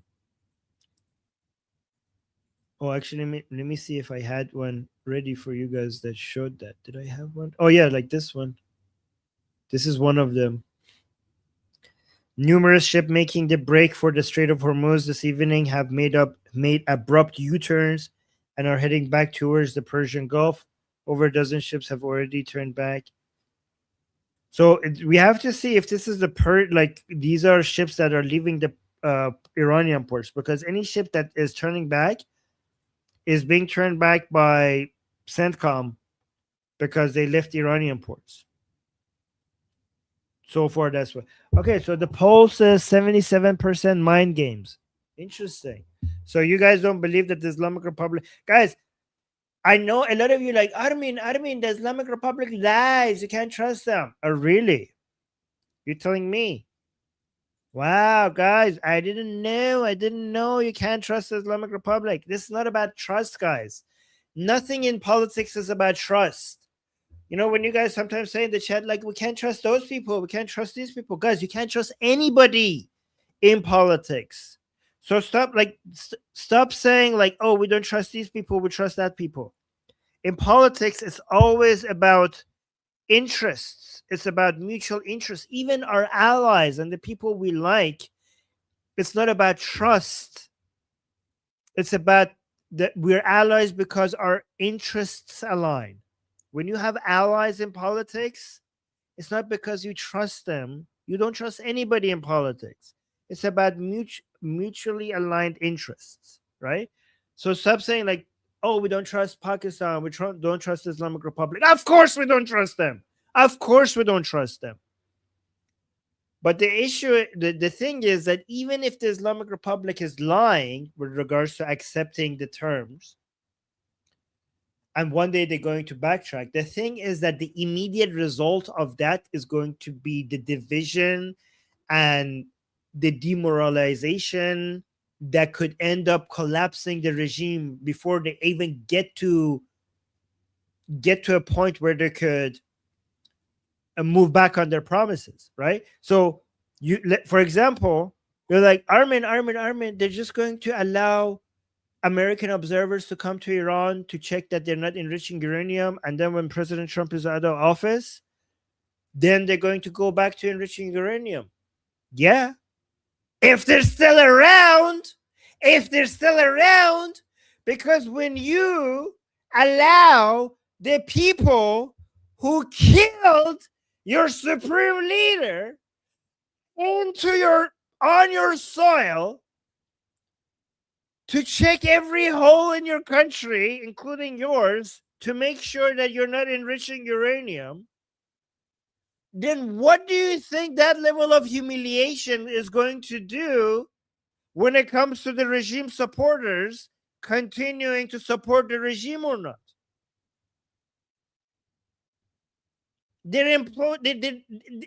Everything is falling apart from the inside. This is beautiful, guys. This is causing cracks within the regime in a way that no explosion could. But look at this. Let me see more signs of divisions. Oh wow, look at this. Somebody saying, can we all just admit Armin is a genius? Oh wow, thank you. Thank you so much for that comment. I appreciate that. Glad I saw that.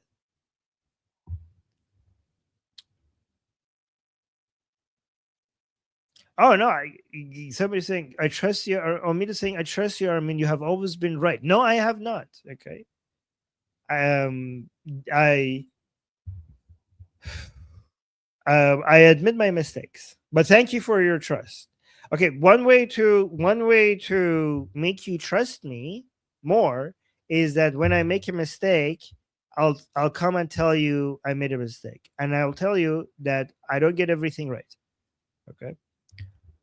I don't think anybody like I know we have a joke going on here, but that's just a meme that we have. But honestly, like nobody ever gets everything right.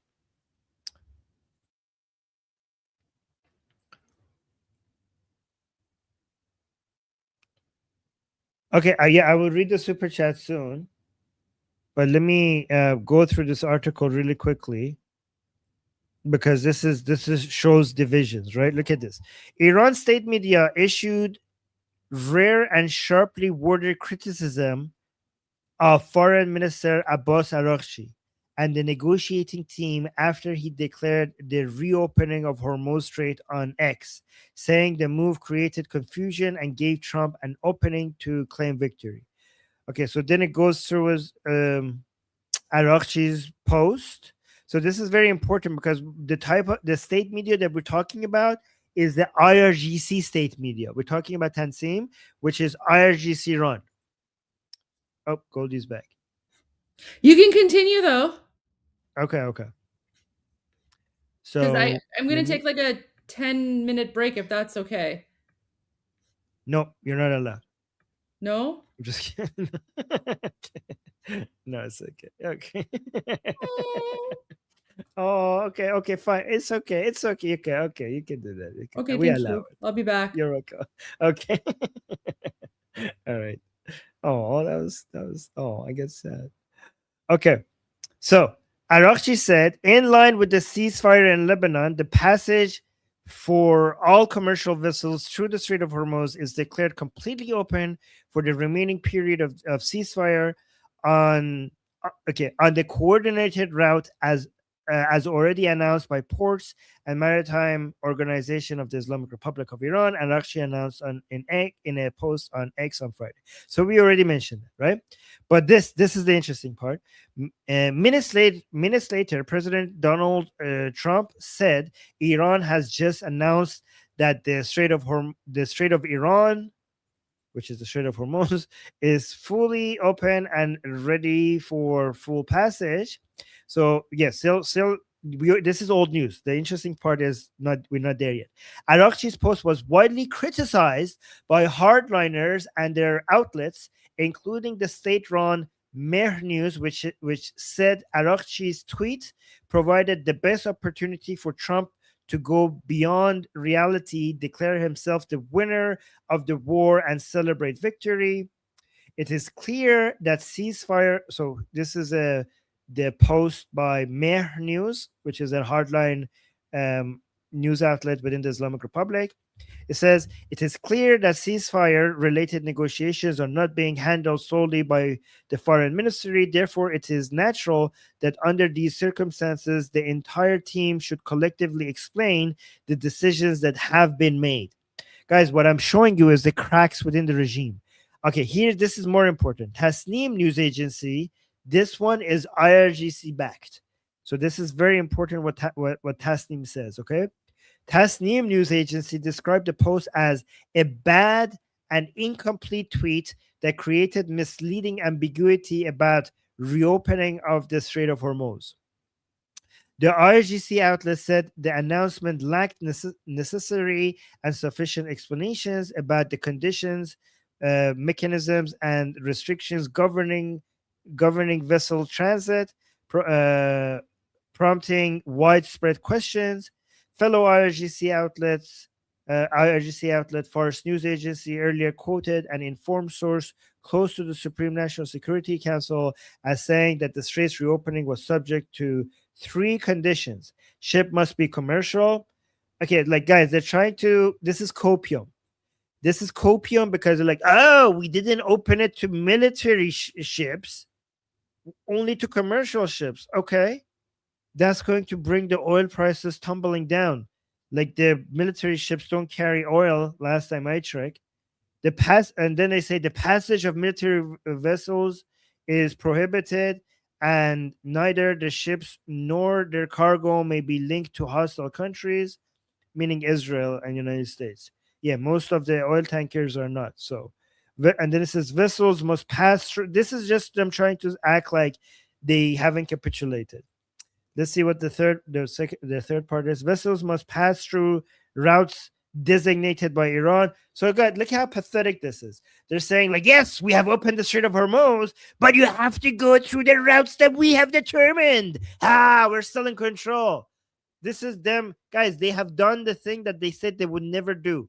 They have opened the Strait of Hormuz, and they're trying to act like they're winners because you have to go through this line, and that means we're still in charge.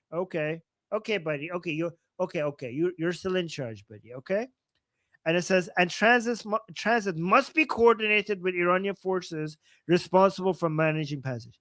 Like, you can go through, but you have to talk to us. I mean, you opened the Strait of Hormuz.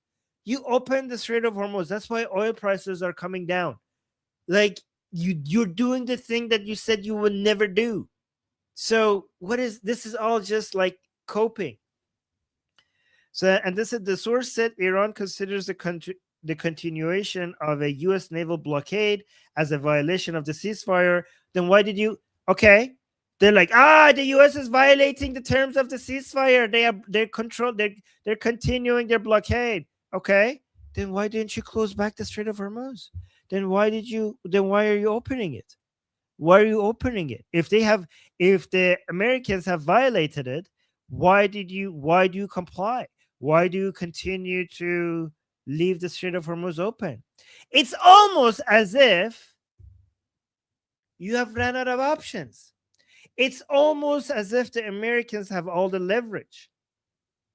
It's almost as if President Trump was right when he said they have no more cards to play. So yeah, again, if the American blockade has not been lifted, Tasnim, guys, remember Tasnim is also IRGC. Tasnim said Araghchi's post on X lacked any verbal explanation or at least sufficient written clarification, which it said, and by the way, different parts of IRGC. Remember, there are different segments, which is said amounted to complete poor judgment in communication. The outlet urged either the foreign ministry to revise its approach or the Supreme National Security Council to step in and impose a more coherent messaging framework. Guys, you know why this is retarded? Tasnim, let me tell you something. I think you know this. Tasnim, come close. I know you know this. Okay? I know you're saying this for the sake of the regime supporters. But I know that you know that I know that you know that everything Araghchi does is coming from the higher ups, is coming from whoever is in charge, whether it's Vahidi or Zulqadr in the National Security Council. Whoever is in charge, Araghchi is a nobody. Araghchi is not making any posts without other people telling him exactly what to say. So if you're saying like, no, the Supreme National Security Council, they should come in and they should be clear because Araghchi is effing things up. Araghchi is doing exactly what he is told to do. Exact word by word, dot by dot, every single comma, every single word, everything he says and everything that he doesn't say has been completely coordinated and been by the Supreme National Security Council and IRGC, whichever one is in charge right now. And I know you know that. So what is this BS that you're printing? I know you're posting this because you need to keep satisfying the regime supporters.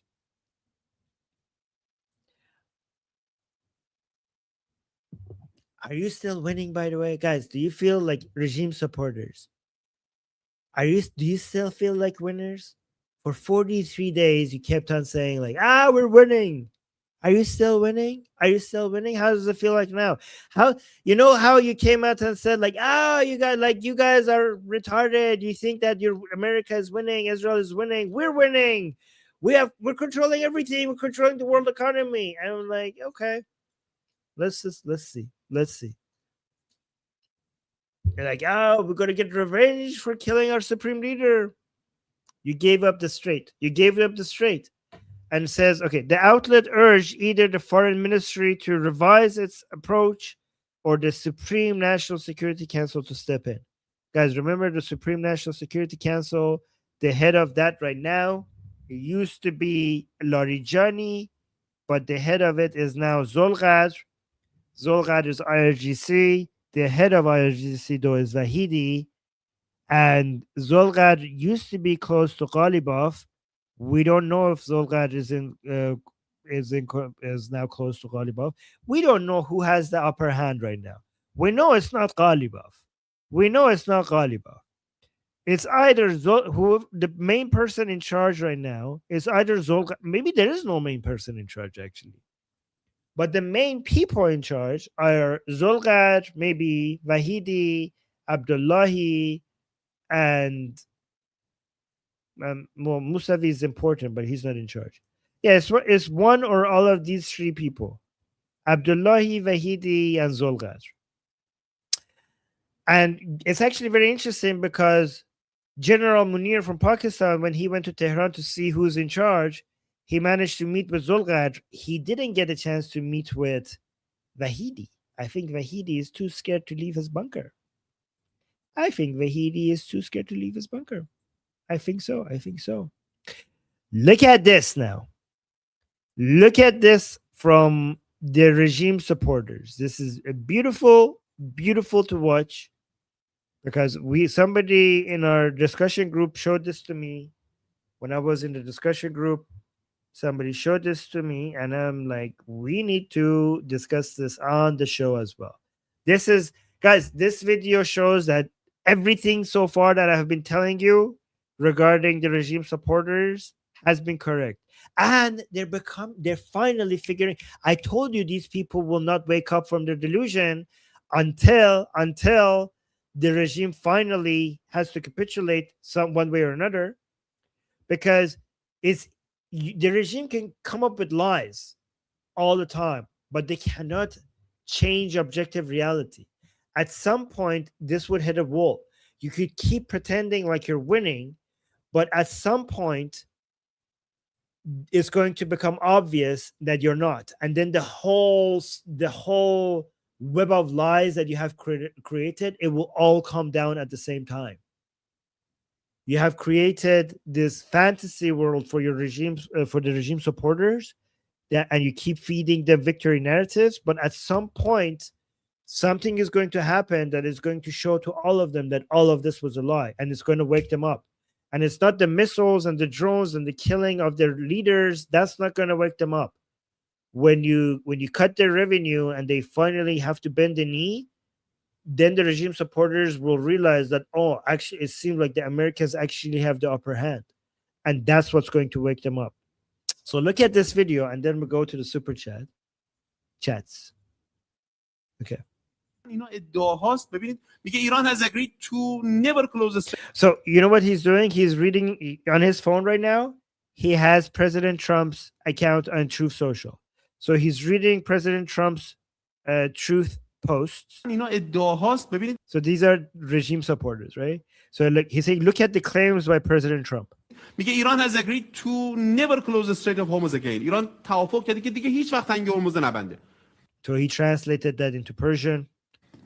من در برابر شما بینندگان عزیز خیلی رک و راست میگم. تمام آنچه که ترامپ داره میگه برای من و بر اساس اطلاعاتی که ما در سردبیری دنبال کردیم، با مقامات آگاه هم صحبت کردیم، حرف زدیم، از بالا تا پایینش همش دروغ مردم ایران.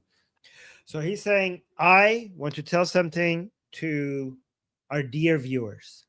Everything that you read from the top down, everything that Trump has posted, everything from the top down. And I'm saying this based on the information that I have from the higher ups, people who were informed. Everything Trump has said is a lie. Everything is a lie. He said, I know this. I'm telling this to you, the people of Iran. He's like, trust me, bro, it's all a lie. Trust me, it's a lie, okay? But guys, the most interesting part is in the last few seconds. So they are panicking because the post by President Trump is making the regime supporters think like, oh my God, maybe Trump was right all of this time. Maybe he's like, now that we're capitulating, maybe everything that the regime has been feeding us was a lie, and Trump was telling the truth. And so they're panicking and like, no, Trump, I know. Like we're not capitulating. We're not giving them the enriched uranium. They're all our lies. That's what he's saying. Okay. Like Trump has lied so many times. And he's lying again.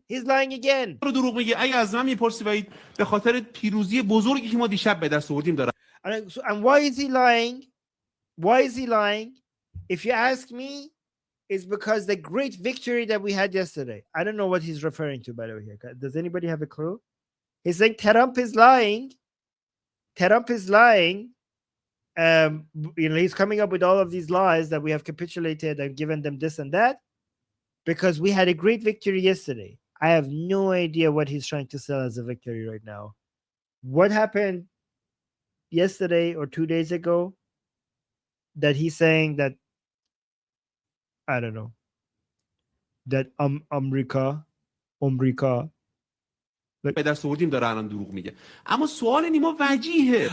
this is the interesting part. So this part was obvious. The regime supporters are like, Trump is lying. We're not giving them anything. It's like we haven't capitulated. None of that is lies. So that part is obvious. Like that is nothing new. That's what you expect from the regime supporters. Okay. Yes, but America. Yes, yeah. But this is the interesting part. This video is 45 seconds long. The first 35 seconds was him basically sinking deeper into that delusion. But the last 10 seconds is there's a glimpse of, like, there's a sign of these people waking up a little bit. Okay, watch this part. اما سوال نیما وجیهه. روایت من کجاست؟ این که داره دروغ میگه. اما خب روایت طرف ما کجاست؟ هر بزرگواری که مسئولین روایت کردن. همش داره بازنش میشه. So he's saying like, oh, okay, but Trump is lying. However, where is our narrative? Where is our narrative? Why are the regime officials giving our narrative? So it's like Trump lies. Of course, Trump lies. But guys, remember, before I even saw this video, I told you that it's very suspicious that IRGC and Ghalibaf, they're not coming out and saying that Trump is lying. So a lot of regime supporters with their media, they're coming out and saying Trump is lying. But IRGC is not saying Trump is lying. Ghalibaf is not saying Trump is lying. I'm like, isn't that suspicious? Is Trump really playing mind games, or something is really happening? Have the Islamic Republic officials actually capitulated? Are they actually bending the knee? And I'm like, why are they not coming up with their own narrative saying, like, Trump is lying? These people who are not regime officials, they're saying Trump is lying. But I was wondering why the regime officials are not saying that. And he's wondering it as well. They're like, where are the regime officials? Why are they not coming out with the correct narrative? Look at this. اما سوال نیما وجیهه. روایت من کجاست؟ این که داره دروغ میگه. اما خب روایت طرف ما کجاست؟ روایت طرف ما کجاست? Where is the narrative from our side? Do you think the narrative from the President Trump side is that we are giving up the enriched uranium, that they're going to open the Strait of Hormuz forever, that they have agreed to everything? That is the Trump's narrative. But where is our narrative? Why is nobody putting out the Islamic Republic narrative, the correct narrative, that the Islamic Republic narrative in their mind? Why is that not being communicated? Why is there this, like, where, hello, IRGC, we need a response. Ghalibaf, we need a correction. Come out and say that Trump is lying. That's what he's asking. So guys, it's not just us who's noticing the silence from the regime. The regime supporters are noticing it as well. Isn't that interesting? Isn't that interesting?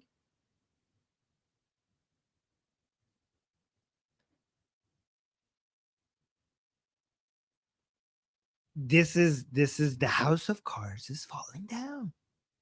The house of cards is tumbling down. And guys, again, yesterday when President Trump, I know most of you think that President Trump is playing mind games. And yesterday when I was talking about this, I was also thinking that that's the most likely scenario. But today, even after 24 hours without any corrections from, we might get a correction at some point because it's the pressure from internally is getting too big. It's getting too much. But given that IRGC and Ghalibaf still haven't come out and called out President Trump and saying that he's lying, and given that the Strait of Hormuz, so guys, we have 3 data points. that might suggest that the Islamic Republic is surrendering. Number one is Ghalibaf and Iraq. She still haven't come out and said that President Trump is lying.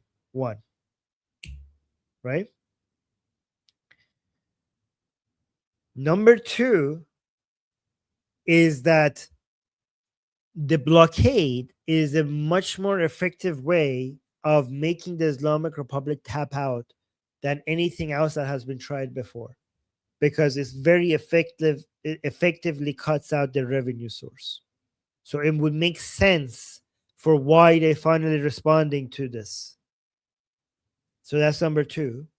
Number three is that the Strait of Hormuz is open. So when President Trump said that they're going to open the Strait of Hormuz, and we were wondering, are they? Are they really? Because they seem to be very certain that they're not. And then all of a sudden today, we woke up and we're like, they opened the Strait of Hormuz. It's open. It's open. And President Trump was not bluffing. He was not playing mind games. It actually happened.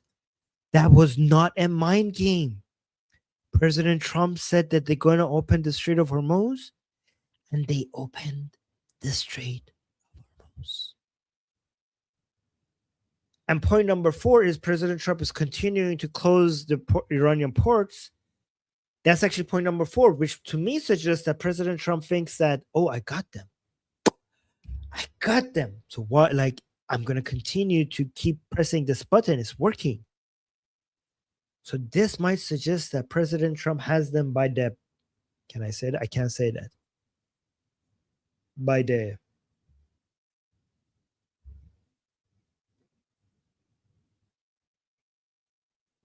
okay?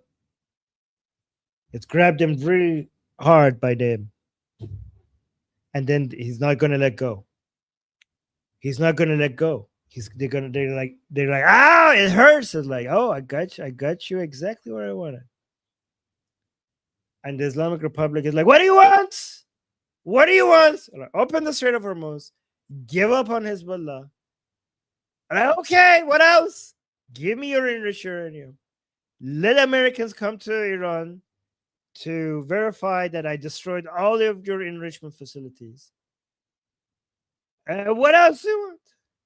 Like, oh my God. Like, by this rate, I don't know. No, I'm not going to say that. Right. I don't know. Like, again, do you guys agree with these 4 points? I know most of you voted that he's like, President Trump is just playing mind games. But let me see. When I'm going to write these, because maybe I'm going to make a video out of this.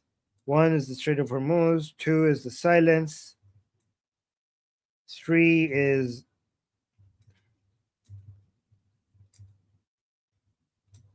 Four is the continuation.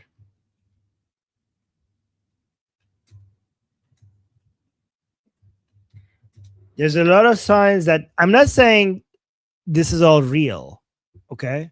I'm saying the chances of it being real has increased. I'm not saying, guys, the Islamic Republic has surrendered. We have no idea. We have no idea what's happening behind the scenes.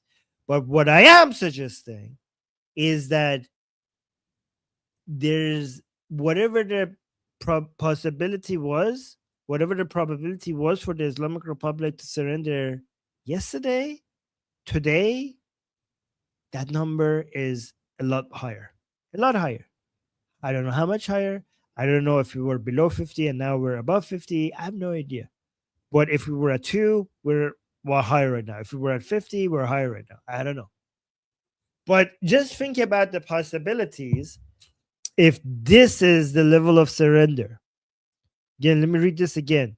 President Trump said no ground troops will be required to remove enriched uranium from Iran. Do you guys understand what that means? Do you understand the level of cooperation that the Islamic Republic has to have agreed to for the Americans to be able to go inside Iran and remove the enriched uranium without the backing of ground troops? Do you know if this is true, this is some of the most extraordinary, all of the 5D chess claims that people were making, it ends up being all true. Ends up being all true. If that's actually what's happening. Again, it's a big if. No, Sketcher is saying it could be a trap. I don't think it's guys, if the Americans go in and the Islamic Republic takes them hostage or anything, something like that, then you could believe it that they're going to be raining hell upon them, and the whole world would be, a lot of the world would be supporting that. And then look at the second part. So Iran has agreed to stop backing all proxies like Hezbollah and Hamas. Guys, even if the Islamic Republic has said that to President Trump, and you don't trust the Islamic Republic, and you shouldn't, and you think that they're going to eventually go back to their old ways once President Trump is out of office, just coming out and having the Islamic Republic just utter those words, just sign a piece of document that says we're not going to support Hezbollah and Hamas, that would end them by just saying that. And it would be so much more delicious and wonderful and cause so much more butthurt among the regime supporters if President Trump himself goes to Islamabad and shakes the hand of the people whom he has killed, like who he has destroyed most of their leaders, the supreme leader, like that level of humiliation. Like, imagine if you have said that we will get revenge of Americans for killing Khamenei by killing Trump, and then now instead of that you're shaking his hand in Islamabad. That shaking of a hand of President Trump by any official from the Islamic Republic would be like kissing the ring, would be like bending the knee completely. That picture, that frame will haunt them that would be the end of them. That would be the second that happens, that's the end of the Islamic Republic. Even if they don't get that picture, even if this just their signing of a document where they say they would never support Hezbollah or Hamas, that would be the end of it. Whatever remains would be a corpse of the Islamic Republic. Does this make sense to you guys? But here, look at this last part. That's the most important part. Let's read that one more time. Saying, I asked if Iran has agreed to stop enriching uranium forever. This is how President Trump responded. They've agreed to everything. Again, guys, this is crazy if true. Again, I don't know if it's true or not. I used to, if I read something like this yesterday, I would be like, this is just mind games. Of course, this is not within the nature of the Islamic Republic to do anything like this. I still think that. There is no way the Islamic Republic would agree to any of this stuff. It's not in their nature. It's not in their DNA. But maybe, just maybe there's a small chance that President Trump has managed to figure out a way to get them abandon their nature, because without the revenue, and guys, if this is the case, we finally will have the answer to how much these people are ideologically driven and how much of it has just been a weapon for money and power. And if you cut their revenue, they're going to bend the knee, then we will finally have the answer to that question.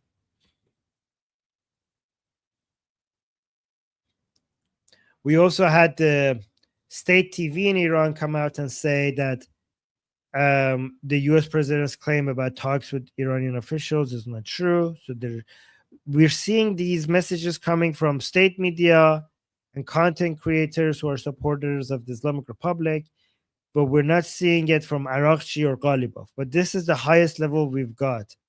Foreign Ministry spokesperson. I wish this was a video.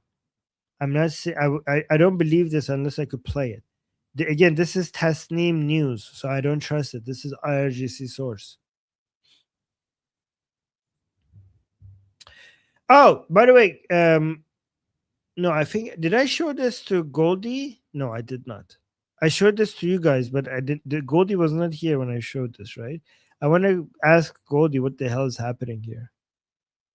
Why do we have a cruise ship in the Strait of Hormuz? Bizarre. All right, let's do some super chats. And guys, feel free to ask me questions. I don't know where the last super chat was, by the way. Okay, here.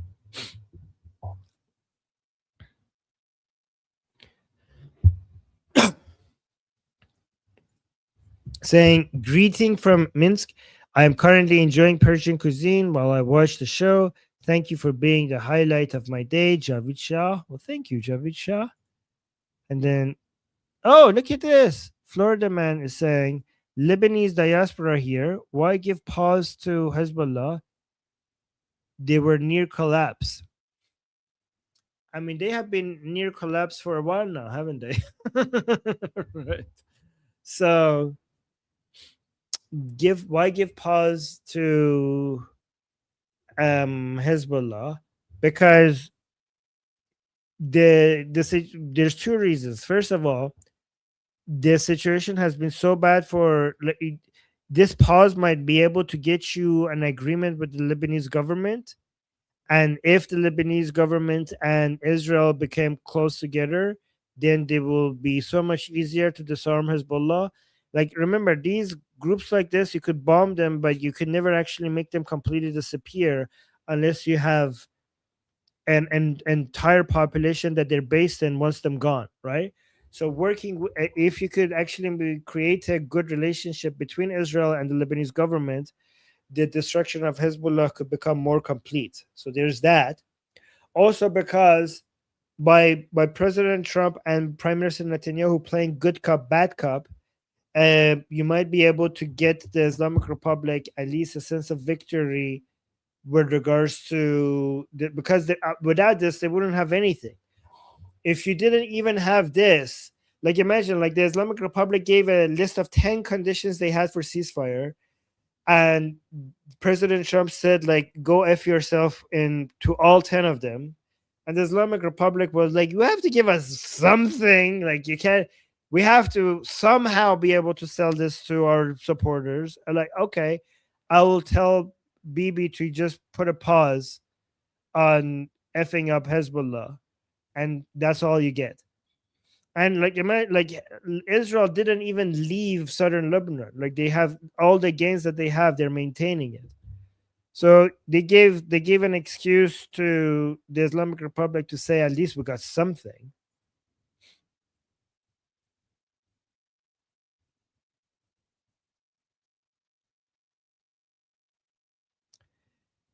And we got another super chat saying, long live the king. Well, thank you.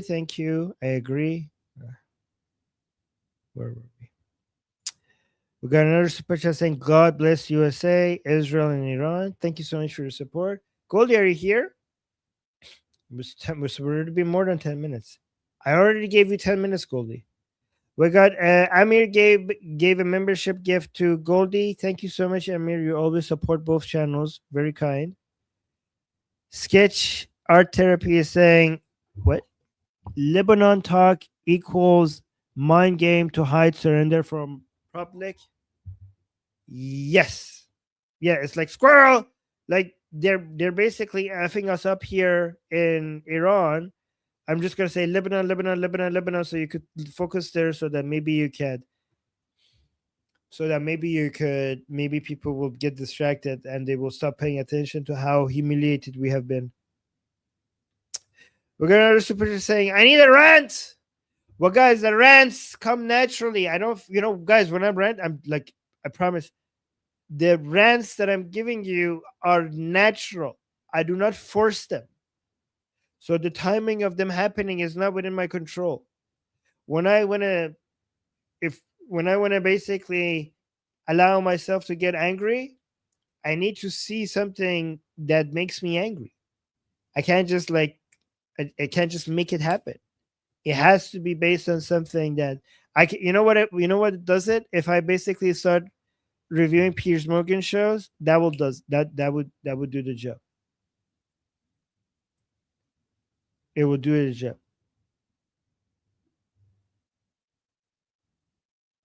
Yeah, so it has to be natural and organic. I cannot be like But but watching Piers Morgan gets me there. He has some of the worst people there. Don't worry, I would never force it. It's all natural. It's natty. Omid Salute just got a membership for Liberty Politics. Guys, I have to get used to saying Liberty Politics instead of Atheist Republic. Thank you, Omid. Thank you so much. And Omid saying, Casey saying, I enjoy every one of Armin's rants. Yeah, you know what? After this whole revolution is over, I'm going to, on my channel, on Liberty Politics, I'm going to be spending so much time, so many live streams reviewing Piers Morgan shows, reviewing Nick Fuentes, reviewing Tucker Carlson, and reviewing basically any good source of BS. And there will be basically rant after rant after rant.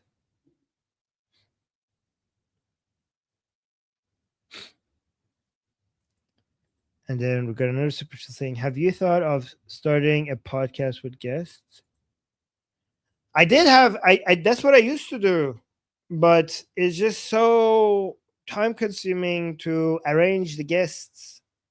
And then I had so many times the guests canceled last minute, and I would like, I'm done with inviting guests. Like I remember at one point there was a guest that canceled like 5 minutes before we were supposed to go live. I'm like, I'm not doing this. I am not doing this again. 5 minutes before we went live, the guest canceled. And there was another guest that canceled 3 times in a row. And like, this is not worth. I don't like this. I don't like this. I do not enjoy doing this.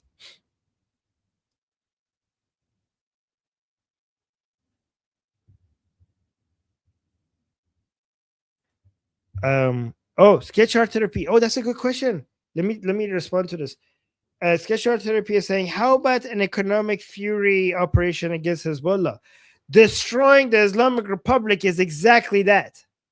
Because if you want to do an economic fury operation against the Islamic Republic, you cut their oil and gas revenue. But what is Hezbollah's revenue? What is Hezbollah's? Hezbollah has 2 sources of revenue. The bigger one, the main one, is the Islamic Republic. And the other one is drugs. So Hezbollah has 2 sources of revenue. One of them is the Islamic Republic. The second one is selling drugs. So if you want, and the bigger one is the Islamic Republic. So if you want to do an economic fury operation against the Islamic Republic, then destroying the Islamic Republic is exactly that. Yeah, they're literally a cartel. Exactly, they are. And they sell everywhere, including in South America.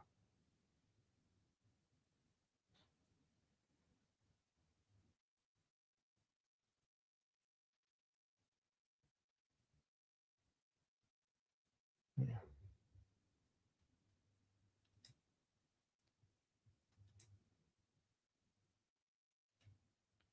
Let me check something.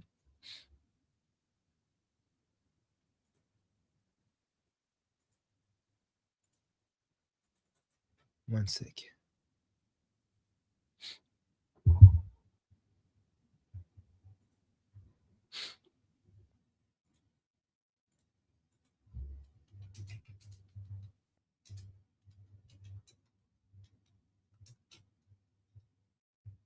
One second. Okay. Goldie.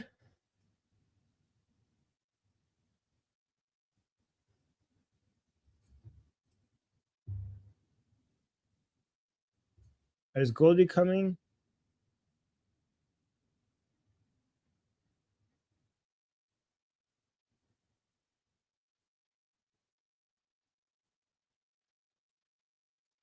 Okay, Goldie is not coming.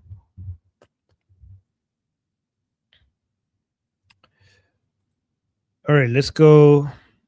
Let's do more of this. So I was looking this person up. I could recognize his picture. So Halal works is saying Hossein Vahid Khorasani, is he pro-regime or anti-regime? I looked up his image, and I remember him having some videos, but I don't know if he's taken any official positions against the Islamic Republic. This guy, Hossein Wahid Khorasani,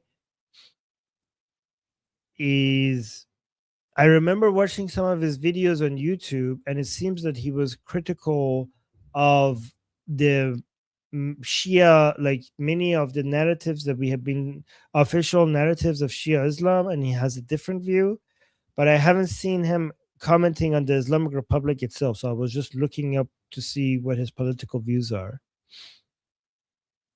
And what I'm getting is that he's a quietist rather than openly being anti-Islamic Republic.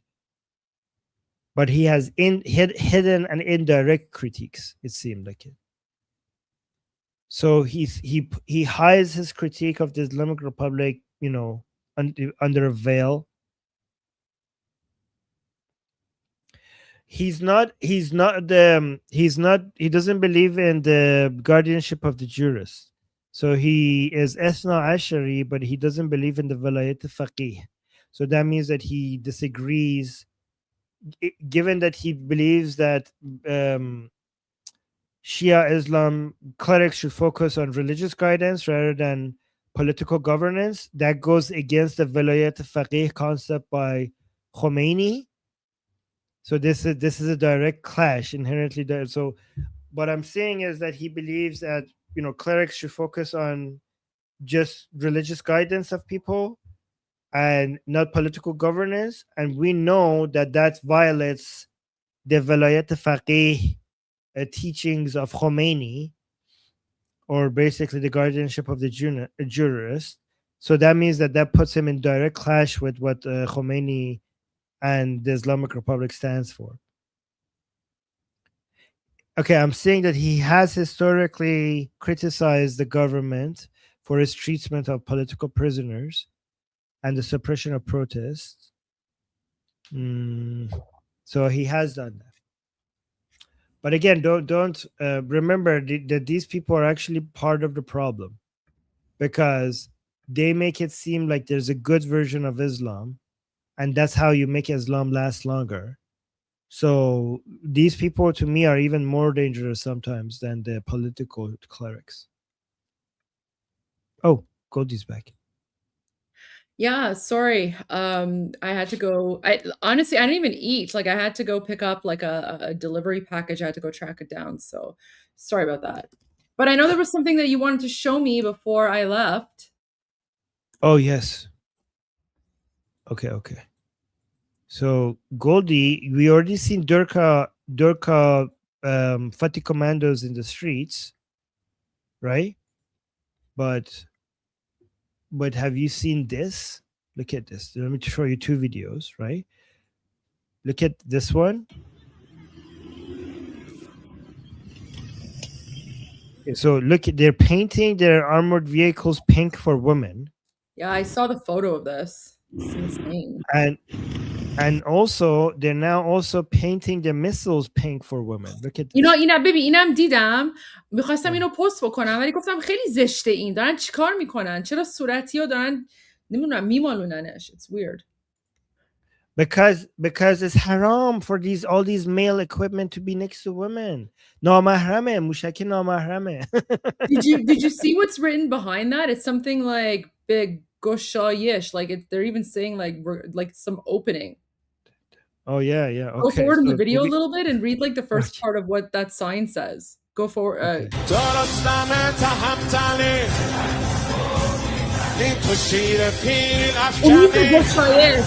Oh my God, you're right. I didn't even notice that.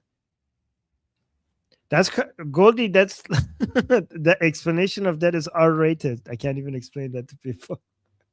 They're having this thing here, which looks like something that I'm not going to explain. And on top there, they're talking about like widening things. Oh, hey, Sohail is here. Yeah.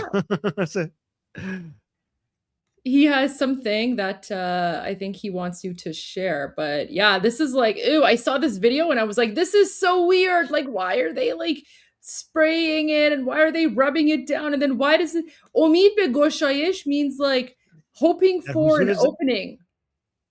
Yeah, hoping for an opening with the command of the coming of Mahdi, like the Mahdi that Amr Zuhur Hazrat Waliullah. Okay, so by the command of the coming of the representative of God, we have hopes for something Opening. widening up or opening. Yes. Yeah, so It's just I don't know, man. It's just so weird. Like I saw this and I was like, how do I even share this or explain this? Like it's just so bizarre. Sohail, how are you? Welcome. We haven't seen you coming in a for while. Mahdi. Yes. Sohail. درود درود، یه درود. چیزی یه توییت زده قالیباف 20 دقیقه پیش دیدید اونو؟ نه هنوز. No. Oh, wait, that's what you posted. Oh, okay, I see it.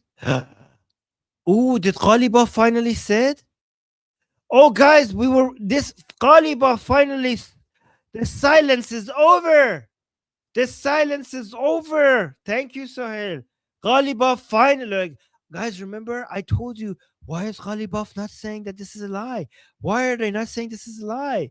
After so long, after a whole day, 2 days of President Trump claiming everything, finally, Ghalibaf came out and is now saying this is a lie. This is what, see, guys, we knew that this is what the Islamic Republic usually does. And the fact that they haven't done it for so long, I showed you a video where the regime supporters were wondering why the regime officials are not coming out and calling it a lie. And I think eventually the pressure mounted up so much that Ghalibaf finally came out and is now calling it a lie. So let's look at these 3 points. Ghalibaf is saying the president of the United States made 7 claims in 1 hour, all 7 of which were false. Kizb mahsi, kizb. And then 2, they did not win the war with these lies, and they will certainly not get anywhere in negotiations either. Okay, that's number 2. Number 3, with the continuation of the blockade, the Strait of Hormuz will not remain open. You know why it's hard for me to take Ghalibaf seriously? Because Ghalibaf and others were saying that they will never open the Strait of Hormuz. And now they're saying that the Strait of Hormuz will not remain open. How can I take you seriously when you told us that the Strait of Hormuz will not be open and then you opened it? Why did you open? Can somebody ask them, why did you even open it? Why did you open it? I'm going to slap you if you say Lebanon. Ghalibaf, I'm going to slap you. If you say Lebanon, I'm going to slap you. It has nothing to do with Lebanon, because you know how I know you didn't open it because of Lebanon? Because you didn't close it for Lebanon. You didn't close it for Lebanon, so how could you open it for Lebanon when you closed it?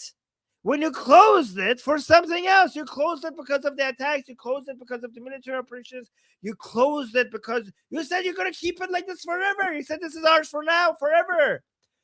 You said you closed it to collect. Oh, this is why you closed it. You closed it so that you could collect tolls as a way to collect the money for all of the damages that the Zionists and the evil imperialist West has caused you. You said we're going to close the strait to collect the money for the damages that they caused you. That's why you closed it. You didn't close it because of Lebanon. And they're like, oh, there's ceasefire in Lebanon, so let's open it. And the ceasefire in Lebanon is actually not even in your favor. They're sidelining Hezbollah.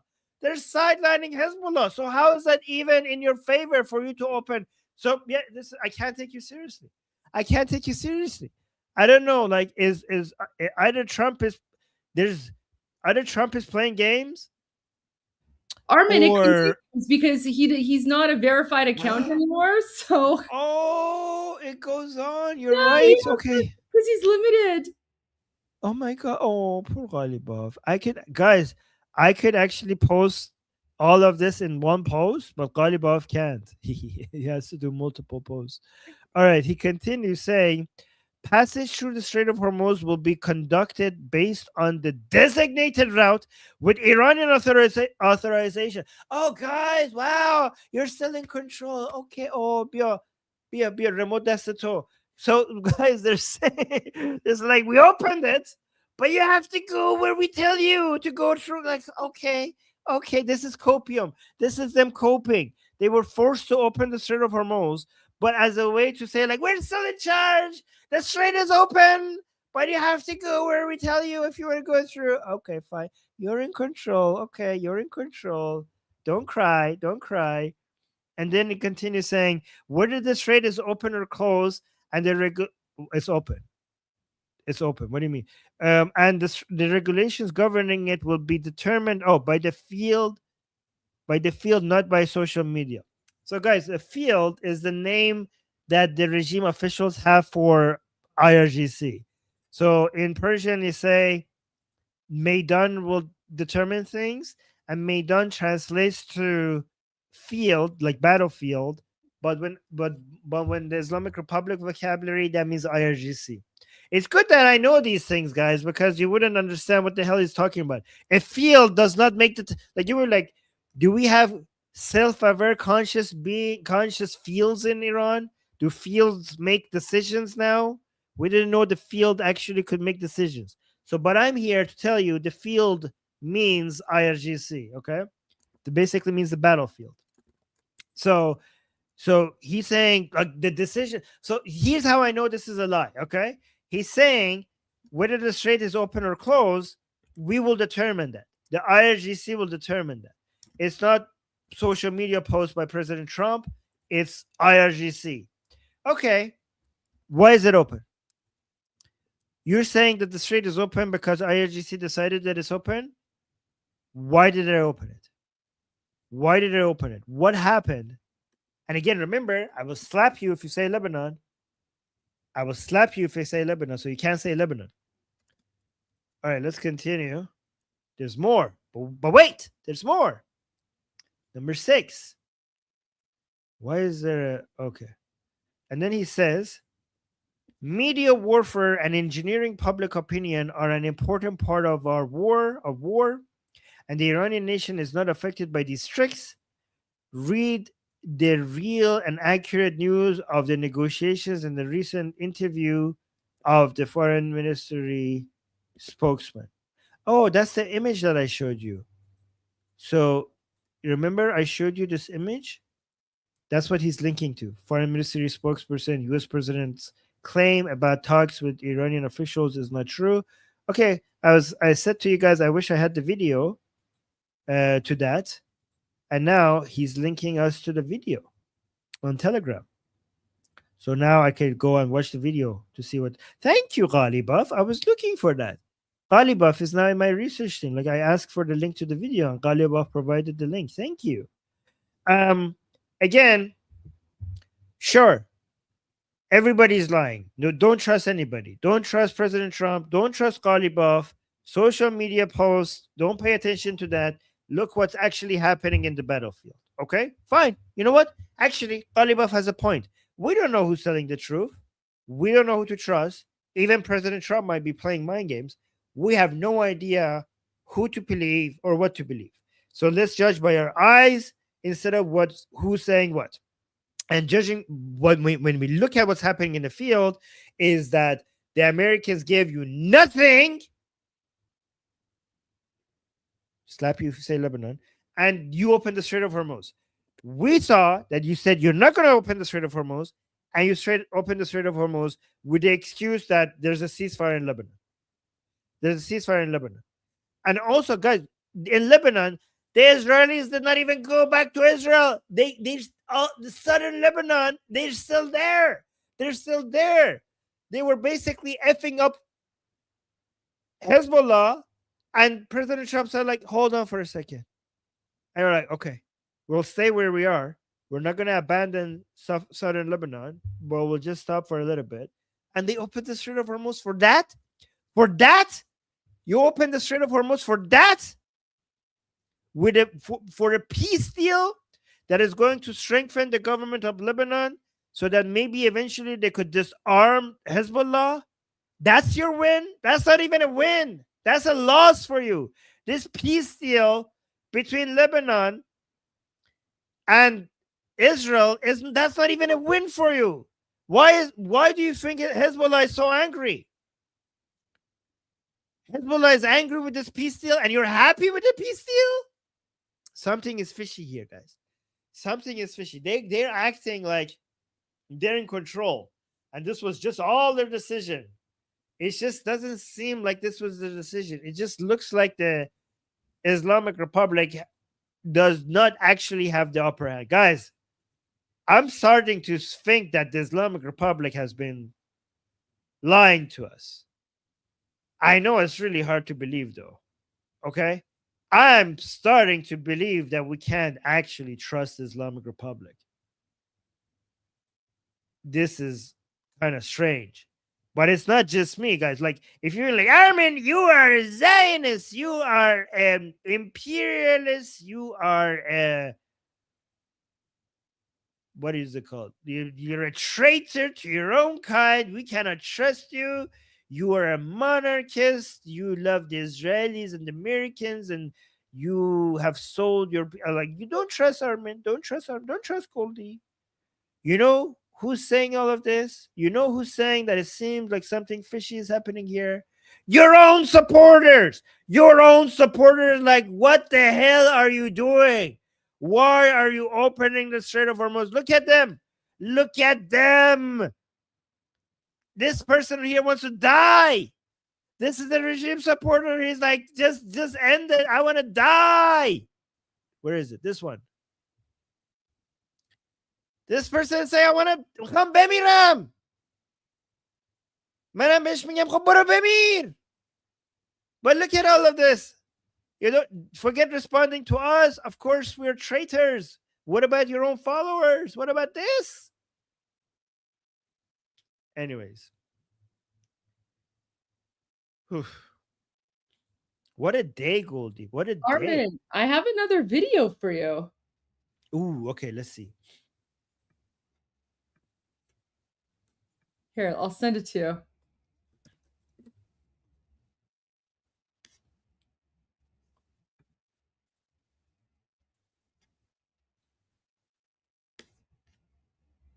Oh, you found it. Oh, is this yeah, that's the spokesperson of the foreign ministry. So let's read your caption.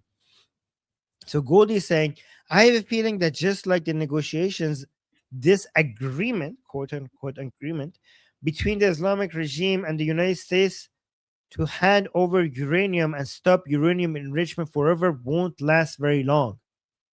You can already see the fractures within the IRGC.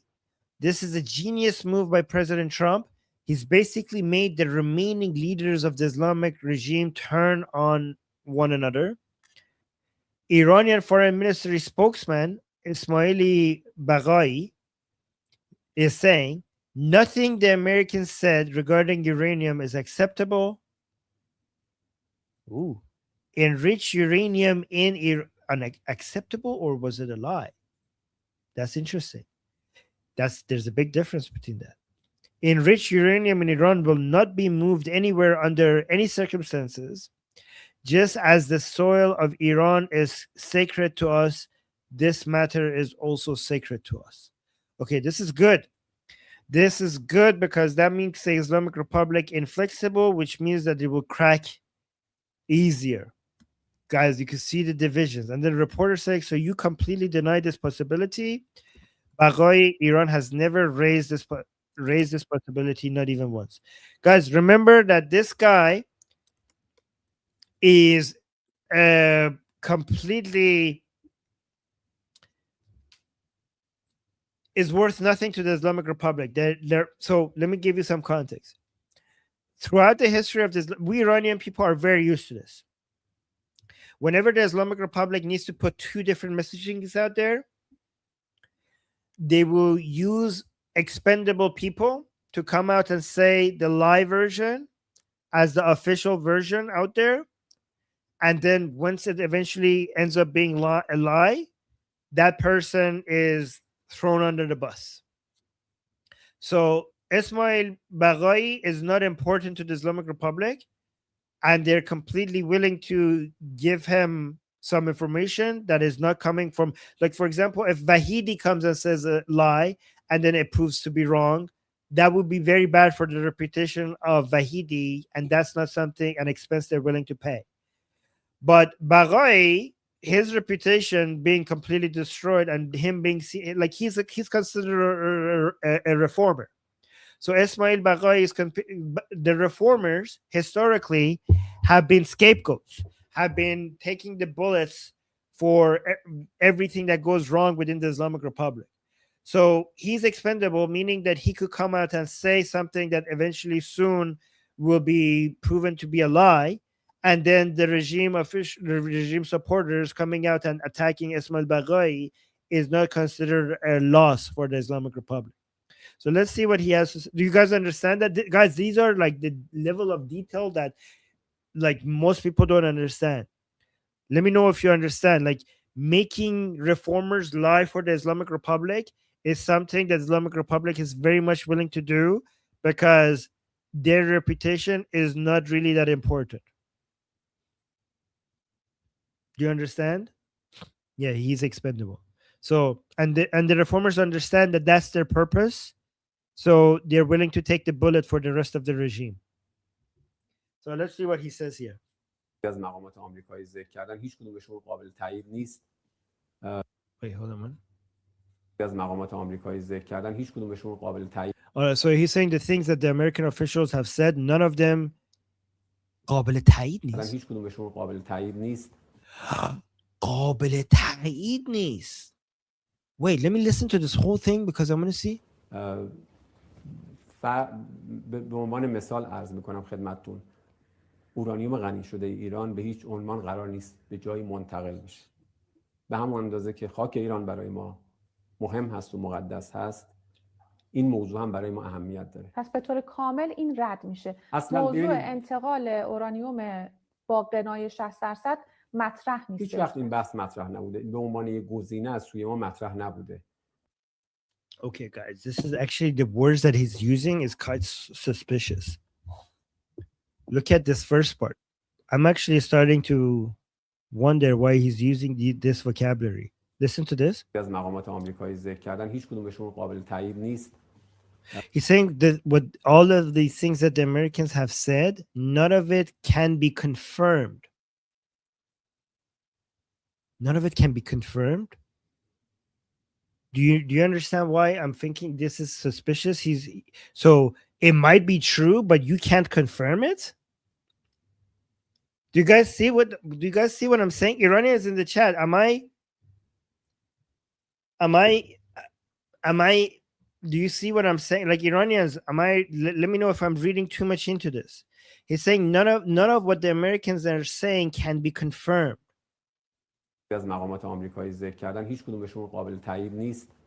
قابل تایید نیست. So that means that maybe somebody higher ups within the IRGC has made this decision and you're just a nobody who hasn't received the memo. Like guys, it might be that he's not even lying.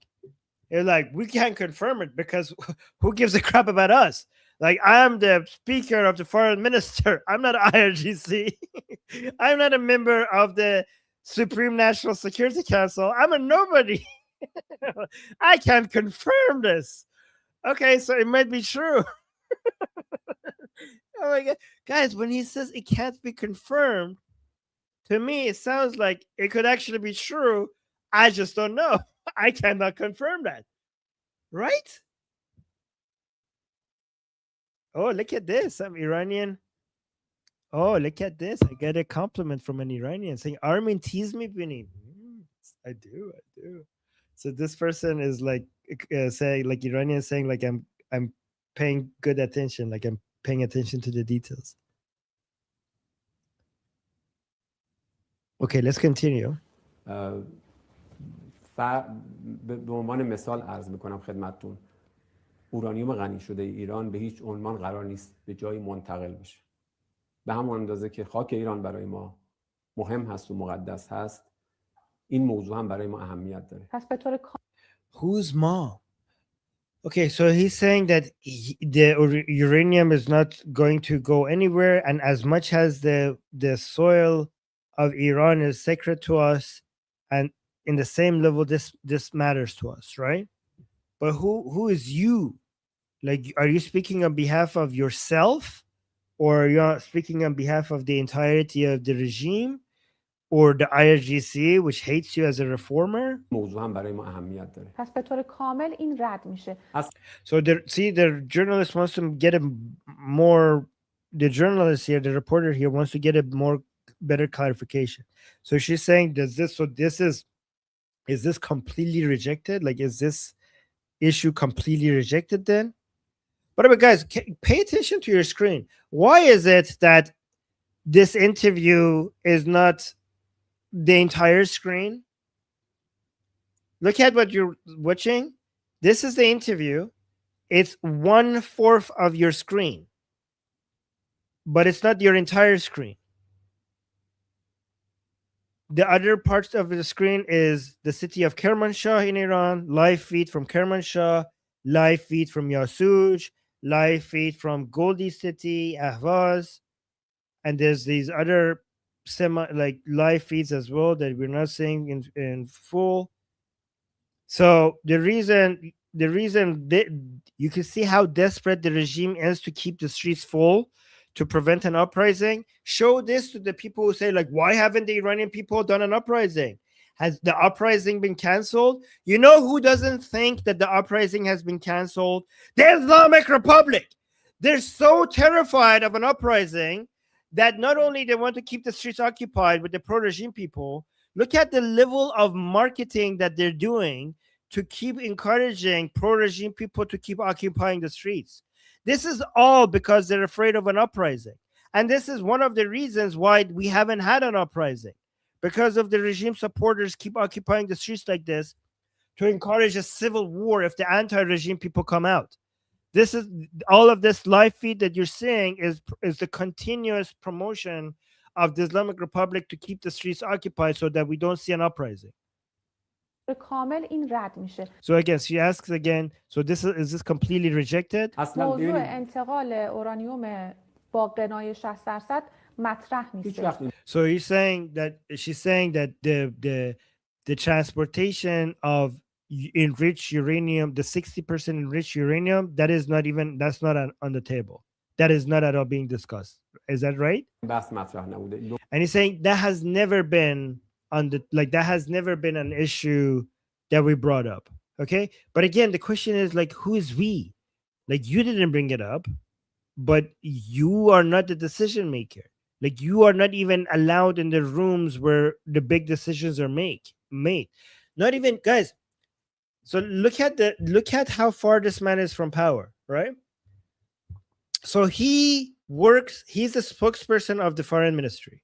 That means that he works under the leadership of Araghchi, and Araghchi is supposed to, but doesn't, work under the leadership of the president, which is Pezeshkian. And Pezeshkian is a nobody. So this man works for the man that is a nobody when it comes to the decision making within the Islamic Republic. So wherever they're making decisions for what the Islamic Republic is going to do, this man is not allowed even near that room. He doesn't have a table. He doesn't have a seat in the table. Okay. They just, like, the big boys are making decisions and he's giving like a tiny baby kid's chair and a kid's corner for them to think like they are part of something, that they're also, oh, you're so important, here, go talk with your other reformers, right? So that's what this guy is. So he's saying this has not been provided as an option from us. But who are you? Like, you're not talking to President Trump. You're not talking to President Trump. Whoever is having these conversations with President Trump, I'm pretty sure they're not going to tell you. They're not going to tell you. So there's that.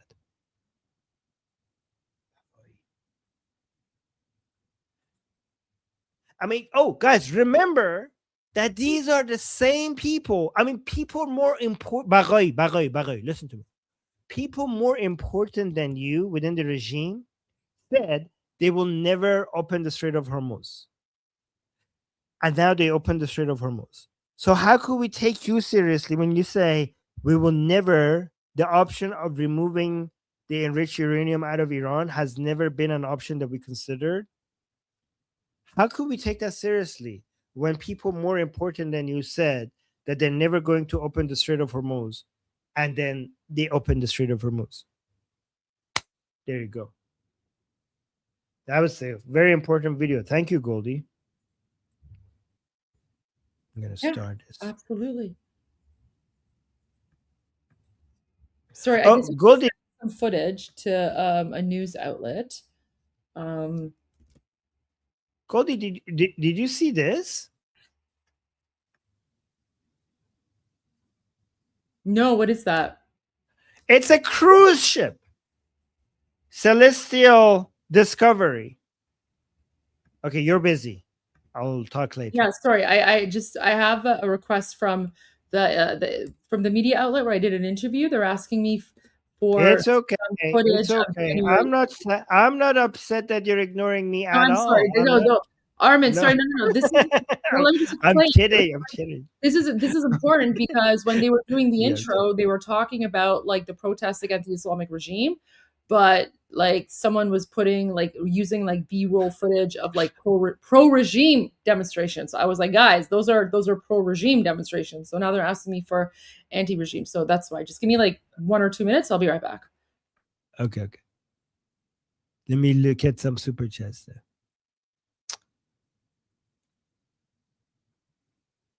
Oh, look at this. Sketch Therapy is saying, I super chatted Apostle Prophet and David Wood that you shy, joking. They want you on. Oh, fantastic. Thank you, Sketch Therapy. Okay. I'm going to message them. Thank you. Thank you for that. Thank you. I would love to. I haven't gone to another show for some time now. I would love to go there. They should also have Goldie on, by the way. Goldie, I think, has been there already, but they should have her on again. Look at this, guys. We got paid to do a promotion. Look at this. Casey gave us a $2 super chat to say join Armin's great discussion group. Thank you, Casey. Thank you. Okay, guys, I'm going to put the link to the discussion group in the chat. It is a good discussion group, isn't it? Look at this. People are fans. Thank you. Okay, guys, I put the link in the chat to join our discussion group. And then we got a super chat from Amir saying, sorry for being a Poland kind of mother, but please remember to eat and sleep well. We wish you the best and need you at your best. Thank you, Goldie. Oh, you were talking about Goldie. I thought you're talking about I was gonna say, don't worry about me. I'm a health freak. But yeah, I'm pretty sure Goldie is also very much into taking care of her health. Okay.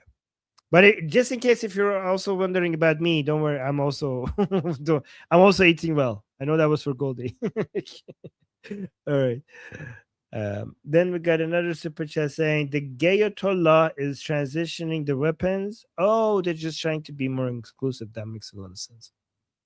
And then we got a new member. Thank you for becoming a member. And then we got another super chat saying one of the conditions next negotiations should be all the hardliners are called to a meeting. We were waiting to arrest them on live TV. I mean, leave some for the Iranian people. Have some, you can't just do everything. Yeah, leave some of these for us. Also, Sohail just sent me a post. Let me see what this is.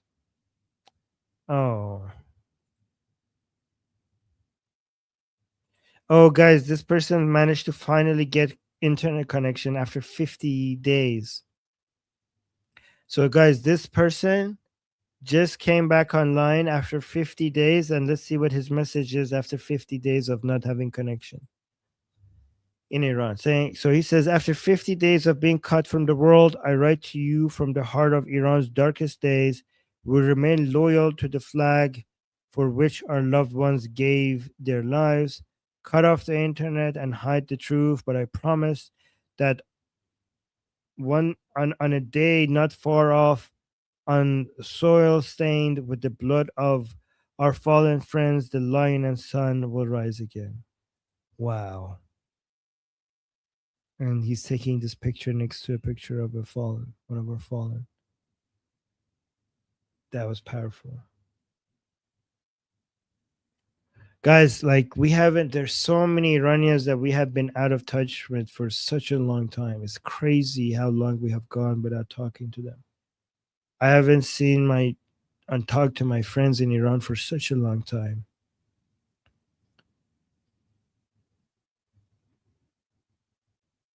Okay, I'm back, Armin. Sorry about that. What was it that you wanted to show me? Oh, this. What are we looking at? There's a cruise ship that just went through the Strait of Hormuz. So the cruise ship, Celestial Discovery, appears to have just successfully run the Strait of Hormuz. Interesting. And not only, Goldie, what is a cruise ship doing in the middle of a battlefield? I don't understand. Wait, well, what is it? Okay, what is it? Why don't we look it up? Let's. Oh, Celestial Discovery. And Goldie, I was telling people that this cruise ship just went. Here's the article.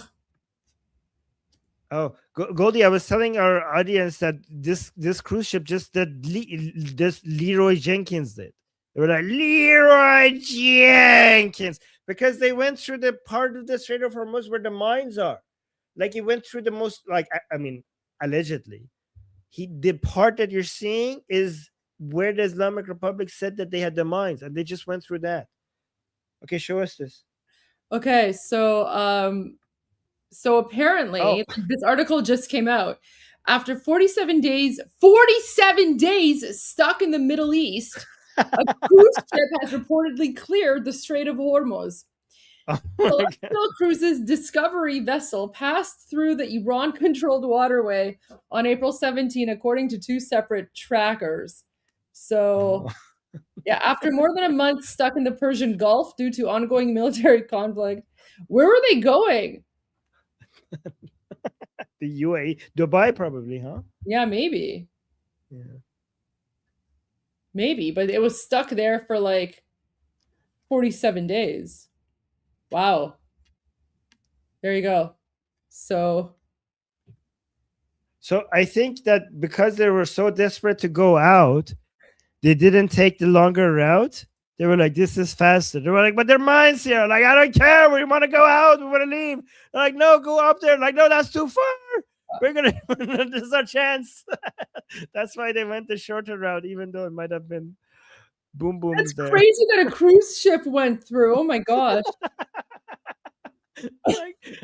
I'm out of here. I don't care if their minds here. Just get us out of here. That's definitely the Leroy Jenkins. Yeah. Oh my gosh. Wow. That should be a movie. What? Are you kidding me? The cruise ship? Ew, Armin. There's actually a documentary on Netflix called Poop Cruise. It's really gross. Ew, I don't want to watch that. Has anyone seen Poop Cruise? Like that documentary on Netflix? It's messed up. I know what news is about, but I remember the news regarding that cruise ship. Yeah, so they made a documentary about it. Oh my gosh. It was crazy. But yeah. Armin. Yes. I found something and I want to send it to you. Okay, good. You find the best stuff, except when you rickroll us. Other than I'm not rickrolling. I have to download this. Okay, let me just download this really quick. Goldie is very good at rickrolling because every time we think she's going to rickroll us, she does it. It only happens when we least expect it. well, yeah, because if I do it all the time, then like I got to keep you guys on your toes, right? But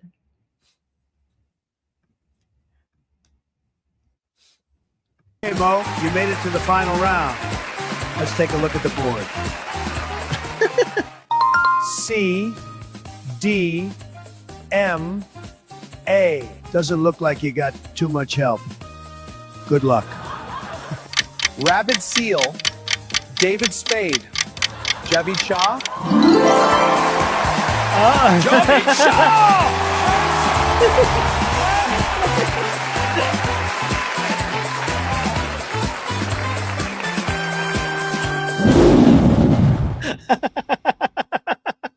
Oh, that was good. Oh my god. isn't that amazing? That was great. That was so good. You should play it again. Just press play on the video. I wanted It's to so good. see what Pezeshkian was trying to do here. Okay, Mo, you made it to the final round. Let's take a look at the board. C, D, M, A. Doesn't look like you got too much help. Good luck. Rabid Seal, David Spade, Javid Shah. Javid Shah!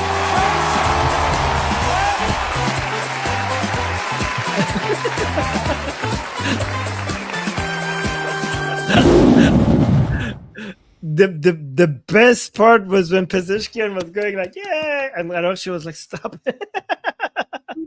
Why are you clapping, Javid Shah? Oh my god, that part was comedy genius. This part, like, you know, it's so good because Pezeshkian is like clueless and He's like the idiot. He's like the useful idiot.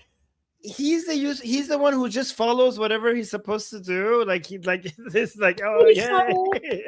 I was like, stop. What are you doing? Oh my god, this is so on point. Love it. Oh, There's wow.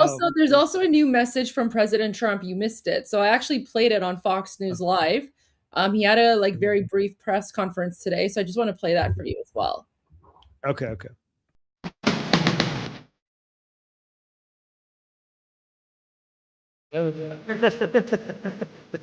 Yeah. There it is.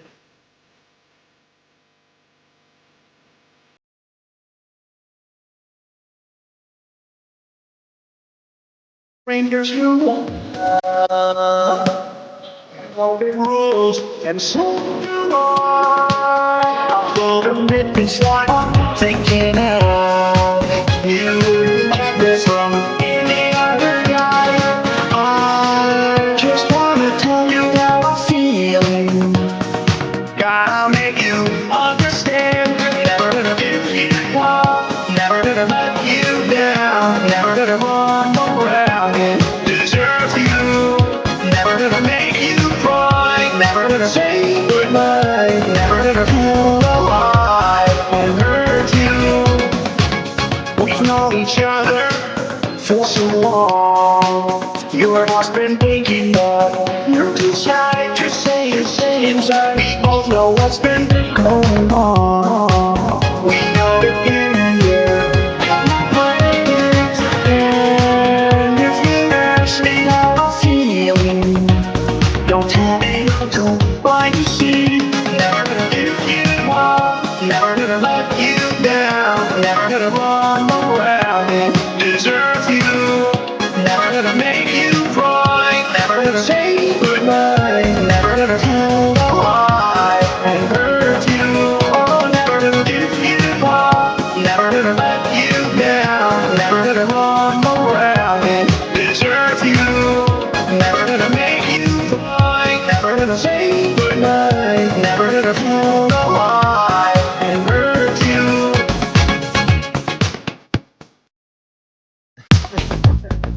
There you go. All right. That was the best. That was the best Rick roll. Trump roll. There you go. So the Rick roll has evolved into the Trump roll. But Armin, on a more serious note, okay. You know, your theory is absolutely correct when it comes to like, Islamic regime politicians, calling out Arakchi and Ghalibaf. So now there's like this random like mullah who's basically he called President Trump a vile yellow dog. That's Nabavian. Yeah. I know But he's him. like, don't worry though, it's a totally new regime here. Let me send this to you, so you can translate his post. Yeah, this is shot.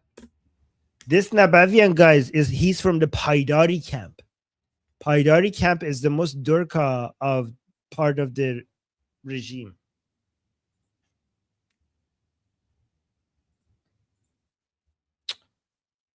Okay. Look, mullah, look. Goldie, you're gonna hate.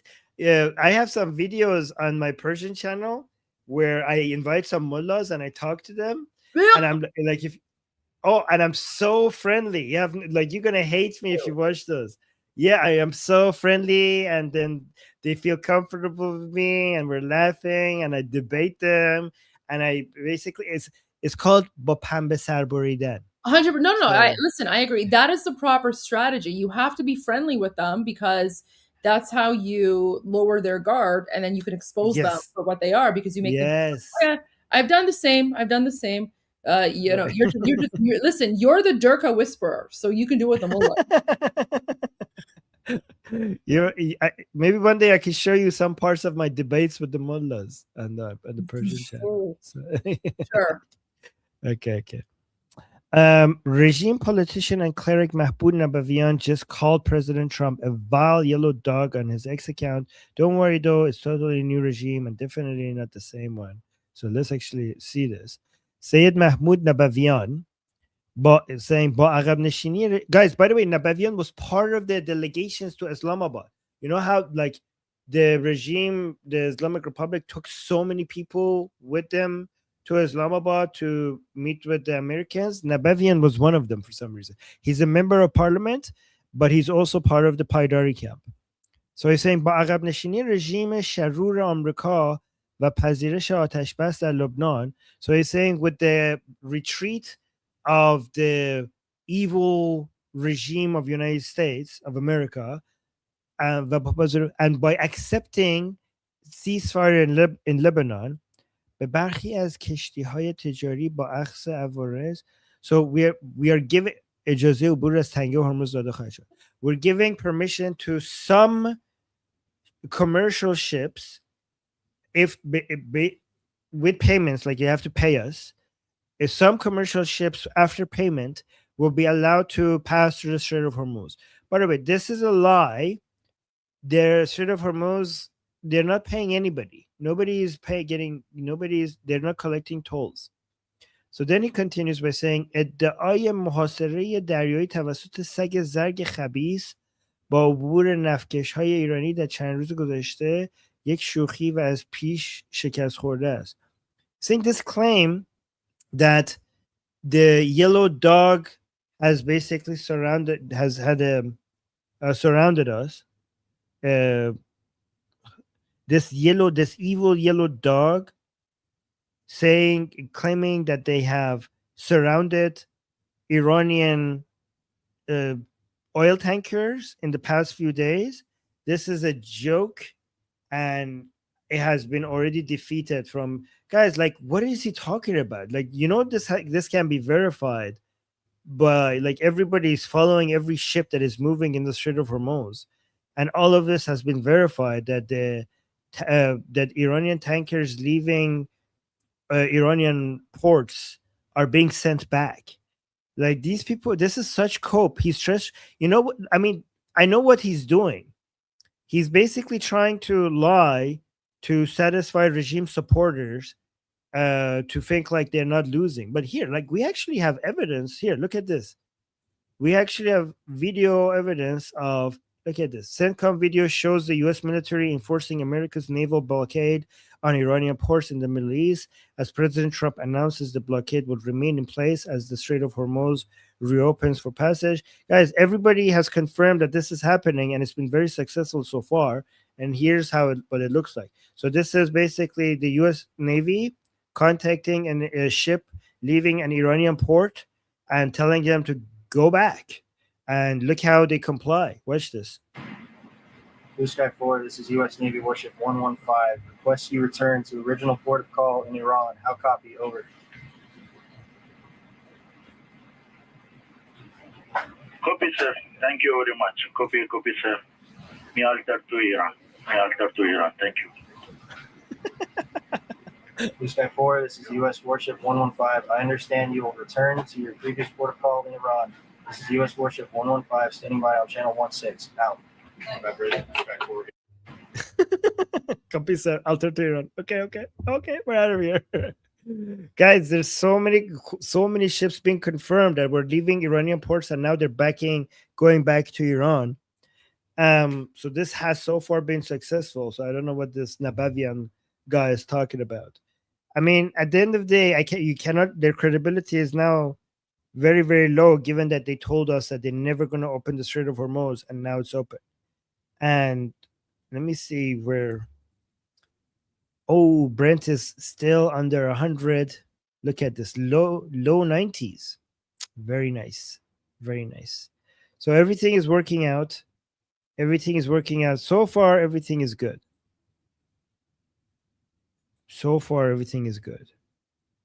Well, is it though?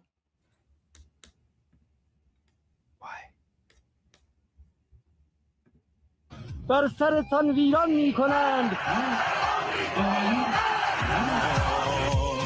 نظر تو بادا، دست مردان تو در دست خدا، مهد وفا. ای غیرت کانی قطن، پاشیمسن خوفارسن، حضرت لبایراغın اسir yol vermesen, al yarasan, yol vermesen, al yarasan. Ol çe sahib zaman.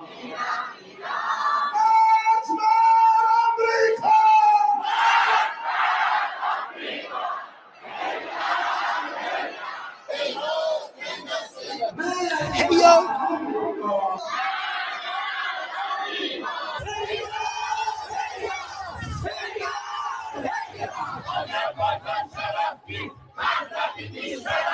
ای بلیت ریش دارم برد شیر سردیارم ای به شاهنامه خونم کرپل نیل شاهنامه بنگ نه دال منیتو رستم ظالم منیتو رستم شودارم سیاه افرو مال منیتو برنو غیرت بشونت آسماری مادیونت شیر زرد هفت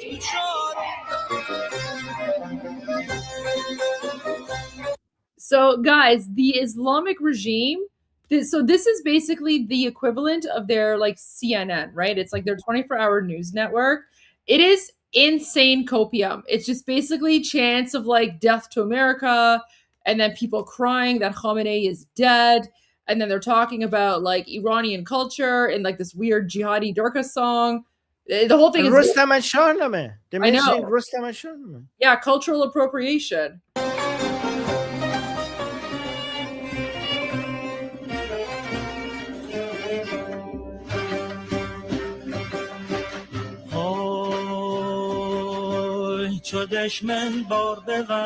Yep. Let me see if I can go forward. What else do they have? It's basically just like full on Durka. Oh, wait, what's going on here?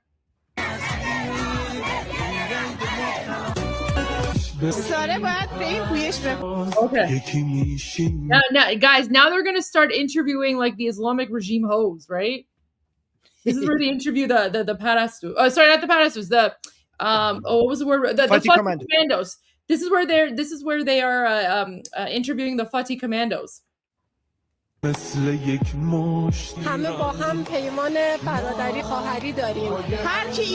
So she's like, we have like a brotherly and sisterly connection. She's like, everyone who loves Iran has to support us. Like, what? Like, you insane person. Like, no, we love Iran. That's why we're fighting to free our country from, like, you disgusting jihadis.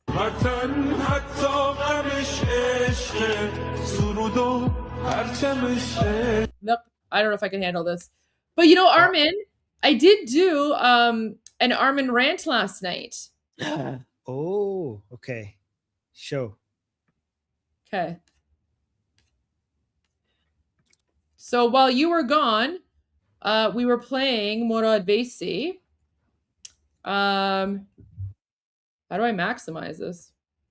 Or I guess that's as big as it goes for some reason. Anyway, so is this why is it like this? This is so weird. Why is a live stream like that? I don't know. All right. Anyway, so people were like, Goldie, do an Armin rant. And I was like, all right, so here's my Armin rant.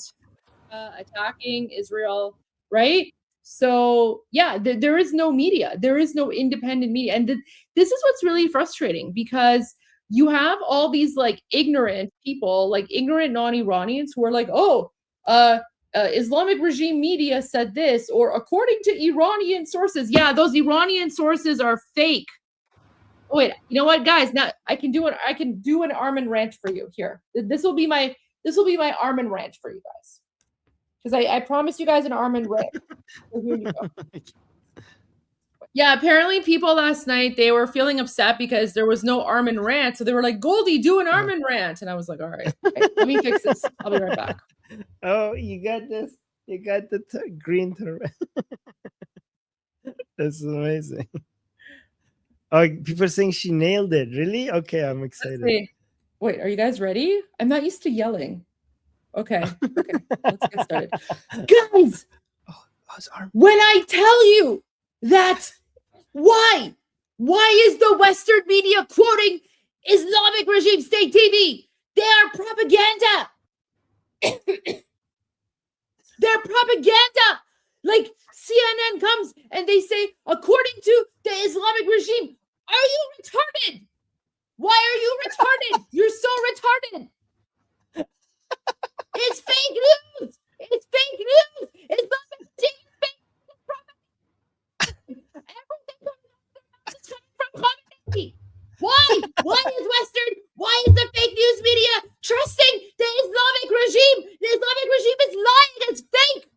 It's fake. They're anti-America, and the media is promoting Durka jihad. Stop it.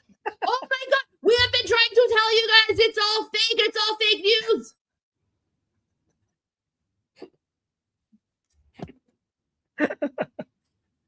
Okay.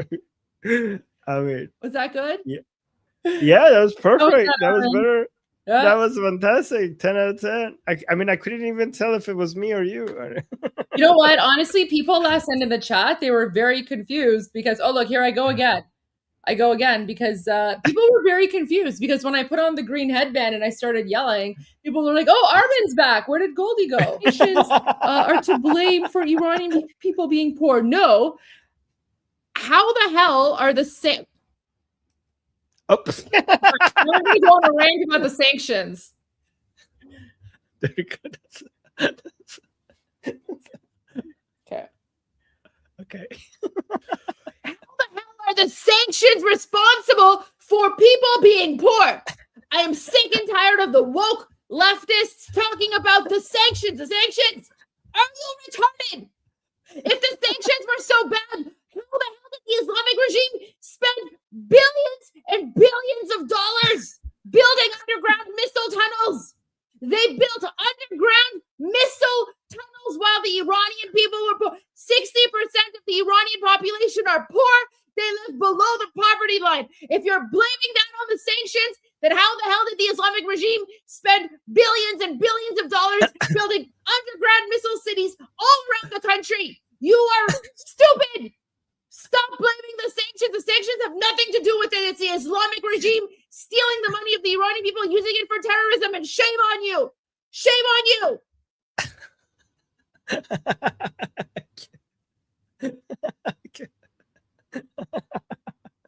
Perfect. I approve. Apparently my Armin rants are better than your Armin rants. Yeah. People are like, this is actually better than Armin rant. Okay. Oh no.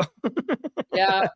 So I All don't know. right, guys. But it all I'm gonna started. stop. It all started when like I actually, yeah, it was when you were gone, and then there was like some sort of hey dad or something was happening, and then people were confusing me with you, and then we decided to play Morad Vesi, and then I just went with the full headband. Wait, where was it? I think it was here. Seems different. Shoulder destination, spicy. Thank you, Goldie, for the best news and showing Morad Vesi. You're welcome. Oh, I've been medicated. Yeah, Armin's been medicated today. There you go. Yeah, Armin, these are no, don't say that. Don't say that. I'll get banned again or something. Oh, wait, try an Armin giggle. Oh, you're bad. God, I'm so bad at Don't say it. impersonations. I can't do it. I can't do it. That was terrible. That was so scary. Just a joke. Armin. This isn't Armin, it's Sholdy. There you go. She, her. Are you sure you're Armin? Something seems different. I don't know. So what happened, Armin, is like, honestly, your live stream chat, like people are amazing. So I think I shared a link or something, and then someone was like, thanks, Armin. Then I was like, oh no, Armin's gone. It's me, Goldie. And then people were like, no, wait, are you sure? Because you look like Armin. And then it turned into a whole joke. And I was like, are you sure, Armin? And I was like, oh, wait, no, wait, what seems different? And then wait. I know what I'll do to convince. Okay, I know what I'll do to convince you guys that I'm Armin. Give me one moment. I'll be right back. Oh my God, this is amazing. This is So then I did this to prove that I'm you. Okay, see, I'm Armin. Nope, there you go. This is literally proof. This is literally proof right now that I'm Armin. Okay? Like, I don't know how much more proof you need. Yes. Dying of laughter. Wait, what is this? Oh Dying of laughter. Have you, though? I mean, one could be just like an AI. There you go. Yeah, you called it. You called it. There you go. There you go. So we did have a little bit of fun when you were gone last night.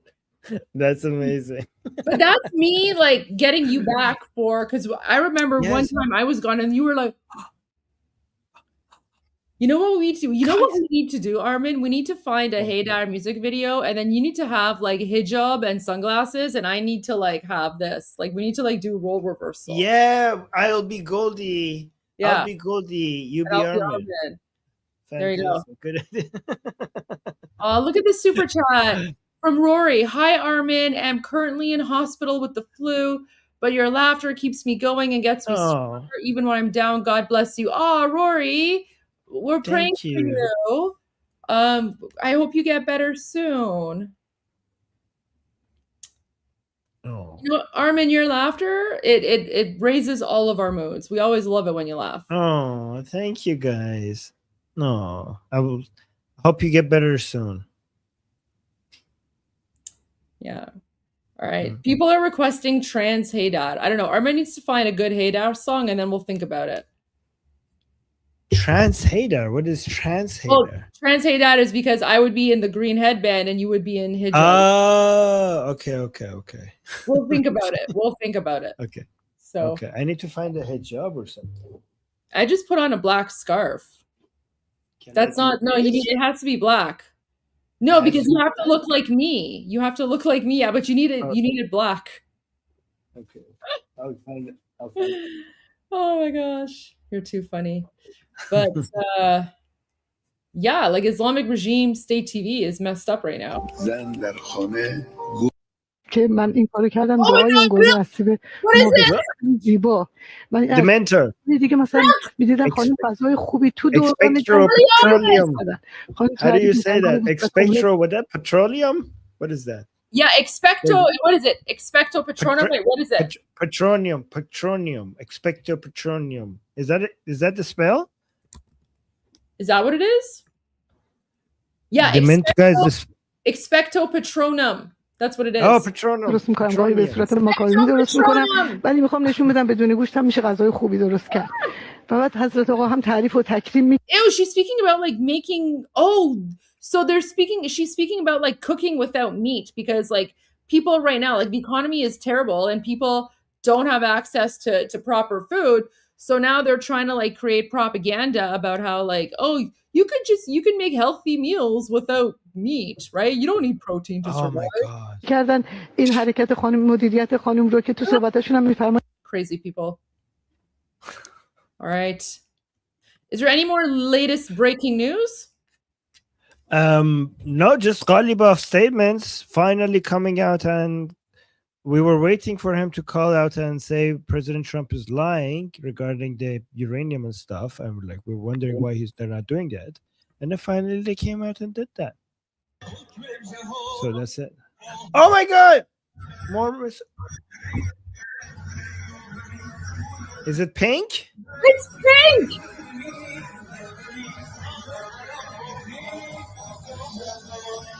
Are they supposed to be Minab, the children that died at Minab school? Yeah.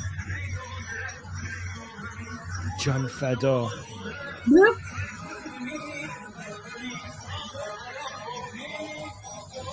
This is crazy. They've gone insane. Like the regime has gone insane. Like this is so disgusting. And then look at this.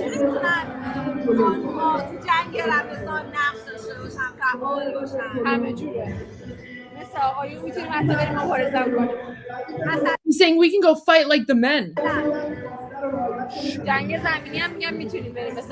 And she's like, oh, we can also fight on the ground.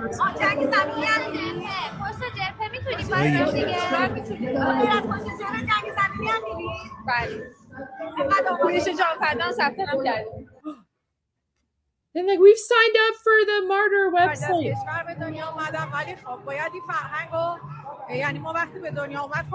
Oh wow, she's saying she was born outside of you. Okay, you know what? Actually, let's do Armin GPT because you're better at this. Oh. And then you can head out. Unless you want to save this for tomorrow. No, I could do this one. Okay. And then after send you the link. Yeah, and then if you want to head out after that. And then I'm just going to finish up Murad Vaisi's analysis from this morning after you leave. Yeah, guys, like if you guys are watching Murad Vaisi with Goldie, then you guys know more. Like your level of understanding of what's happening in Iran is really, really high. Goldie has found a really good source for you guys to. Oh, there's 4 of them. What is? It's really pink. It's pink. Why is it pink? So they're saying Hukm Jihad Ahmad, which means the command for jihad has arrived. Why is it pink? Why is everything pink now? Okay, look at this salute. That's lazy. That salute is lazy. Why is it not going back? Hold on. Let me try again. Okay, so to be fair, these 2 women, they somewhat proper salute. But look at this other one. Look at this. You're not even trying. What are you doing?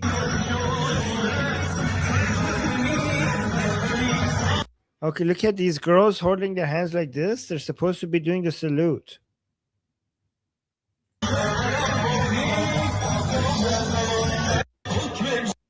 Okay, wait. What did the song say? So Hukm Jihad umade, which means the command for jihad has came, and then what was the rest?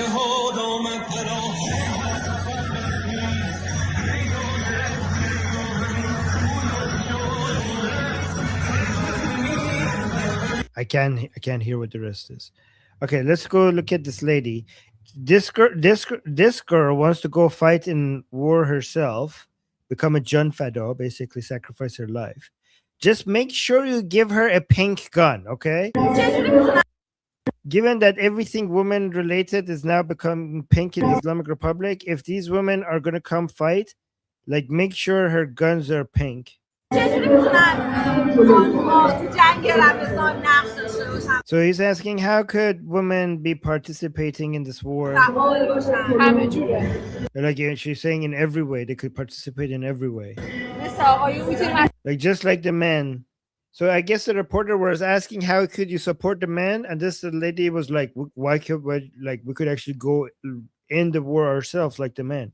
Okay, as long as she has a pink gun." Like give us some example.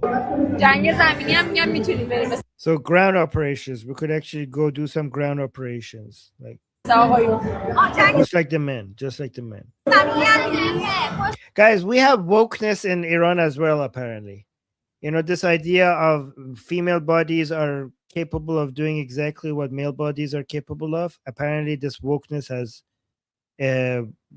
have somehow managed to reach its way into Iran as well.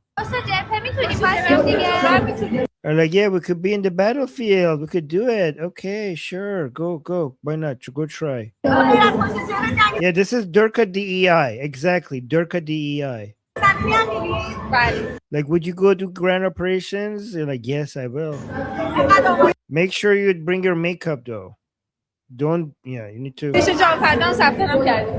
She's like, I have actually submitted my name in the John Fado website. So, guys, if you don't know, the Islamic Republic has this website up, and it's getting everybody to go register their names as people who are ready to die for their country as John Fado instead of Shahid.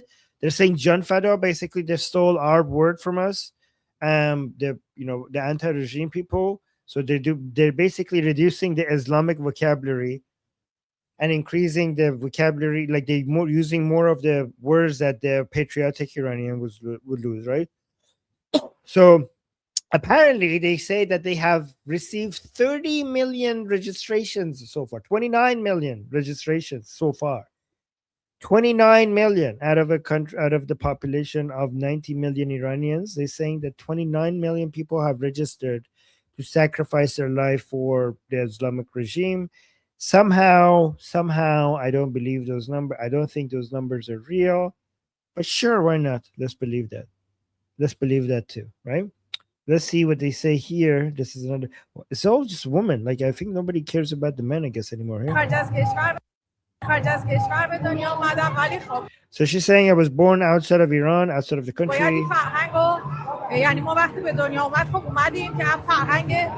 Like, but when she was born, we came back to Iran so that she gets basically the culture from inside Iran. So she's saying, like, we were outside of Iran, but as soon as she was born, we came back to Iran so that she has the proper culture. The Durka culture. We wanted to make sure she's full Durka. So she's saying, like, we wanted her to learn the culture of Iran very well. Well, lady, this is not Iran's culture. This is Durka culture. You're missing Durka culture. You retarded. This is not Iranian culture. This is anti-Iranian culture. So she's saying we brought her back so that she could see everything that is happening. Oh, great. So you were in a safe area and you brought your child into the middle of a war. Wow. Really good, responsible mother.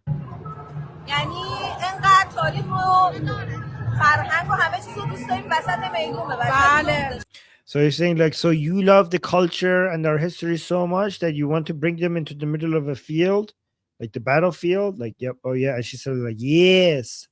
Yeah, that's retarded.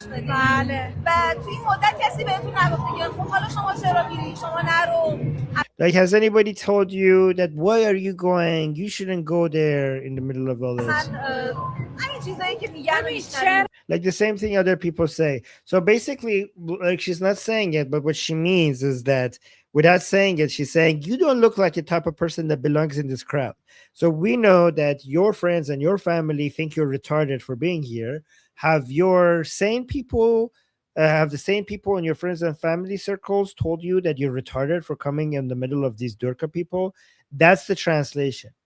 Okay? She's saying, we're Durka. You look like a normal person. We're insane. We think that you probably have normal friends that are not Durka like us that have told you that you're retarded for joining us. Have your friends told you that you're retarded for joining us? That's the translation.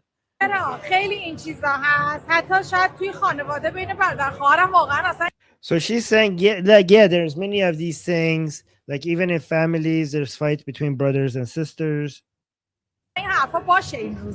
Like these are the type of conversation people have in their family, between family members.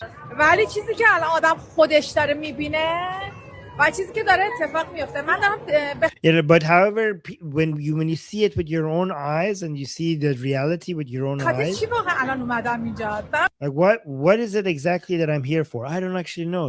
Tell us. افتخار میکنم اولا به زبان خودم. Like I'm here because I'm very proud of my language. I think she's actually retarded. Like, you know, we kind of use the word retarded here to insult these people, but I think I shouldn't have used it on her because I think she's actually like mentally handicapped. Like I'm not exaggerating. I genuinely think this person is mentally handicapped. Like not retarded as an insult, retarded as in actually retarded. She's saying like, I'm here. Why am I here? I'm here because I'm proud of my language. Okay. Like I'm here because I'm proud of my culture. I'm proud of my past. Guys, she's here supporting this jihadi woman because she's proud of the Persian language. Okay, that makes sense apparently in her mind. Like if you look at around you, all of these people here, all of these kids, why are they here? I don't know, lady. You tell us. You're saying they're here to show that they're Iranian. Okay. Wow. Okay. Guys, I wouldn't I don't know. I didn't know. It's next level gaslighting. It's the oh my God. They're here to show their Iranianism. Okay, so apparently coming out in the streets, supporting the occupiers of Iran, supporting the people who just killed 40,000 Iranians, breaking a record in 10 hours, killing more than 40,000 Iranians, supporting the most anti-Iranian force that has ever existed in history is basically showing that you're Iranian. Okay.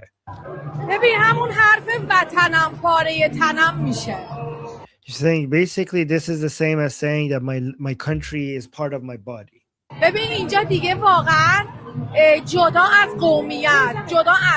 Like from here, basically the issue is not your ethnicity. Oh, wait, say religion. Say juda as religion, deen. Oh, she didn't say deen. She didn't say religion. So he's saying here, independent from your ethnicity, independent from anything, from your thoughts, whatever separates us. But for some reason, she didn't say religion.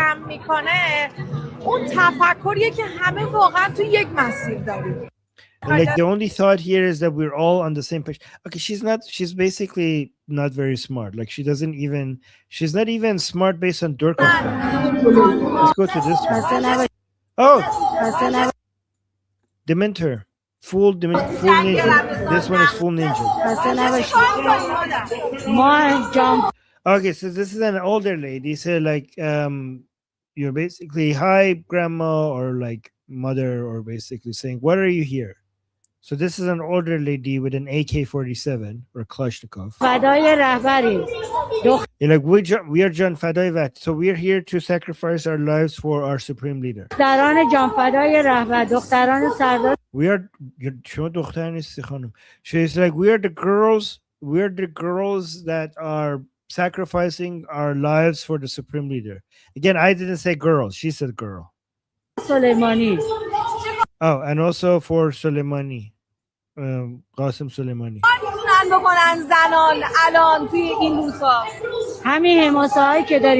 Like, what can women do these days? Yeah, expect your petroleum, guys. Exactly, on this entire crowd. Like, what can women do these days to support? She said, like, just come here and create these legends.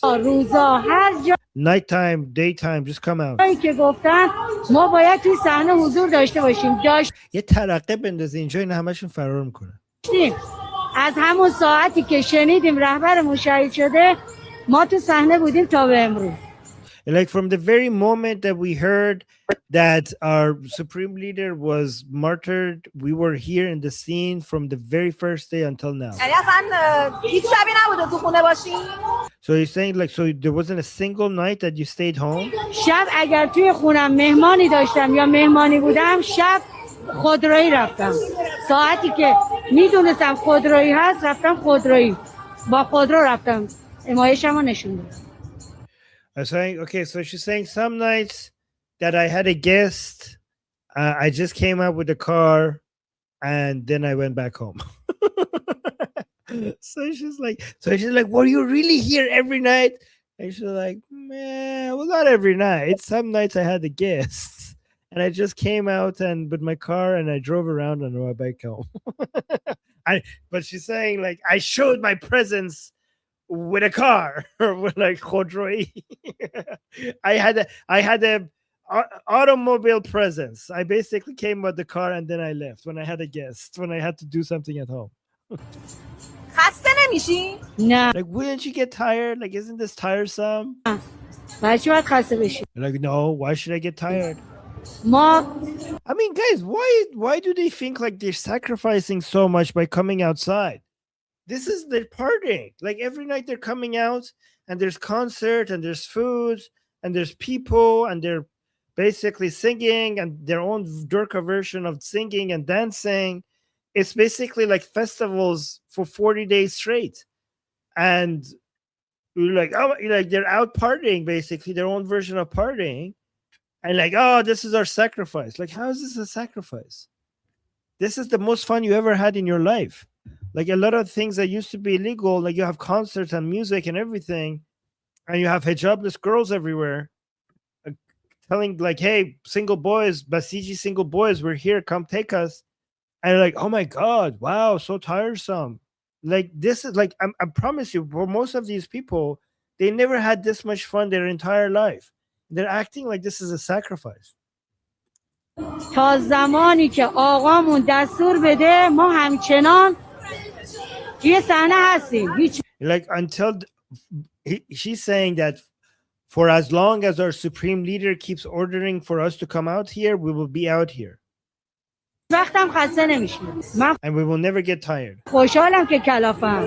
من هر چی Like I'm happy that our enemies are annoyed. بدونم اونا کلافه هستن من بیشتر توی صحنه. Like the more I know that this what I'm doing is annoying our enemies, basically the Americans and Israelis, the more I will come out. If guys, Israelis and Americans, I didn't know this is annoying you so much. Is this really annoying you? Because she says like our presence here is annoying the Americans and Israelis, and the more I know that this is annoying them, the more I'll come out. حتی نوه‌هامو بچه‌هامو همه رو کشوندم توی صحنه.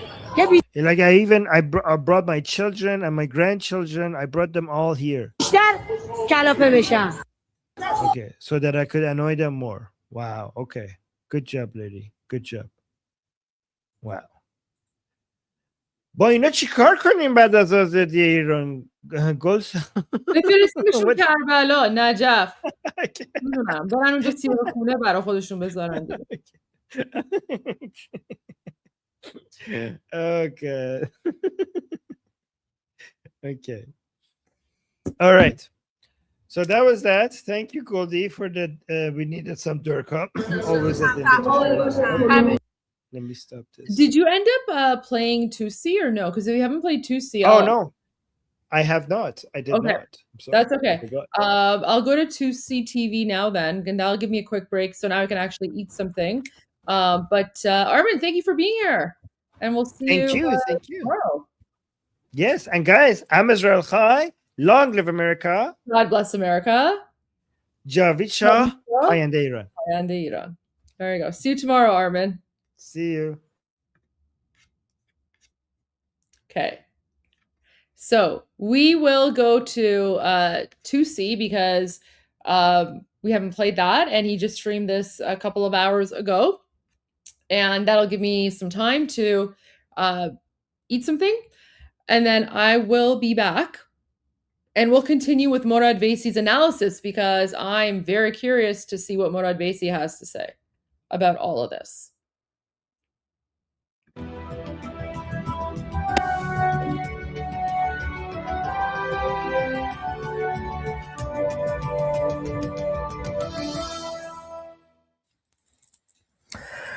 Welcome to 2C TV. This is your global news channel. I'm 2C, and the Islamic Republic of Iran is having a tough day. Once again, President Trump has caused chaos using his words, not even the military. Okay, so it's all kicking off in Iran as expected. Earlier today, President Trump came out and said that the IRGC, the Islamic regime in Iran, have agreed to everything. I got excited. I said, wow, have they actually managed to do the surrender deal over the nuclear issue? Then I realized, hang on. While everybody else on the other side were having a meltdown, I said, wait, give it a second.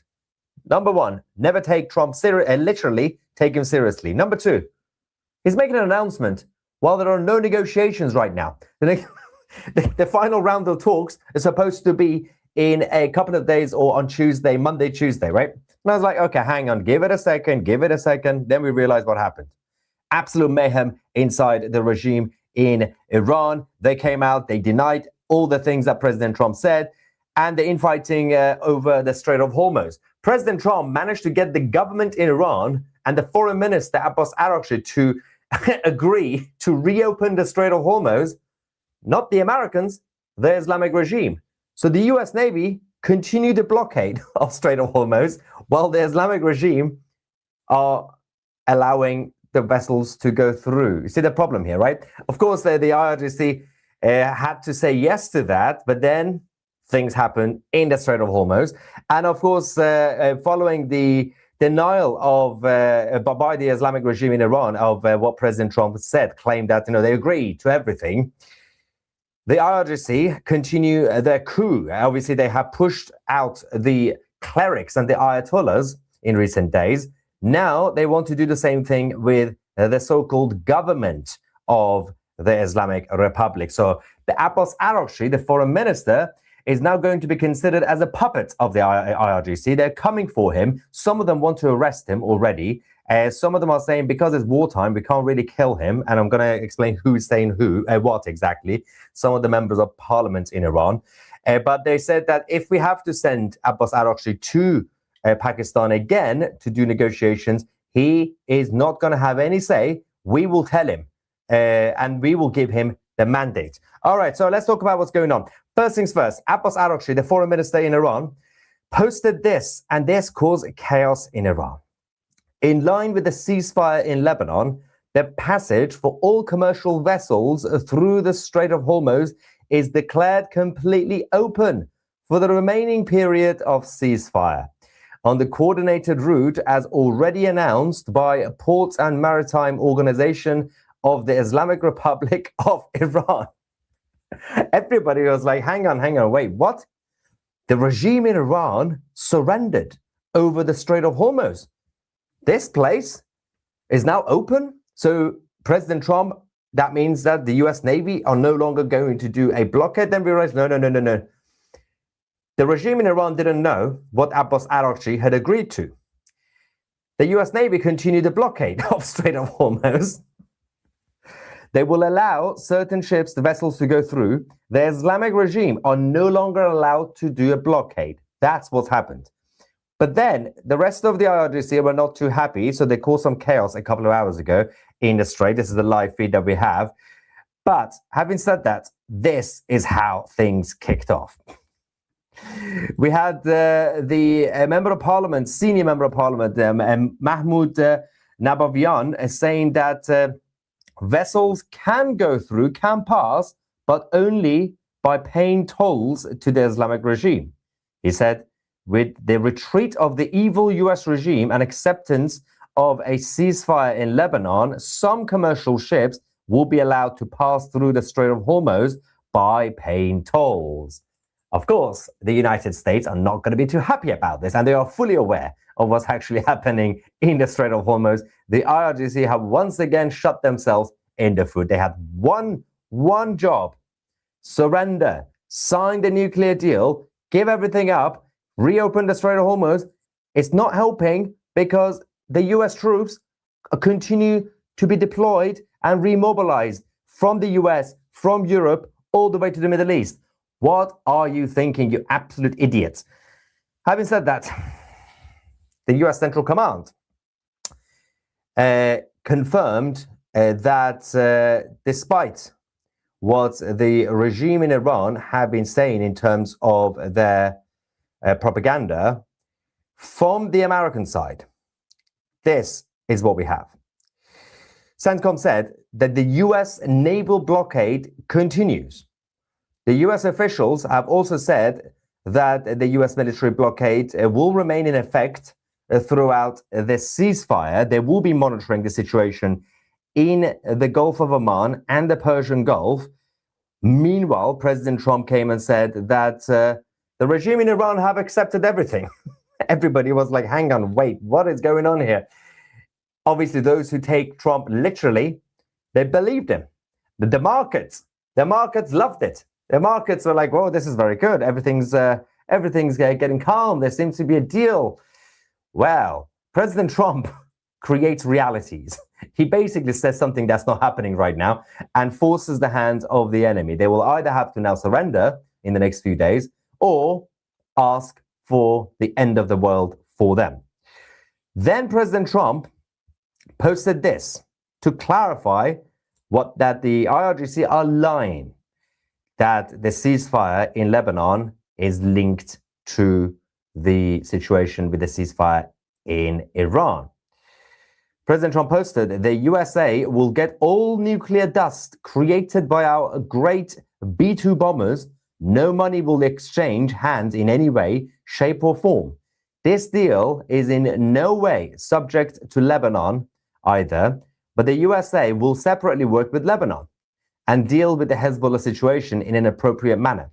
Israel will not be bombing Lebanon any longer. They are prohibited from doing so by the USA. Enough is enough. Thank you, President DJT. So obviously for the US government, it's probably best to do carrot and sticks. Sticks will be used against the Islamic regime. Carrots will be used in Lebanon because everybody is now fully united, the Lebanese government, the Israeli government, and the American government, that Hezbollah needs to go. No more concessions, no more compromise. So obviously those who expect just bonfire and fireworks to continue don't understand that, well, the Israeli Defense Forces can continue the same level of operations that they've been doing for the past 3 years, 4 years, 3 years, but nothing will actually happen unless you have the Lebanese government on your side fully. And the Lebanese government can only be on your side if the Americans force them. Now, and you can't have bonfire going on in Lebanon at the same time as in Iran. That aside, the Islamic regime were claiming that the ceasefire in Lebanon were linked to their demands. They were claiming victory, saying we won. And then President Trump said, well, nothing to do with that.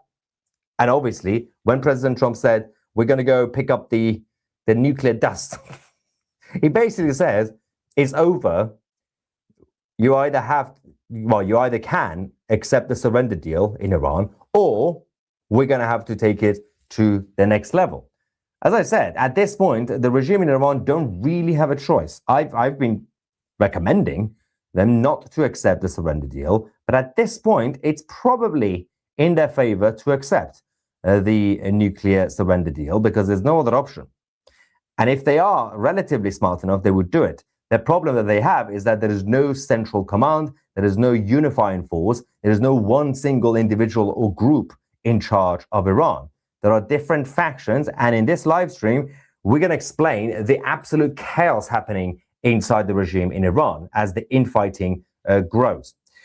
There are a couple of things here. Bill says the IRGC gives up everything but power. How long? It will take some time. Do you know anything about the US unfreezing $20 billion for the nuclear materials? I've heard it's part of the negotiation. That's, again, this is Islamic Republic propaganda. They've been going around claiming this. Again, if you hear something on social media from anybody, whether it's the regime in Iran or the US government, don't believe what you hear. Only believe what actually happens, not words. Words are just propaganda, the rhetoric that happens during, diplomacy and wartime. You only believe what actually happens, the outcome, not words. Words are not really important. President Trump could say whatever he wants to say. The leadership in Iran, could say whatever they want to say. It doesn't matter. Outcome is the important thing. Now, the Islamic regime, who have been claiming that they're now in charge and they've won, they've been telling that to the people in Iran. Some people believe it because of the internet blackout. But the reality comes from the Strait of Hormuz.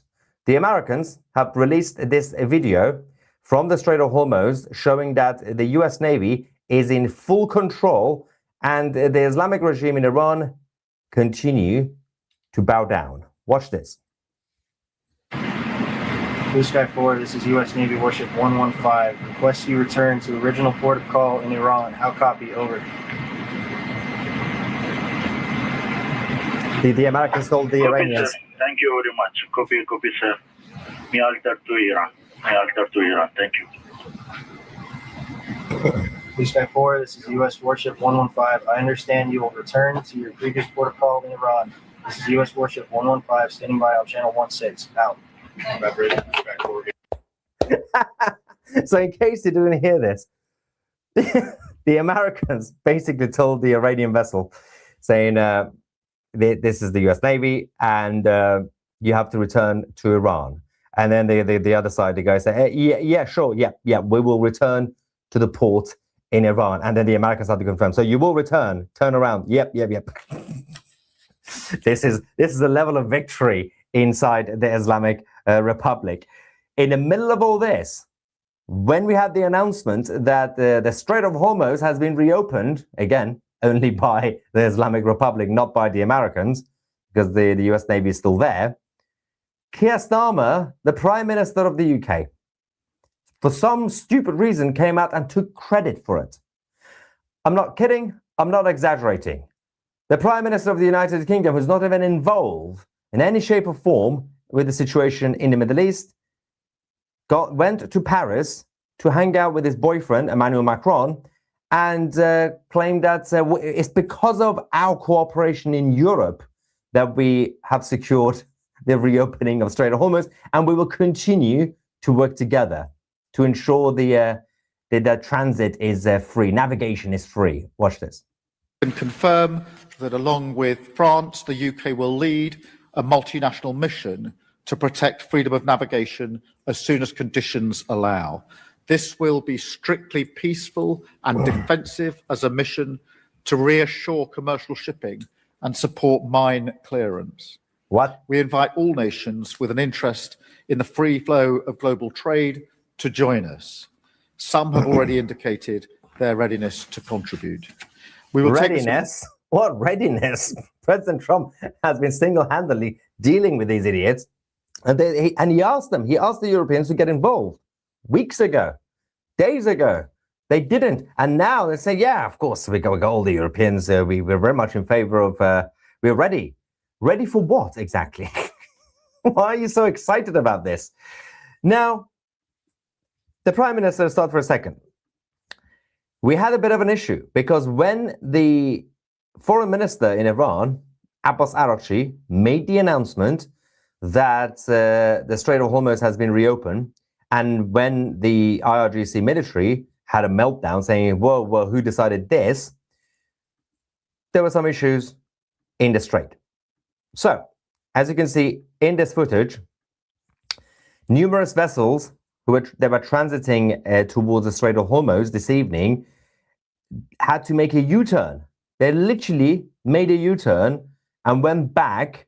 The reason for this was because the IRGC Navy, well, it's not necessarily the Navy, it was actually there in mainland Iran and on the islands, who were threatening these vessels, saying, go back to the Persian Gulf, do not cross the Strait of Hormuz. As you can see, the green ones that return, they make a U-turn, they turn around.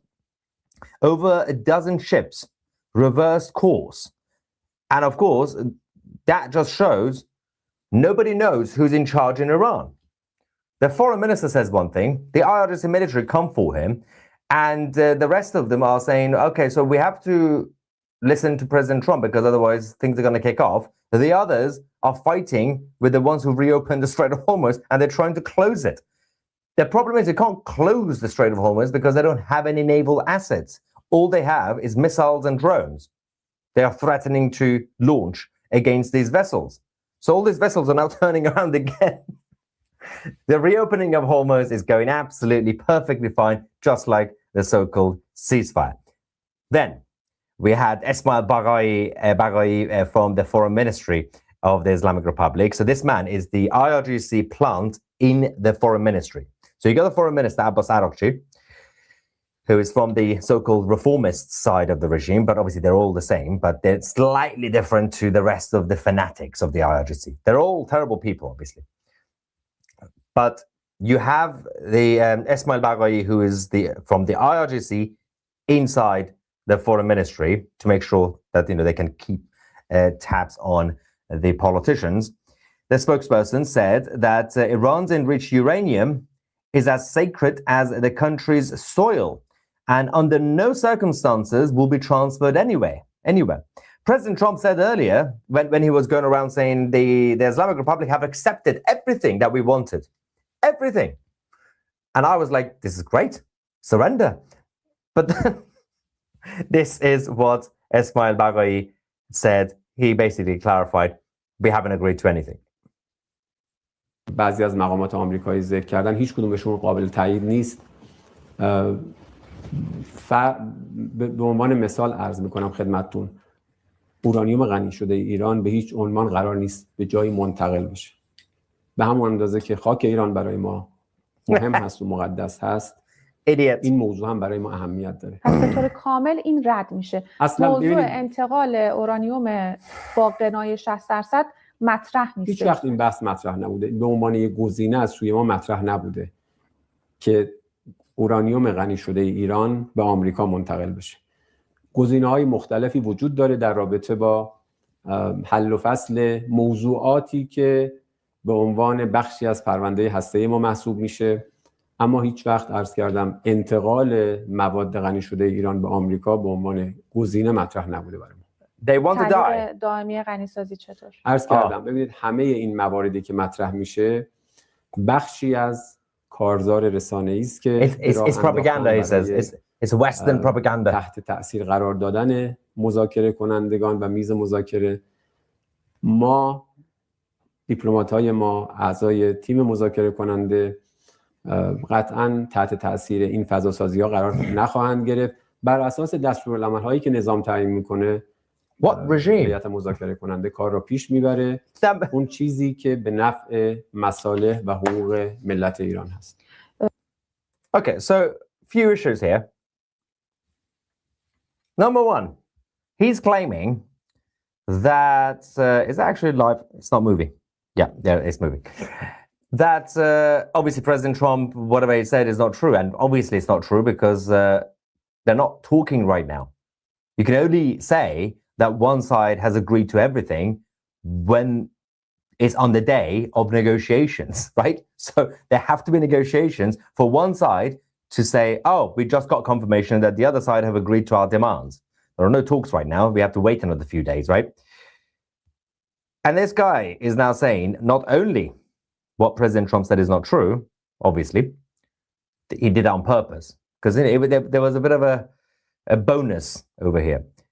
President Trump, by basically claiming that the IRGC have accepted all the demands of the Americans, number one, he caused more chaos inside the regime because they were going around saying, who accepted this? Who is doing this? Who's talking to the Americans right now without us knowing?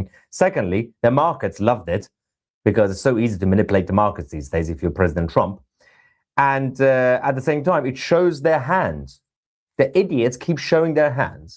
Not only he had to deny that what President Trump said is not true, but he also had to basically say, because President Trump pushed them into a corner, they are now in a paranoid way saying we will never agree to uranium being transferred outside or permanently stopping enriching uranium. They are making things more difficult for themselves. Because if at the end of the day, in the next few days, if the Islamic representatives of Iran accept the deal, you do realize what's going to happen. The hardliners in Iran are going to have a meltdown and more chaos will happen. And if they don't, well, the Americans will have to cause chaos in Iran. The reason I say this is because the regime and their supporters are not too happy. Firstly, the situation with the foreign minister, Abbas Araghchi, who posted the post on X earlier saying, yes, we have agreed to reopen the Strait of Hormuz. there was a reaction. We also just got some breaking news that the next US-Iran talks will take place on Monday in Islamabad, Pakistan. So that's breaking news now, Monday. So it's Friday now. 3 days from now, the IRGC will either have to now be forced to sign a surrender deal, or they're just going to walk away and bad things will happen. As I said, at this point, it is in their interest to accept the deal, even though it's not really in their interest. It's a surrender deal, but they don't really have any other option. Going back to IRGC, Mortaza Mahmoudi said that, this is one of the top IRGC guys, said that the foreign minister would have faced impeachment and imprisonment over the announcement he made earlier if it was not during wartime. He accused him of making ill-timed remarks that calmed the global oil and energy markets, because that was the result. The markets, they loved it. And the IRGC don't want the markets to calm down. And President Trump forced the foreign minister to submit, even temporarily. That helped. Having said that, the mayor of Tehran, Ali Reza Zakani, said the negotiating table was supposed to be a continuation and complement to the battlefield. Just as the principle of negotiation has been under the view of the leader of the revolution, whoever that is, all key decisions must also be made in accordance with His Eminence's strategies and with his approval. He's talking about Mujtaba Khamenei. We don't even know where he is. Apparently you need his approval. He also said, after the foreign minister's tweet, we witnessed Trump's drunken audacity. President Trump, for the record, doesn't drink alcohol, you nutter.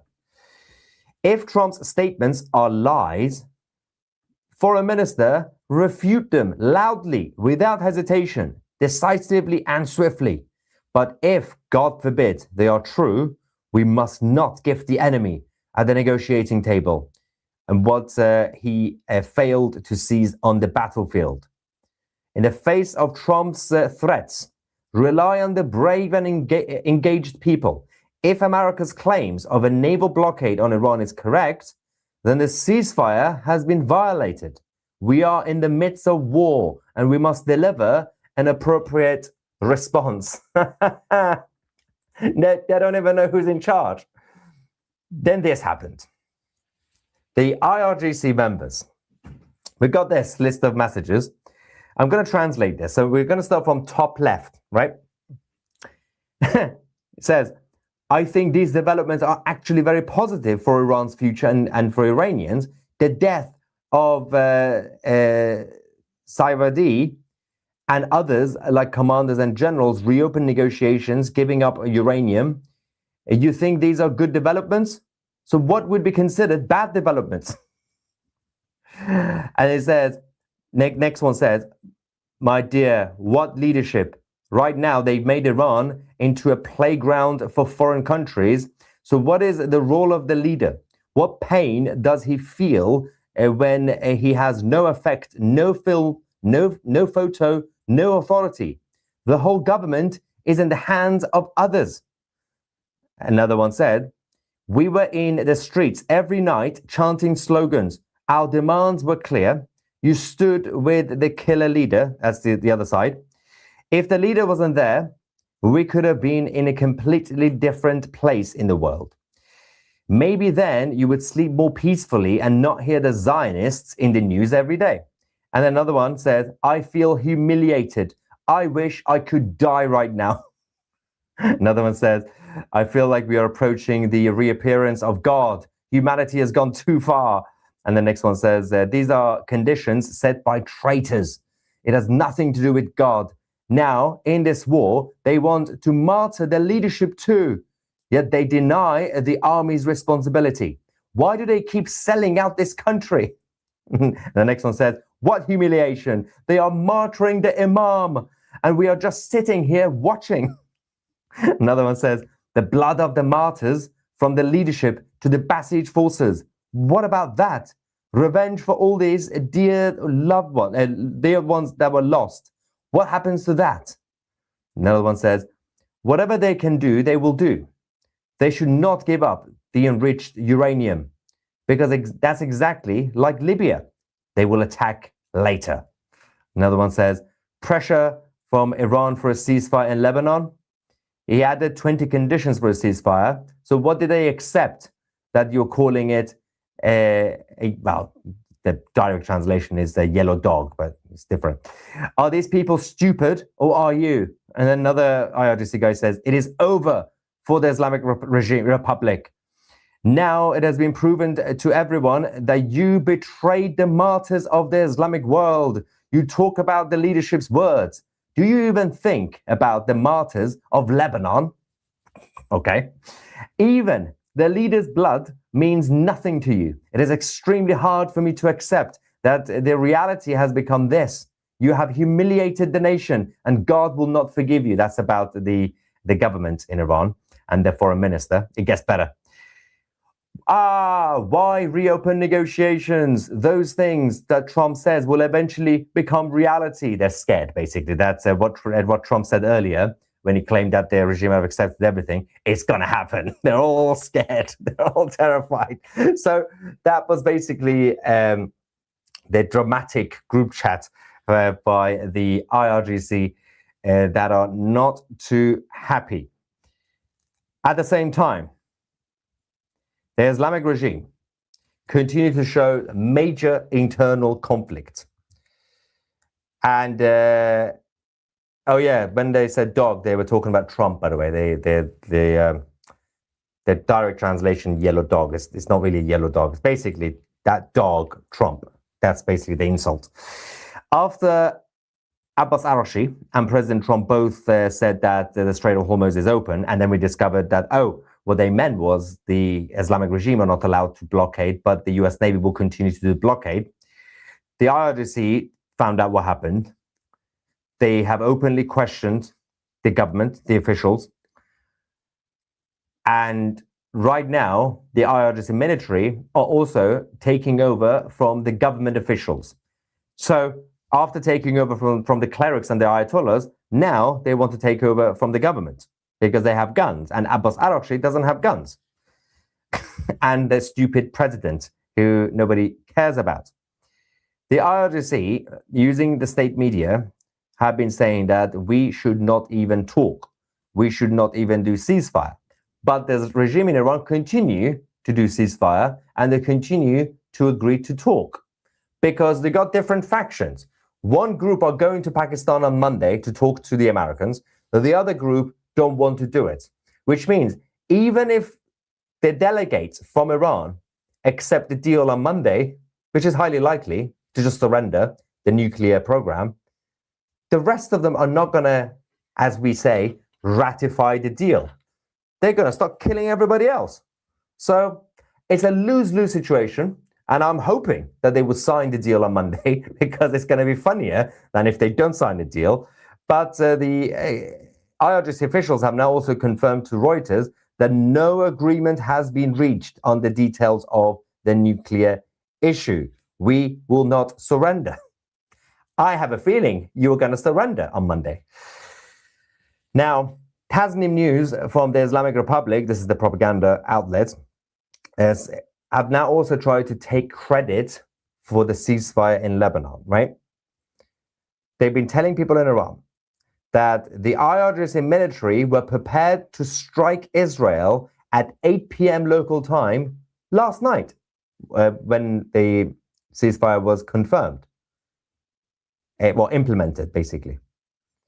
But then they held off once the ceasefire was implemented in Lebanon. There was no indication that the IRGC military were getting ready to attack Israel last night. We would have known.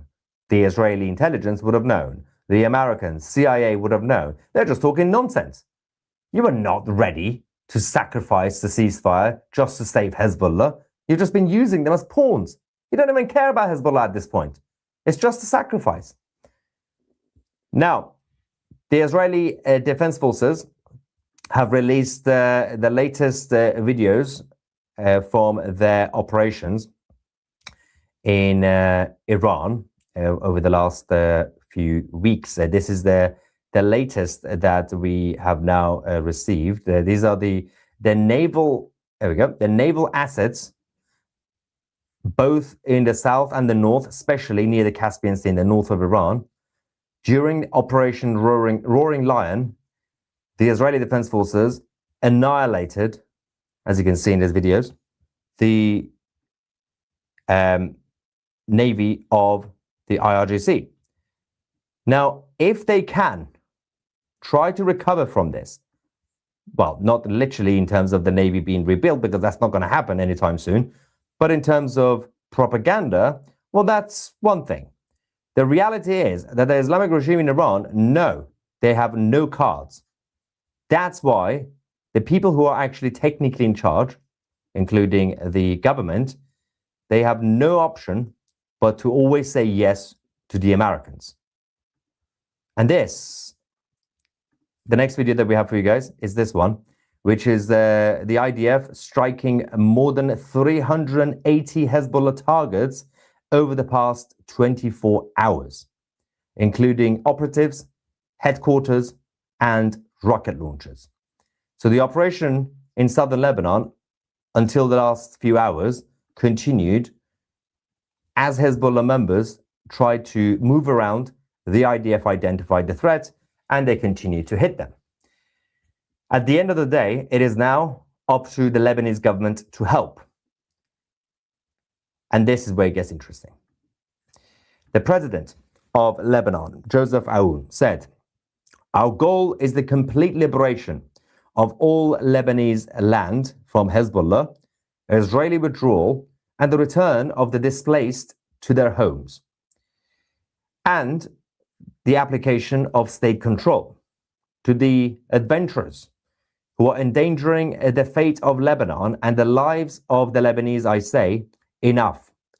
Only the state project in Lebanon is the strongest, the most enduring, and the safest for everyone," which is a lie. He says, "We are no longer a card in anyone's pockets and an arena for anyone's wars, and we will never be like that again. This negotiation is not weakness, not retreat, and not concession, but a decision stemming from the strength of our belief in our right, our concern for our people, and our refusal to die for anyone, including Hezbollah. The negotiations do not mean that we will never mean a waiver of any rights, no compromise on any principle, and no violation of state sovereignty." The reason he can be confident about this is because President Trump has basically reassured that he will be supporting them against Hezbollah, so you don't have to wait for the Israeli Defense Forces to come and basically take chunk of southern Lebanon to do your work. The Lebanese military will now have to be forced to finally do their job because they have the backing of Trump now, directly, right? If the Lebanese military continues to fail to disarm Hezbollah, well, that means we've gone back to square one and nothing has changed. The Israeli military action in Lebanon has not been enough to completely disarm Hezbollah because they continue to hide among civilians and they go into tunnels and they keep coming out. The Israelis can't, on their own, finish off Hezbollah in Lebanon. You're going to need the Lebanese military, but do you actually trust them to be able to do the job? They say they can, and they will, apparently. And they say, we don't need the Israelis anymore. We can do it now. I'm not going to hold my breath, President. So we'll wait. Let's see what they're going to do at the end of the day. Okay, so let's quickly check a few things over here. And we're also going to go live to our feed in Beirut, the capital of Lebanon. A couple of breaking news as well. Obviously, as I said, Monday has now been confirmed, the talks in Islamabad. And the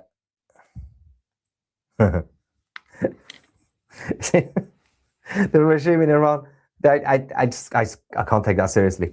The whole infighting has been the funniest thing since the ceasefire has started. The ceasefire happened between the foreign forces and the military in Iran, right?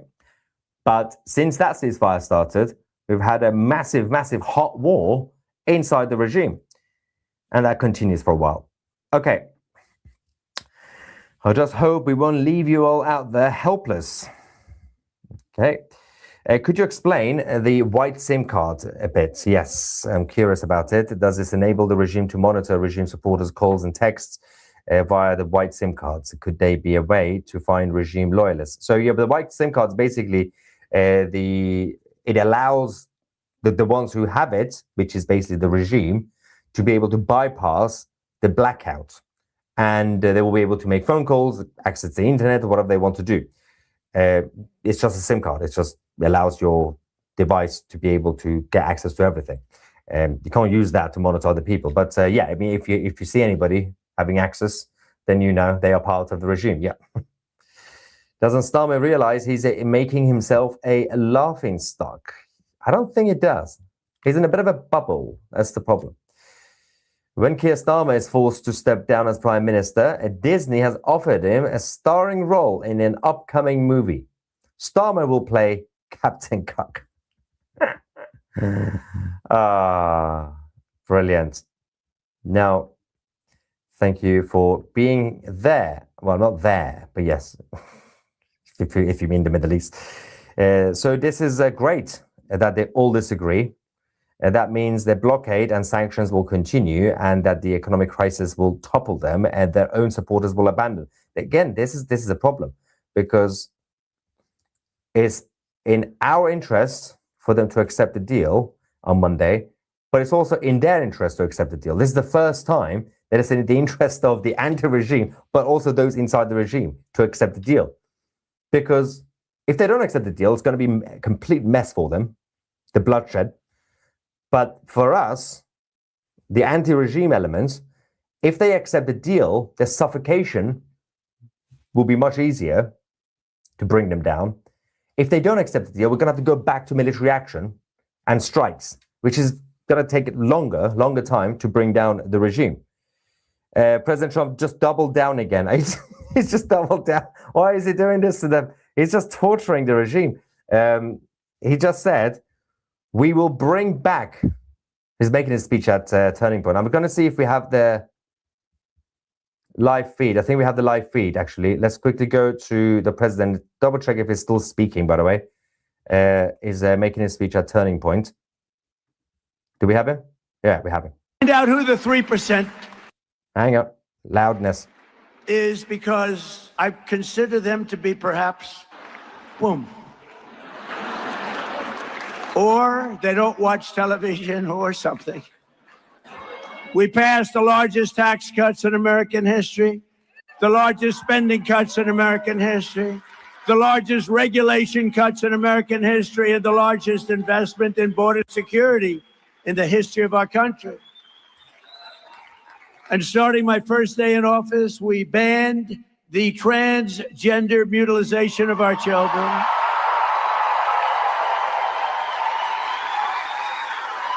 And we made it the official policy of the United States of America that there are only two genders, male and female. That was easy. Could you imagine if I was up here 20 years ago or 15 years ago, probably 12 years ago, and I said there are only two genders, male and female? People would say, what the hell is he saying that for? Is he crazy? That's got to be the worst speech I've ever heard. Why is he saying that? Or why is he saying that we got men out of women's sports? Can you imagine saying that 15 years ago? 15 years ago, if you said, and we got men out of women's sports, the audience would say, what's wrong with that guy? It's the craziest thing I've ever heard. And we got critical race theory out of our schools. And we abolished DEI across the entire federal government. And we eliminated so-called affirmative action in federal contracting and university admissions. If you get great marks and have great scores and your boards are good, everything is good, you're getting in. People can't go before. We have a country now that, again, is based on merit. That's the way we became great. But we have to win the midterms and all of these things. It'll stay with us forever. But if we don't win the midterms, I said it during my State of the Union speech when I interviewed and talked to some people backstage. I said, you know, I'd like to have some of these people called out for their greatness. And we gave out, as you know, that night, the Congressional Medal of Honor to a young man who was flying a helicopter with practically his legs shot off. And he landed in Venezuela perfectly with a lot of men on board, like 48. And if that goes down, the Venezuela incredible attack, nobody killed, hundreds of millions of barrels of oil taken out. The relationship with Venezuela is great. We're working, it's like a great partnership. But if that doesn't happen, we looked at the Democrats, not one was clapping. Medal of Honor. Then we interviewed a mother, a beautiful mother, whose daughter was slashed from behind by a maniac. She could hardly stand. It was 8 months ago. She could hardly stand, crying uncontrollably. Not one Democrat was clapping. Then we introduced a war hero from 100 years. He was 101 years old. Gave him the Congressional Medal of Honor for his great heroics. Wasn't recognized until I came along. Not one Democrat clapped. Not one Democrat clapped. And now they don't want to pay our border security, and they don't want to pay our great patriots of ICE. You know, ICE is a tough job. You got those murders that they allowed into our country. Think of it. Thousands of murders came into our country. 11,888, 50% of whom killed more than one person. These are violent criminals, and ICE is tough. And I don't want that job, and most of you don't either. I have a couple of friends in the front row, and they're tough people, but they're not that tough. They don't want that job. And if we don't have ICE, and if we don't have our great Border Patrol, and if we don't have our great policemen, and all of these people, they're incredible. They keep our country great. They keep our country safe. And the Democrats want to defund them. They want to defund ICE. They want ICE terminated. And you know, whether you're liberal, conservative, doesn't matter. Democrat, Republican, independent, it's crazy. And I looked at them as we went through about 7 moments when you had to clap, and they didn't. I said, these people are crazy. They're crazy. And you know, I don't know if you noticed, the word was passed to them from people that were watching, I guess, on television, maybe standing backstage. They said, this guy is killing you. Start clapping. And the last half hour, they were clapping for everything I said. They were clapping for everything, things they shouldn't have been clapping for, because they heard they were getting killed. Just remember that night. That night was a very telling night. And we don't want to go back to that. We don't want open borders where millions of people pour into our country. We want to have safe borders. We want people coming into our country, but they want to come in, and we have to have them come in legally. Very simple.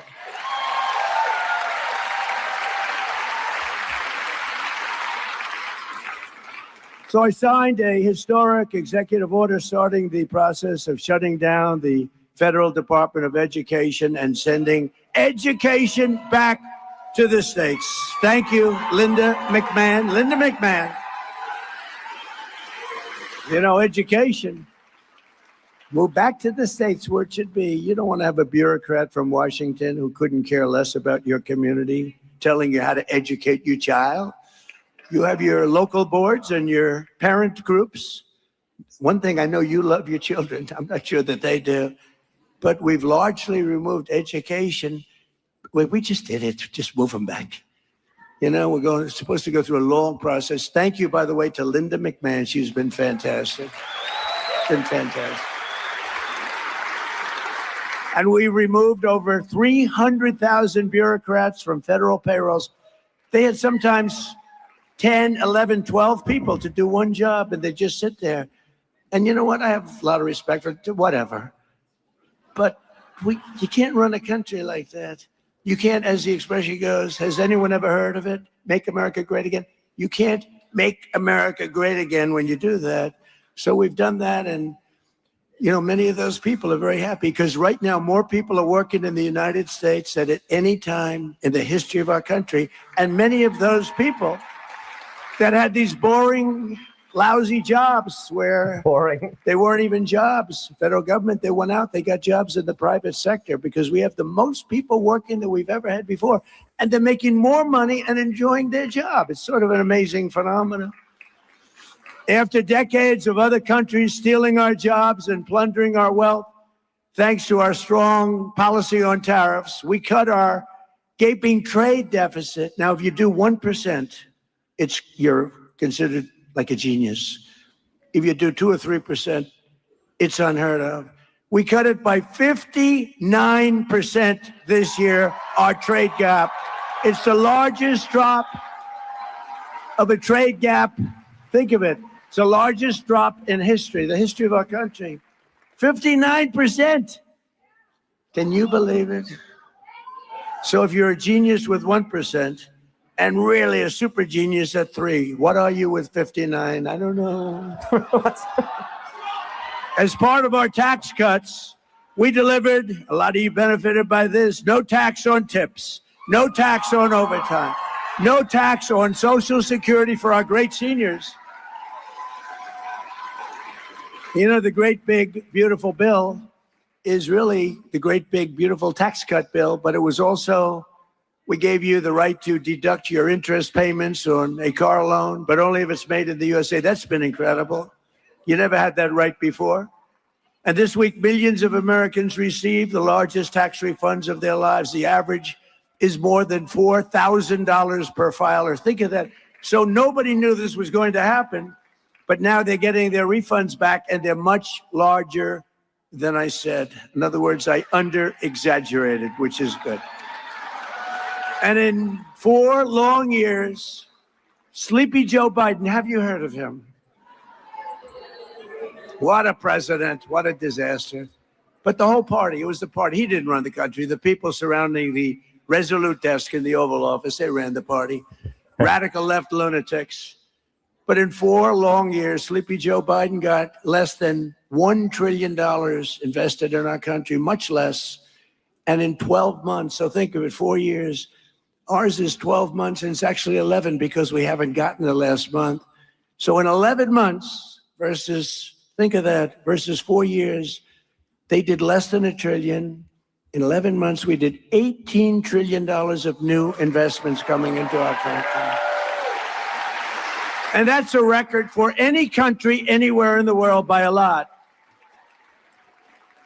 And the king of Saudi Arabia told me when I was in Saudi Arabia, they invested $2 trillion in our country. But he looked at me, he said, you know, Mr. President, a short time ago, we viewed the United States as a dead country. We thought it was dead. And now you have the hottest country anywhere in the world. And he's right, the hottest country anywhere in the world. For years before I took office, people thought that America was in decline, that our best days were in the past, and that the sun was setting on American power. But no one thinks that anymore because we are indeed the strongest, the hottest, the best country anywhere in the world. And you know what? Nobody laughs at us anymore. They were laughing. They thought we were a laughing mess. Under this administration, America is on the march and America is on the rise like we haven't seen maybe ever before. We are respected again as a country, and we're respected at levels that nobody thought possible. Unlike past leaders, this administration does not apologize for American power. We are not ashamed of American might, and we do not hesitate to defend the American people, which is what we've been doing for the last 2 months, because Iran cannot have a nuclear weapon. It's very simple.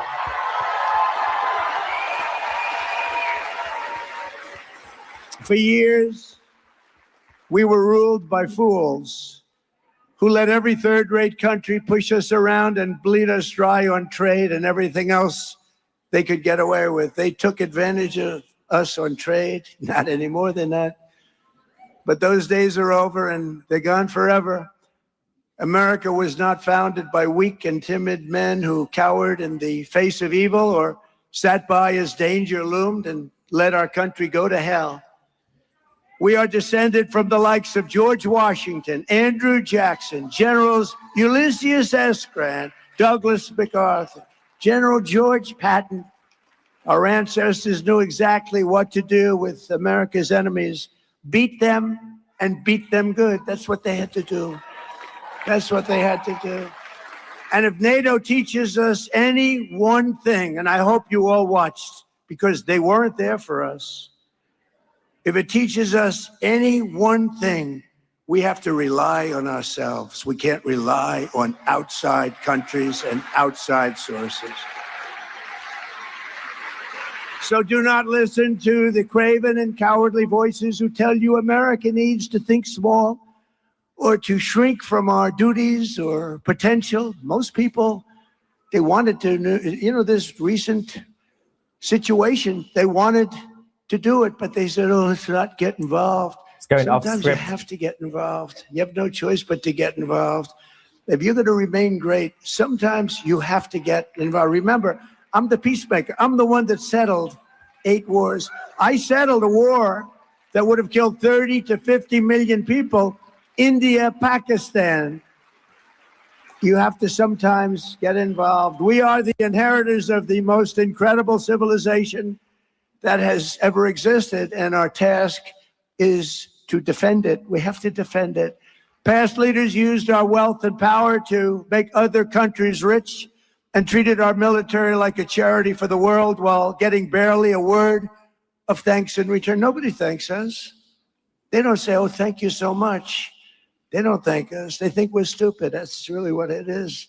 They don't thank us. Now, we're using American strength to advance American interests for American citizens and to ensure that we remain the most dominant country on the face of the earth, which we're doing at levels that nobody can believe, actually.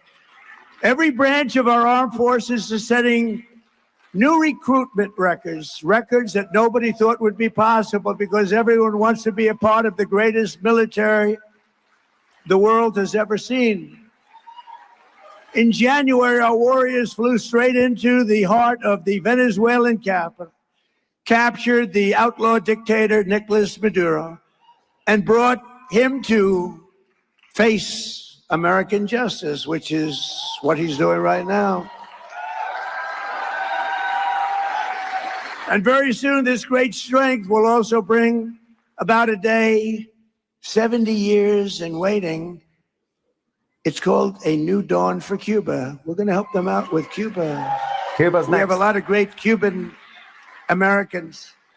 Not too many people in this audience, I don't think, but you go to Miami, we have people, Cuban Americans, people that were brutally treated, whose families were killed and brutalized.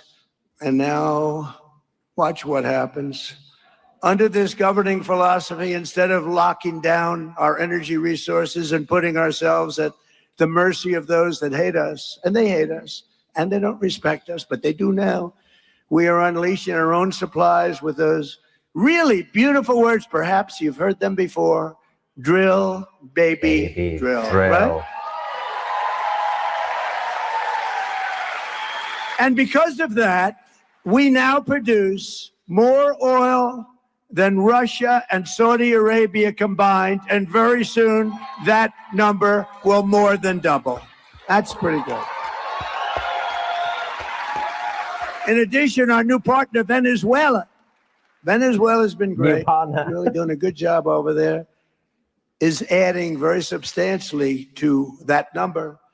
Likewise, instead of using our wealth to throw open our borders and feed, house, clothe, and police the entire world, we're restoring the principle that America's immigration policies must serve the best interests of America and its great citizens. It's called America First. It's very simple, America First. And we'll help other countries, but we have to view it as America First. Otherwise, we're not going to have a country left. At this moment, Democrats have shut down the Department of Homeland Security to shield the world's most heinous and violent criminals from deportation. They want to keep them in our country.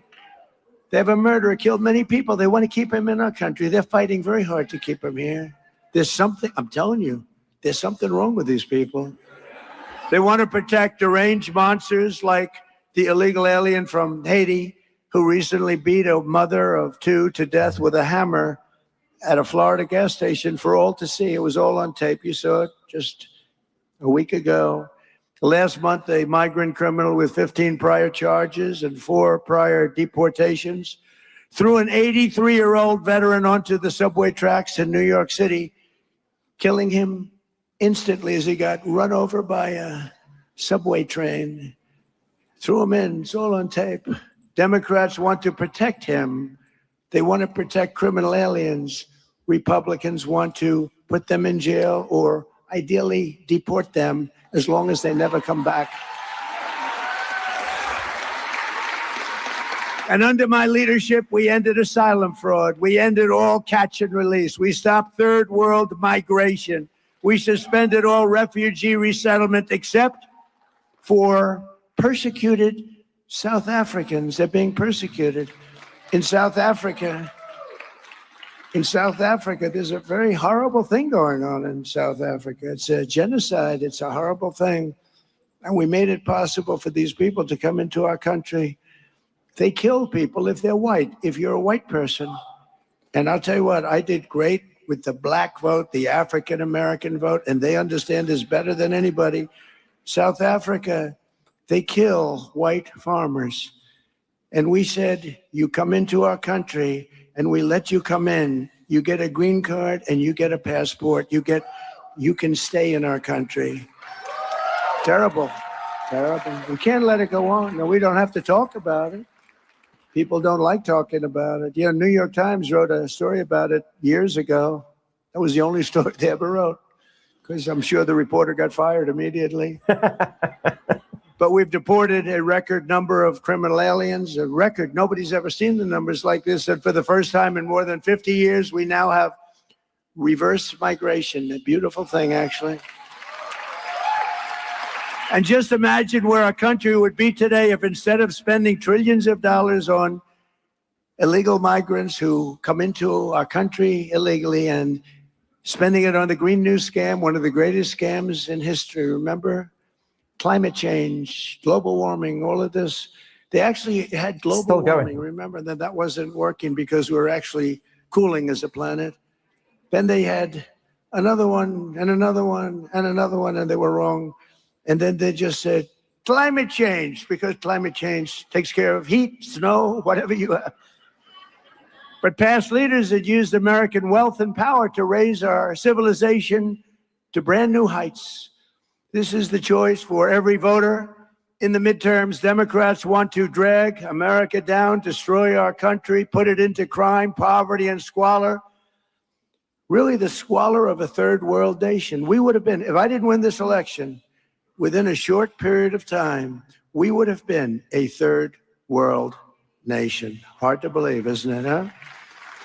Republicans want to build America up into a nation with no rivals in human history, to make your family safer and wealthier than ever before. We're making your family safe. We're making you safe. So if you want a poor and weak America, a country that's riddled with crime, death, disease, and nothing but problems, you should immediately vote Democrat. If you want a rich and strong and a country that you're going to be proud of, America, you must go out in the midterms and vote Republican. We need that.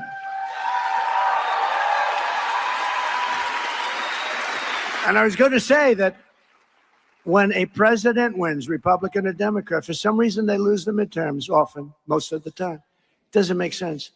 Even if you have a president who's doing a good job, and I think I'm doing the best job of anybody, really, I do. I do. When you add it all up, when you add it all up, nobody's done what we've done. But for some reason, a president, Republican, Democrat, the party does poorly in the midterms. It doesn't make sense. I'm still trying to figure it out. We'll go out, I think probably hire a couple of psychiatrists. What the hell is going on in your mind? How does that happen? Because it should be the opposite. We're doing well. We're doing our job. We're ending wars all over the place. By the way, with the exception of our little excursion, and wait till you see prices fall. Did you see oil is down today and prices are down today? But we inherited the highest prices in the history of our country.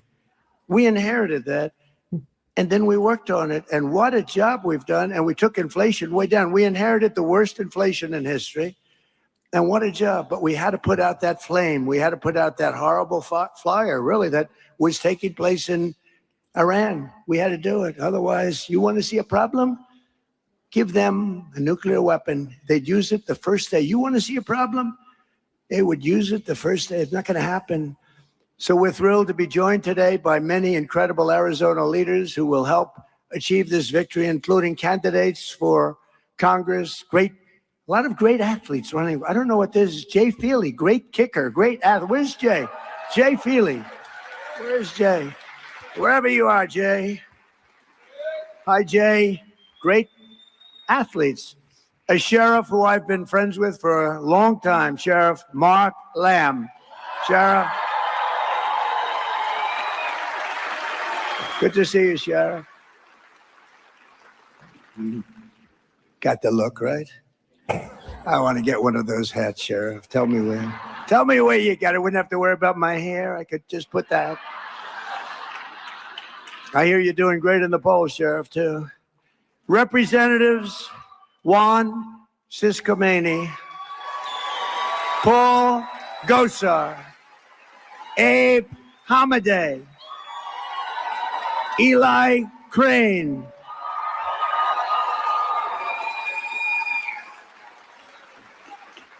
and a really good friend of mine who's running for governor, who should win. He's great. Andy Biggs. Where's Andy? You better win, Andy. I hate to lose him from Congress. You want to know? You know, I'm sort of torn with Andy. I hate to lose him, but he'll be a great governor. Arizona GOP Chair Sergio Moreno. Sergio. Thank you. Thank you, Sergio. Great job you're doing. Thank you. Thank you for all the help. Arizona Senate President Warren Peterson. Warren.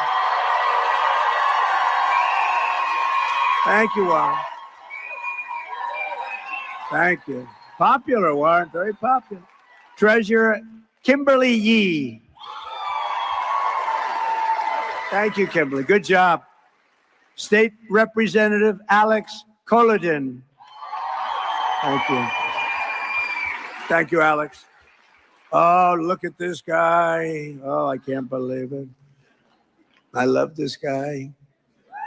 So popular. A man, he's probably in his 50s, early 50s, but he's been around a long time, much longer than that. He's a special person. There was no border problem when he was here. Sheriff Joe Arpaio. We're getting some breaking news. Sheriff Joe. From Iran. Where's Sheriff Joe?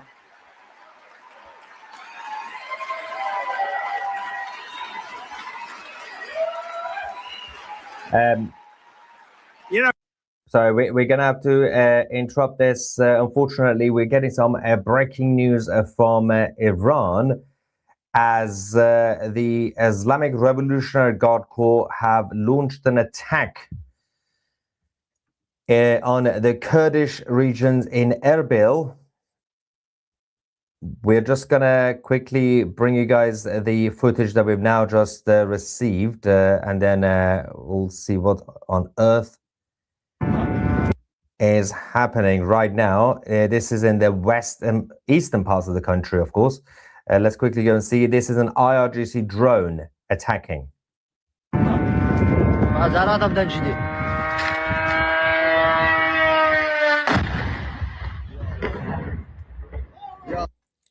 so this is an IRGC drone that has now targeted the Kurdish headquarters in Erbil, and we are now waiting for response and reaction from the other side to see what is going on exactly over here near the border. It's not too far from the border, but this has just happened now.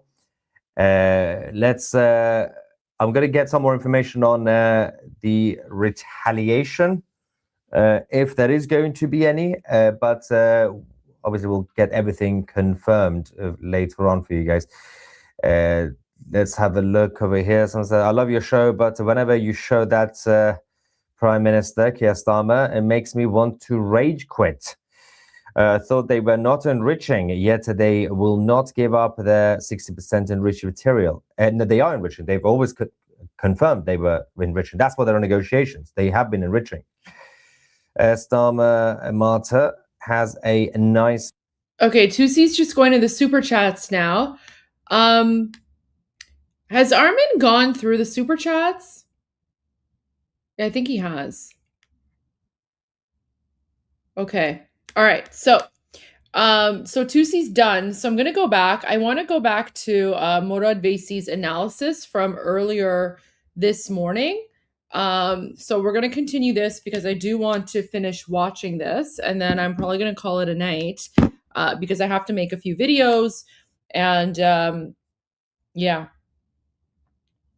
And I had another interview with the wonderful and amazing Chanel from One America News. If I'm not mistaken, I think that's going to air at 10 p.m. tonight. But yeah, we're going back to Amu Morad.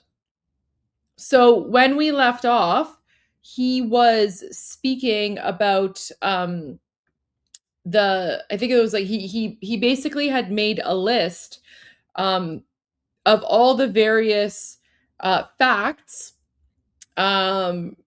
that basically led him to believe that the Islamic regime is in the process of collapsing. So we're going to continue on. ولی اینی که اون سرنگونی جمهوری اسلامی رو مطابق با امنیت ملی و منافع ملی خودش میبینه، این به نفع مردم ایران. چون اسرائیل میگه این بمونه، فردا پس فردا یه ذره آبا از آسیاب افتاد، توافق با ترامپ هم میذاره کنار اگه توافق بشه. بعد میره موشک قوی تر میسازه، بمب اتمی هم میسازه، دوباره میاد سراغ ما. بنابراین اسرائیل سرنگونی. So Matt's asking, what does one have to learn to do analysis like this? I don't know. Like, guys, it's like geopolitical analysis is difficult. Not everyone not everyone does a good job. I do a good job. Armin does a good job. Morad Veysi does a good job. I don't know. It's, when it comes to Iran is expert mode. Iran is expert mode. So, unless and until, I don't know, like, you basically have to live and breathe Iran in order to understand, because Iran is very, very, very complex, right? So there's a reason that Morad Veysi is literally the expert. جمهوری اسلامی رو نمیذاره کنار و مهمترین همپیمان مردم ایران تو این قضیه. 11 مهمترین دلیلی که So now he's on reason number 11. جمهوری اسلامی سرنگون خواهد شد. اکثریت مردم ایران از جمهوری اسلامی ناراضی‌اند و اکثریت مردم ایران معتقدن جمهوری اسلامی باید سرنگون بشه و اکثریت مردم ایران ایستادن که جمهوری اسلامی سرنگون کنه. علتی که اصلا مردم ایران از این مذاکرات عصبانی‌اند مال اینه که میگن ما می‌خوایم سرنگونش کنیم، چرا باش مذاکره می‌کنید؟ چرا باش توافق می‌کنید؟ چرا می‌خواید عمرشو بیشتر کنید؟ Actually, guys, I'm going to pause for a moment because I have a monitor extender that I purchased. So I just want to set up my new monitor and see if the new setup works. So because I'm going to be focused on that, I don't want to play Murad Vaisi in the background because I obviously want to pay attention to what he's saying and also provide you with some updates. So let me just take a quick commercial break and I will play a few songs for you guys. And I'll be back in like 5 minutes maybe. So I'll see you guys soon. Quick commercial break. I'll be back. غرق انقلاب است.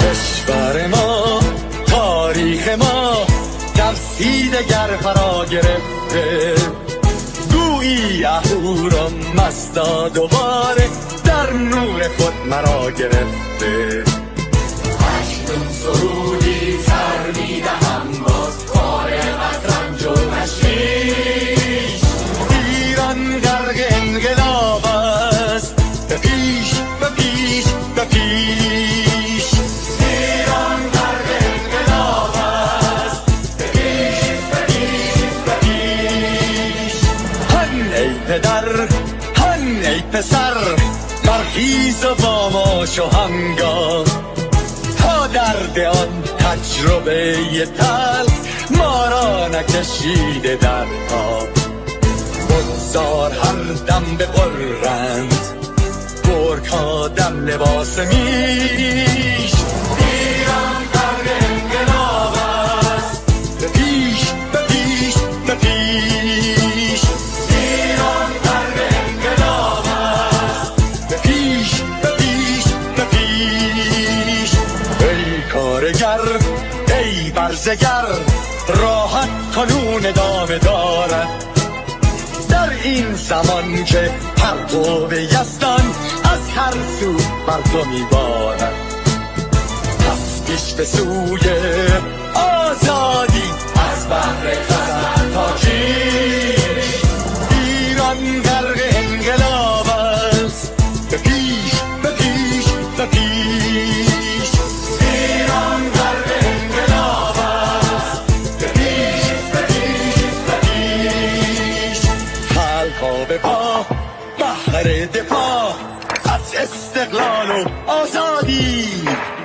تا بشکنیم پشت ارتجاع تیریزی ویران آبادی تا زنده سازیم سنت‌های می از بالین و کیش ایران غرق انقلاب است به پیش به پیش به پیش ایران غرق انقلاب است به پیش به پیش به پیش با امید روزی که تمام این دلبشو و انقلاب تموم بشه و ما در روشنایی نور و سعادت مردم کشورمون غرق بشیم نه خارجی نه بیگانه نه مستشارهای ویرانی نه چیر خاران نه کاسلیسان فقط هم رزمان ایرانی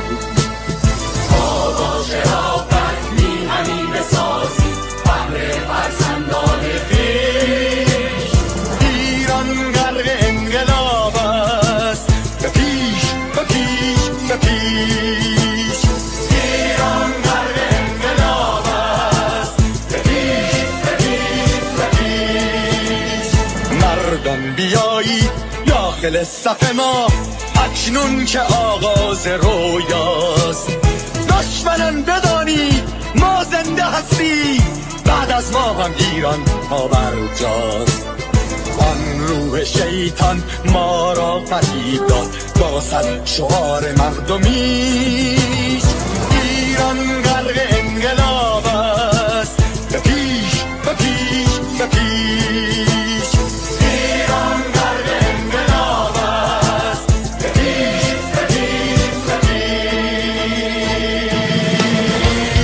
پرچم ما پرچم ایران غرق خون شهیدان روی شانه هامان حمل میکنیمش در هر خیابان و میدان بیا ماسک دلقکان را برداریم از روی تسبیح و ریش.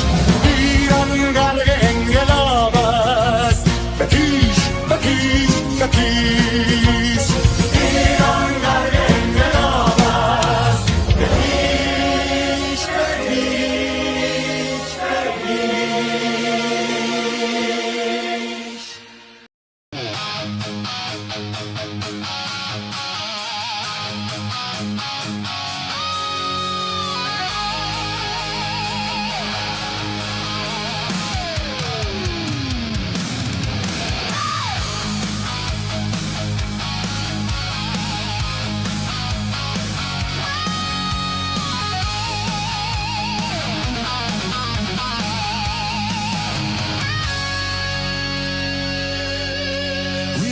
Shadows cut from the light,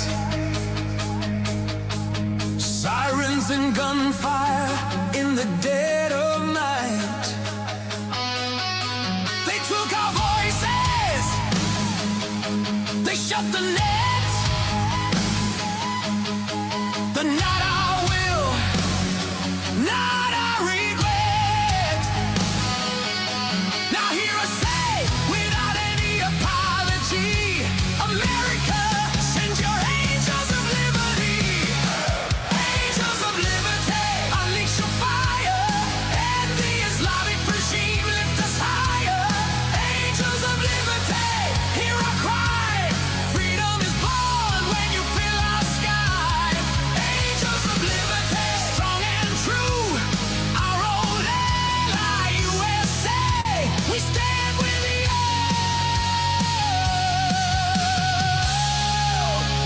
Basset are on every street. IRGC boots marching to beat. 40,000 killed, buried unnamed. 50,000 caged, broken and chained. But we still rise, we still believe in words you wrote, in vows you gave. We want freedom and revenge. We will fight beside you till the end. Angels of liberty, unleash your fire, and the Islamic regime lift us higher. Angels of liberty, hear our cry. Freedom is born when you fill our sky. Angels of liberty, strong and true, our old ally USA. We stand with you.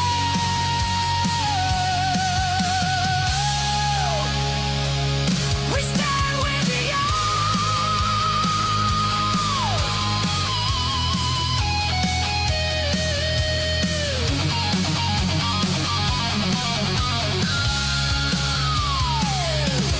Morning rises in every sea. We shout King Reza Pahlavi, our hope, our future, and unity. A future built on justice and peace, where hatred ends and nations breathe. We honor the brave American Air Force and Navy. Through all our lives, we will be free. Angels of liberty, unleash your fire, and the Islamic regime lift us higher. Angels of liberty, hear our cry. Freedom is born when you fill our sky. Angels of liberty, strong and true, our old ally USA. Aurelian, stand with you.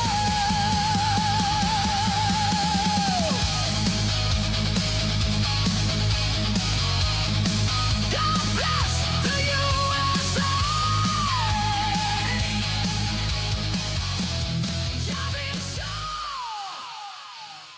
Okay, so thanks for that. Thank you for indulging me. So yeah, the extension that I got is working, but I still have to fix my setup. Like I just have to do a few things to what's going on here? Oh no, what happened? Oh, geez. What's going on? Gosh darn it. Oh, there we go. Okay.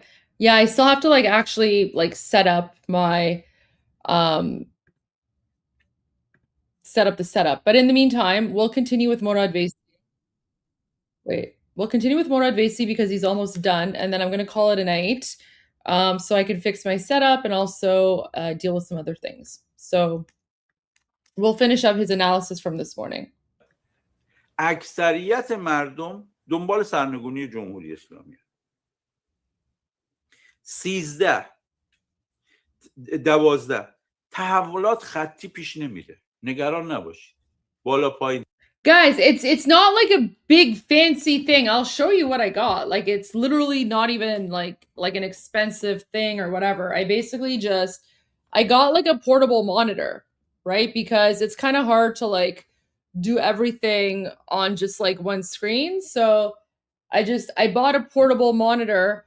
Guys, look, the Goldie Show, Iran Revolution Live is expanding. We're getting bigger, right? So I basically bought a portable monitor so I can have another screen so that it's easier to, you know, like show things and also view things. But I have to set it up later. So yeah. Oh yeah, I'm living large. I bought like, I don't even know what the brand is. Arzopa. There we go. So I'll figure it out. After the live stream. But yeah, we're expanding. Iran Revolution Live is growing, guys. We're growing. We have a second monitor now. Maybe we'll have a third monitor. Who knows? But yeah. عالم سیاست هیچ وقت خطی پیش نمیره. اینجوری نیست مثلا میگه الان جمهوری اسلامی توافق میکنه. پس فردا تحریما رو برمیدارن. بعد اینا میمونن. سالها میمونن. سیاست اینجوری پیش نمیره. 13 جمهوری اسلامی کره شمالی نمیشه. جمهوری اسلامی اینجوری نیست که توافق کنه، موشک اتمی داشته باشه، بگه در داخلم مردم خودم رو سرکوب میکنم میمونم. شرایط ایران اصلا شرایطی نیست که ایران کره شمالی بشه. هم موقعیت ژئوپلیتیک ایران اجازه نمیده. کره شمالی یه گوشه دنیاست، با کسی ارتباطی نداره. جمهوری اسلامی و ایران وسط قلب تحولات بین‌المللی هستند. ضمن اینکه اصلا جامعه ایران جامعه نیست که اجازه بده کره شمالی بشه. این جامعه سرزنده‌ای که ما ببینیم یه سال 2 سال یه بار در یه سطح خیزش ملی قیام میکنه، این جامعه نیست که کره شمالی بشه یا اجازه بده جمهوری اسلامی بمونه. این 13. 14 و آخری، این خیلی من روش تاکید دارم. تجربه سقوط اسد بعد از پیروزی ظاهری در جنگ داخلی نشون داد حکومت در اوج موقعی که فکر میکنه میمونه ممکنه سقوط. Guys, it's really important. So he's saying one of the reasons, so he basically went through 14 reasons for why he's convinced the Islamic regime is going to fall. Guys, this is Morad Vesi.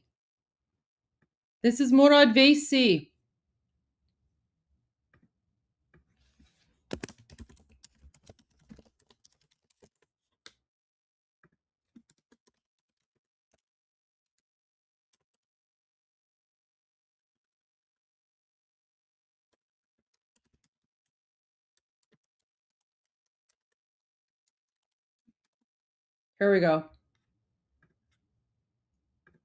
There you go. It's Morad Vesi. He's the top geopolitical analyst on Iran. So I basically, guys, like I watch Morad Vesi every day. He does 2 live streams every day. I watch his live streams.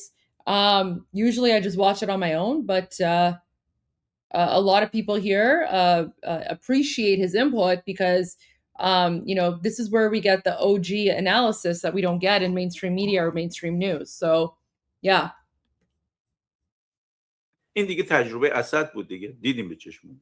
گفت من Right. So so he went through 14 reasons for why he thinks that the Islamic regime, like why he's convinced the Islamic regime is falling. And then reason number 14 is like he's basically saying, look at Syria, look at how convinced Assad was that he's going to be around forever, and look how quickly Syria fell.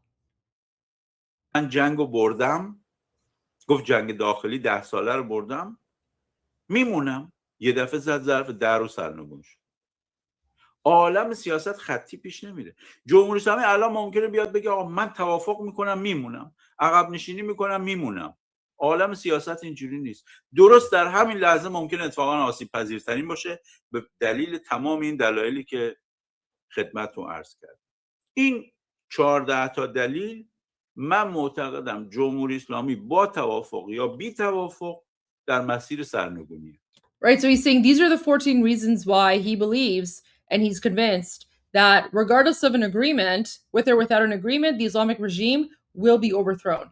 Of course, now we know that there probably wasn't an agreement because, you know, as Armin and I correctly predicted, IRGC is now coming out and, sorry, not IRGC, Ghalibaf has come out and he basically called President Trump a liar and said that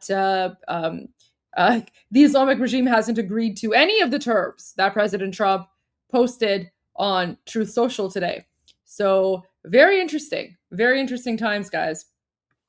جنگ ادامه پیدا میکرد علیهش، یا ادامه پیدا کنه سرنگونیش تسریع میشه، جنگ ادامه پیدا نکنه و جمهوری اسلامی توافق هم امضا کنه، بازم به این 14 دلیل در مسیر سرنگونی زمانش پس و پیش میشه.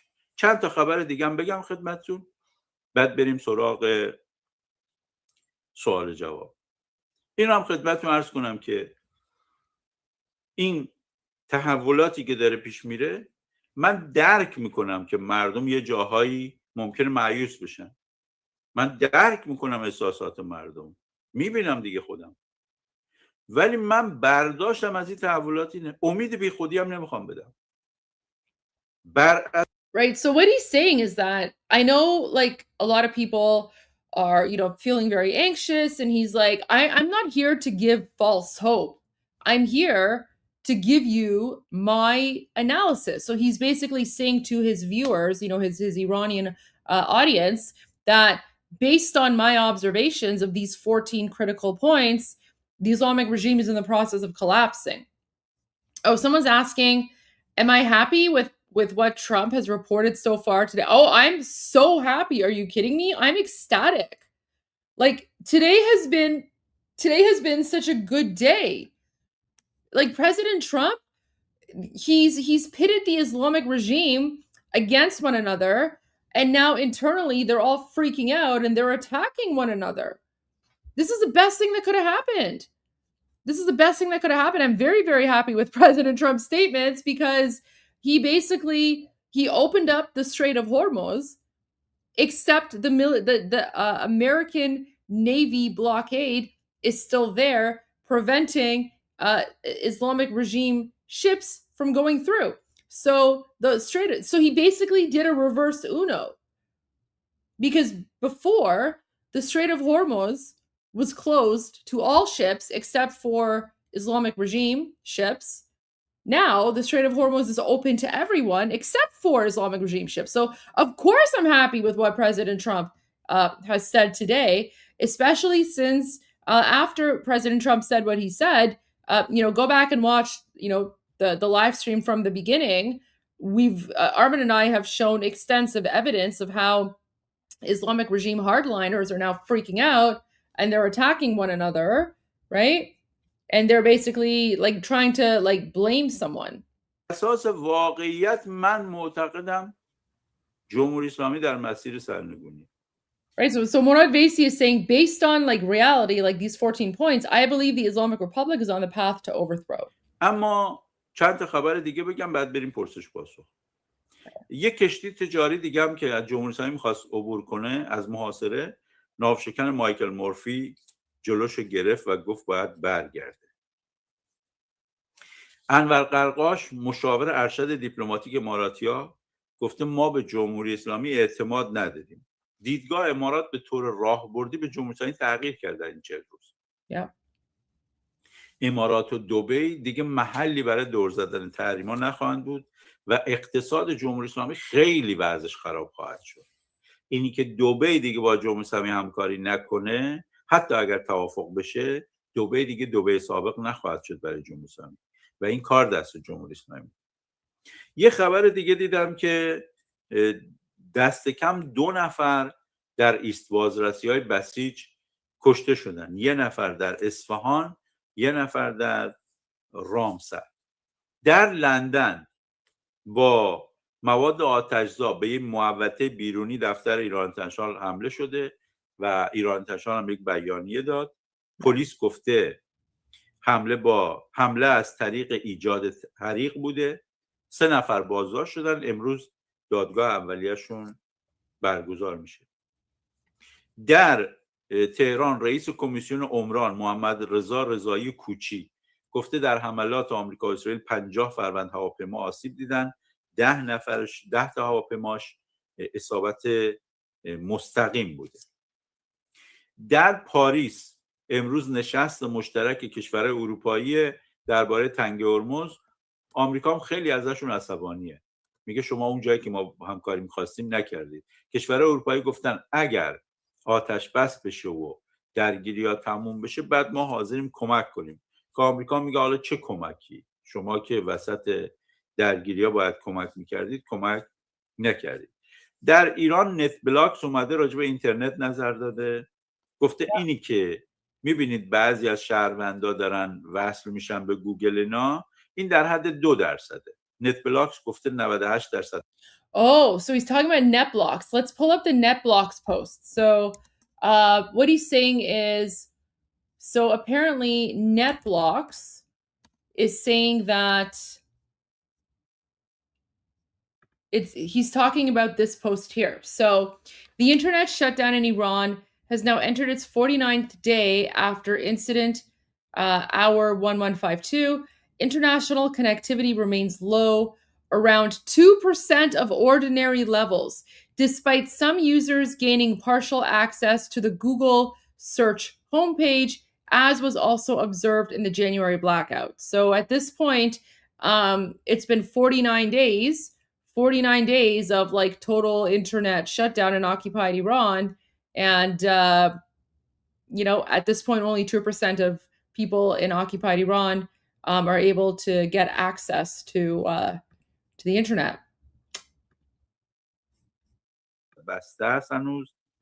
49 روز گذشته، 1152 ساعت، بزرگترین قطع دسترسی مردم دنیا به اینترنت به شکل هدفمند. Largest targeted shutdown of people's access to the internet in the world, in history. Okay, we're going to go to this final post from CENTCOM. So CENTCOM posted, the U.S. naval blockade continues. Wait, I'm going to put good. All right, let's watch this post from CENTCOM. Basically, CENTCOM is trolling the Islamic regime.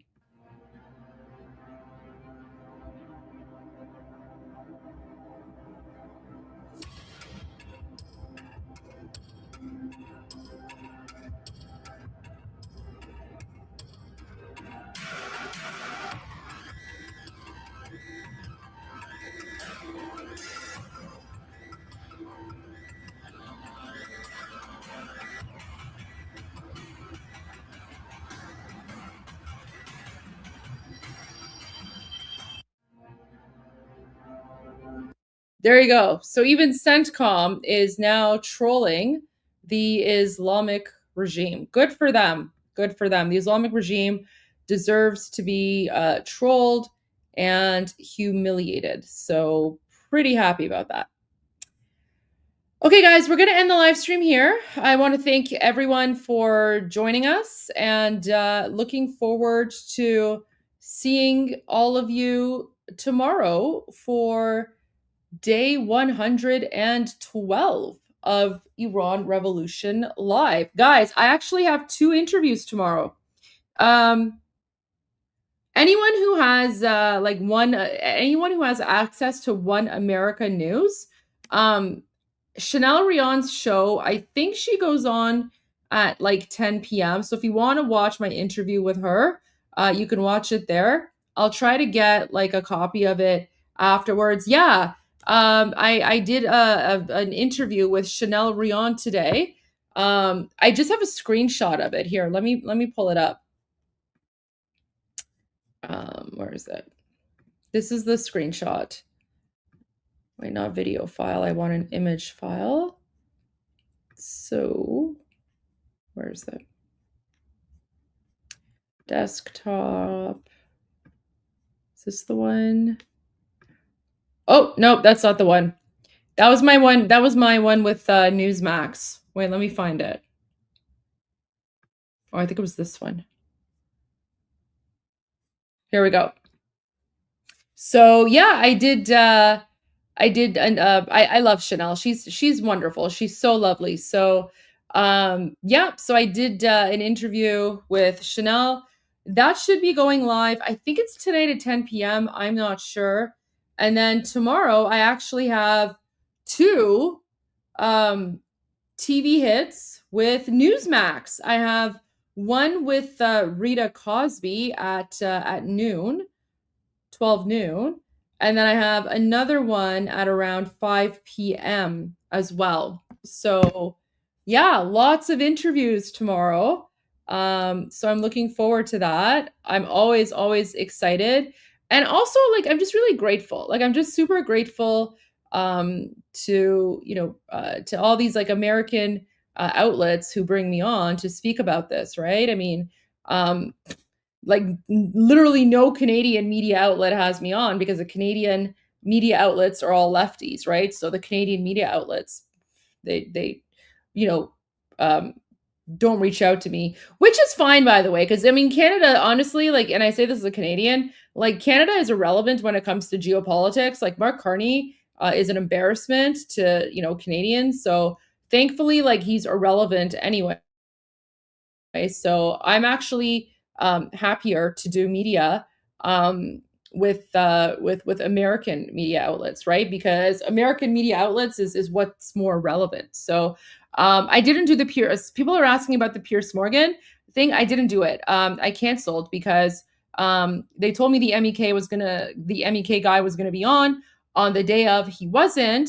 But I was like, you know what, fine, I'll go anyway. But then I realized that the show that they wanted me to appear on, it was not what I had agreed to, because I had agreed, like his producer basically told me that this was going to be a special episode all about Iran. But then like Pierce Morgan was going to do like a one-on-one interview with like this like Kurdish separatist from Iraq. And I didn't find out about that until like 30 minutes before I was supposed to tape my interview or like being on the panel or whatever. So I was like, no, like this is not what I agreed to. And I don't want to be associated with a Kurdish separatist from Iraq. And then the producer was like, oh, you don't dictate who we bring on. And I was like, I'm not dictating who you bring on. You can bring on whoever you want to bring on, but I did not agree to that, and I'm not going to come on your show because I don't want to be associated in any way, shape, or form with, Iraqi Kurdish separatists. You told me this was going to be a special episode about Iran. What do Kurdish separatists in Iraq have to do with Iran?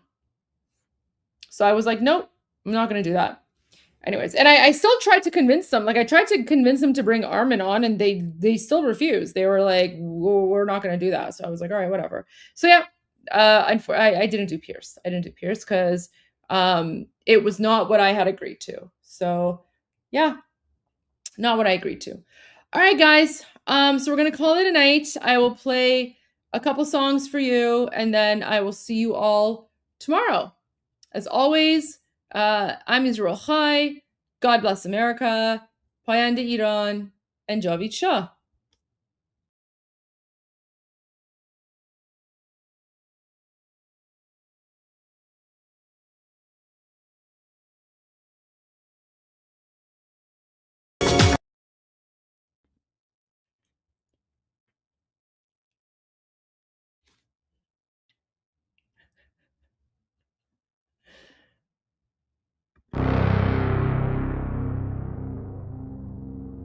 Good night, everyone.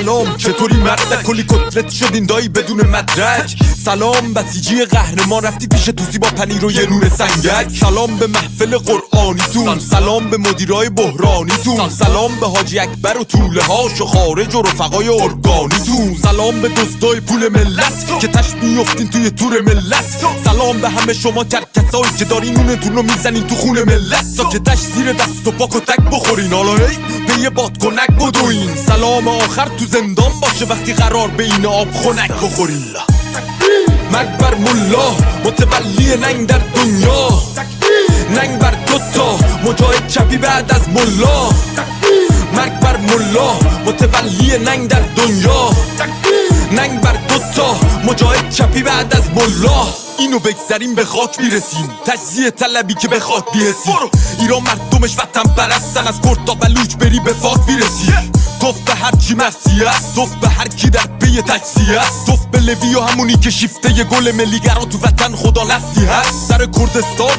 همه برپا شدن بلوچستان فدای مهسا شدن شم واحد که شیر و خورشید ما بقی جعلی ها تنها شدن شادی باشه واسه همه در میهن کور بشه چه شهرچی اهریمن رخه رو بگی تا اون 6 کلاس سواد و خبرگان و مجد سریع ترجیحن شبهای عروس و دامادی باشه برن سلامتی نوش کنن و آبادی باشه لحظت کجاست میدون شهیاده به سمت اتوبان آزادی باشه سلام به نسل ندید پدیدا نبودیم ندیدیم قدیمتی ما شاه بود تو شادی کل میزدین حالا شاه بر میگرده پیک میزنین مرگ بر ملا متولی ننگ در دنیا ننگ بر دوتا مجاهد چپی بعد از ملا مرگ بر ملا متولی ننگ در دنیا ننگ بر دوتا مجاهد چپی بعد از ملا مرگ بر ملا متولی ننگ در دنیا ننگ بر دوتا مجاهد چپی بعد از ملا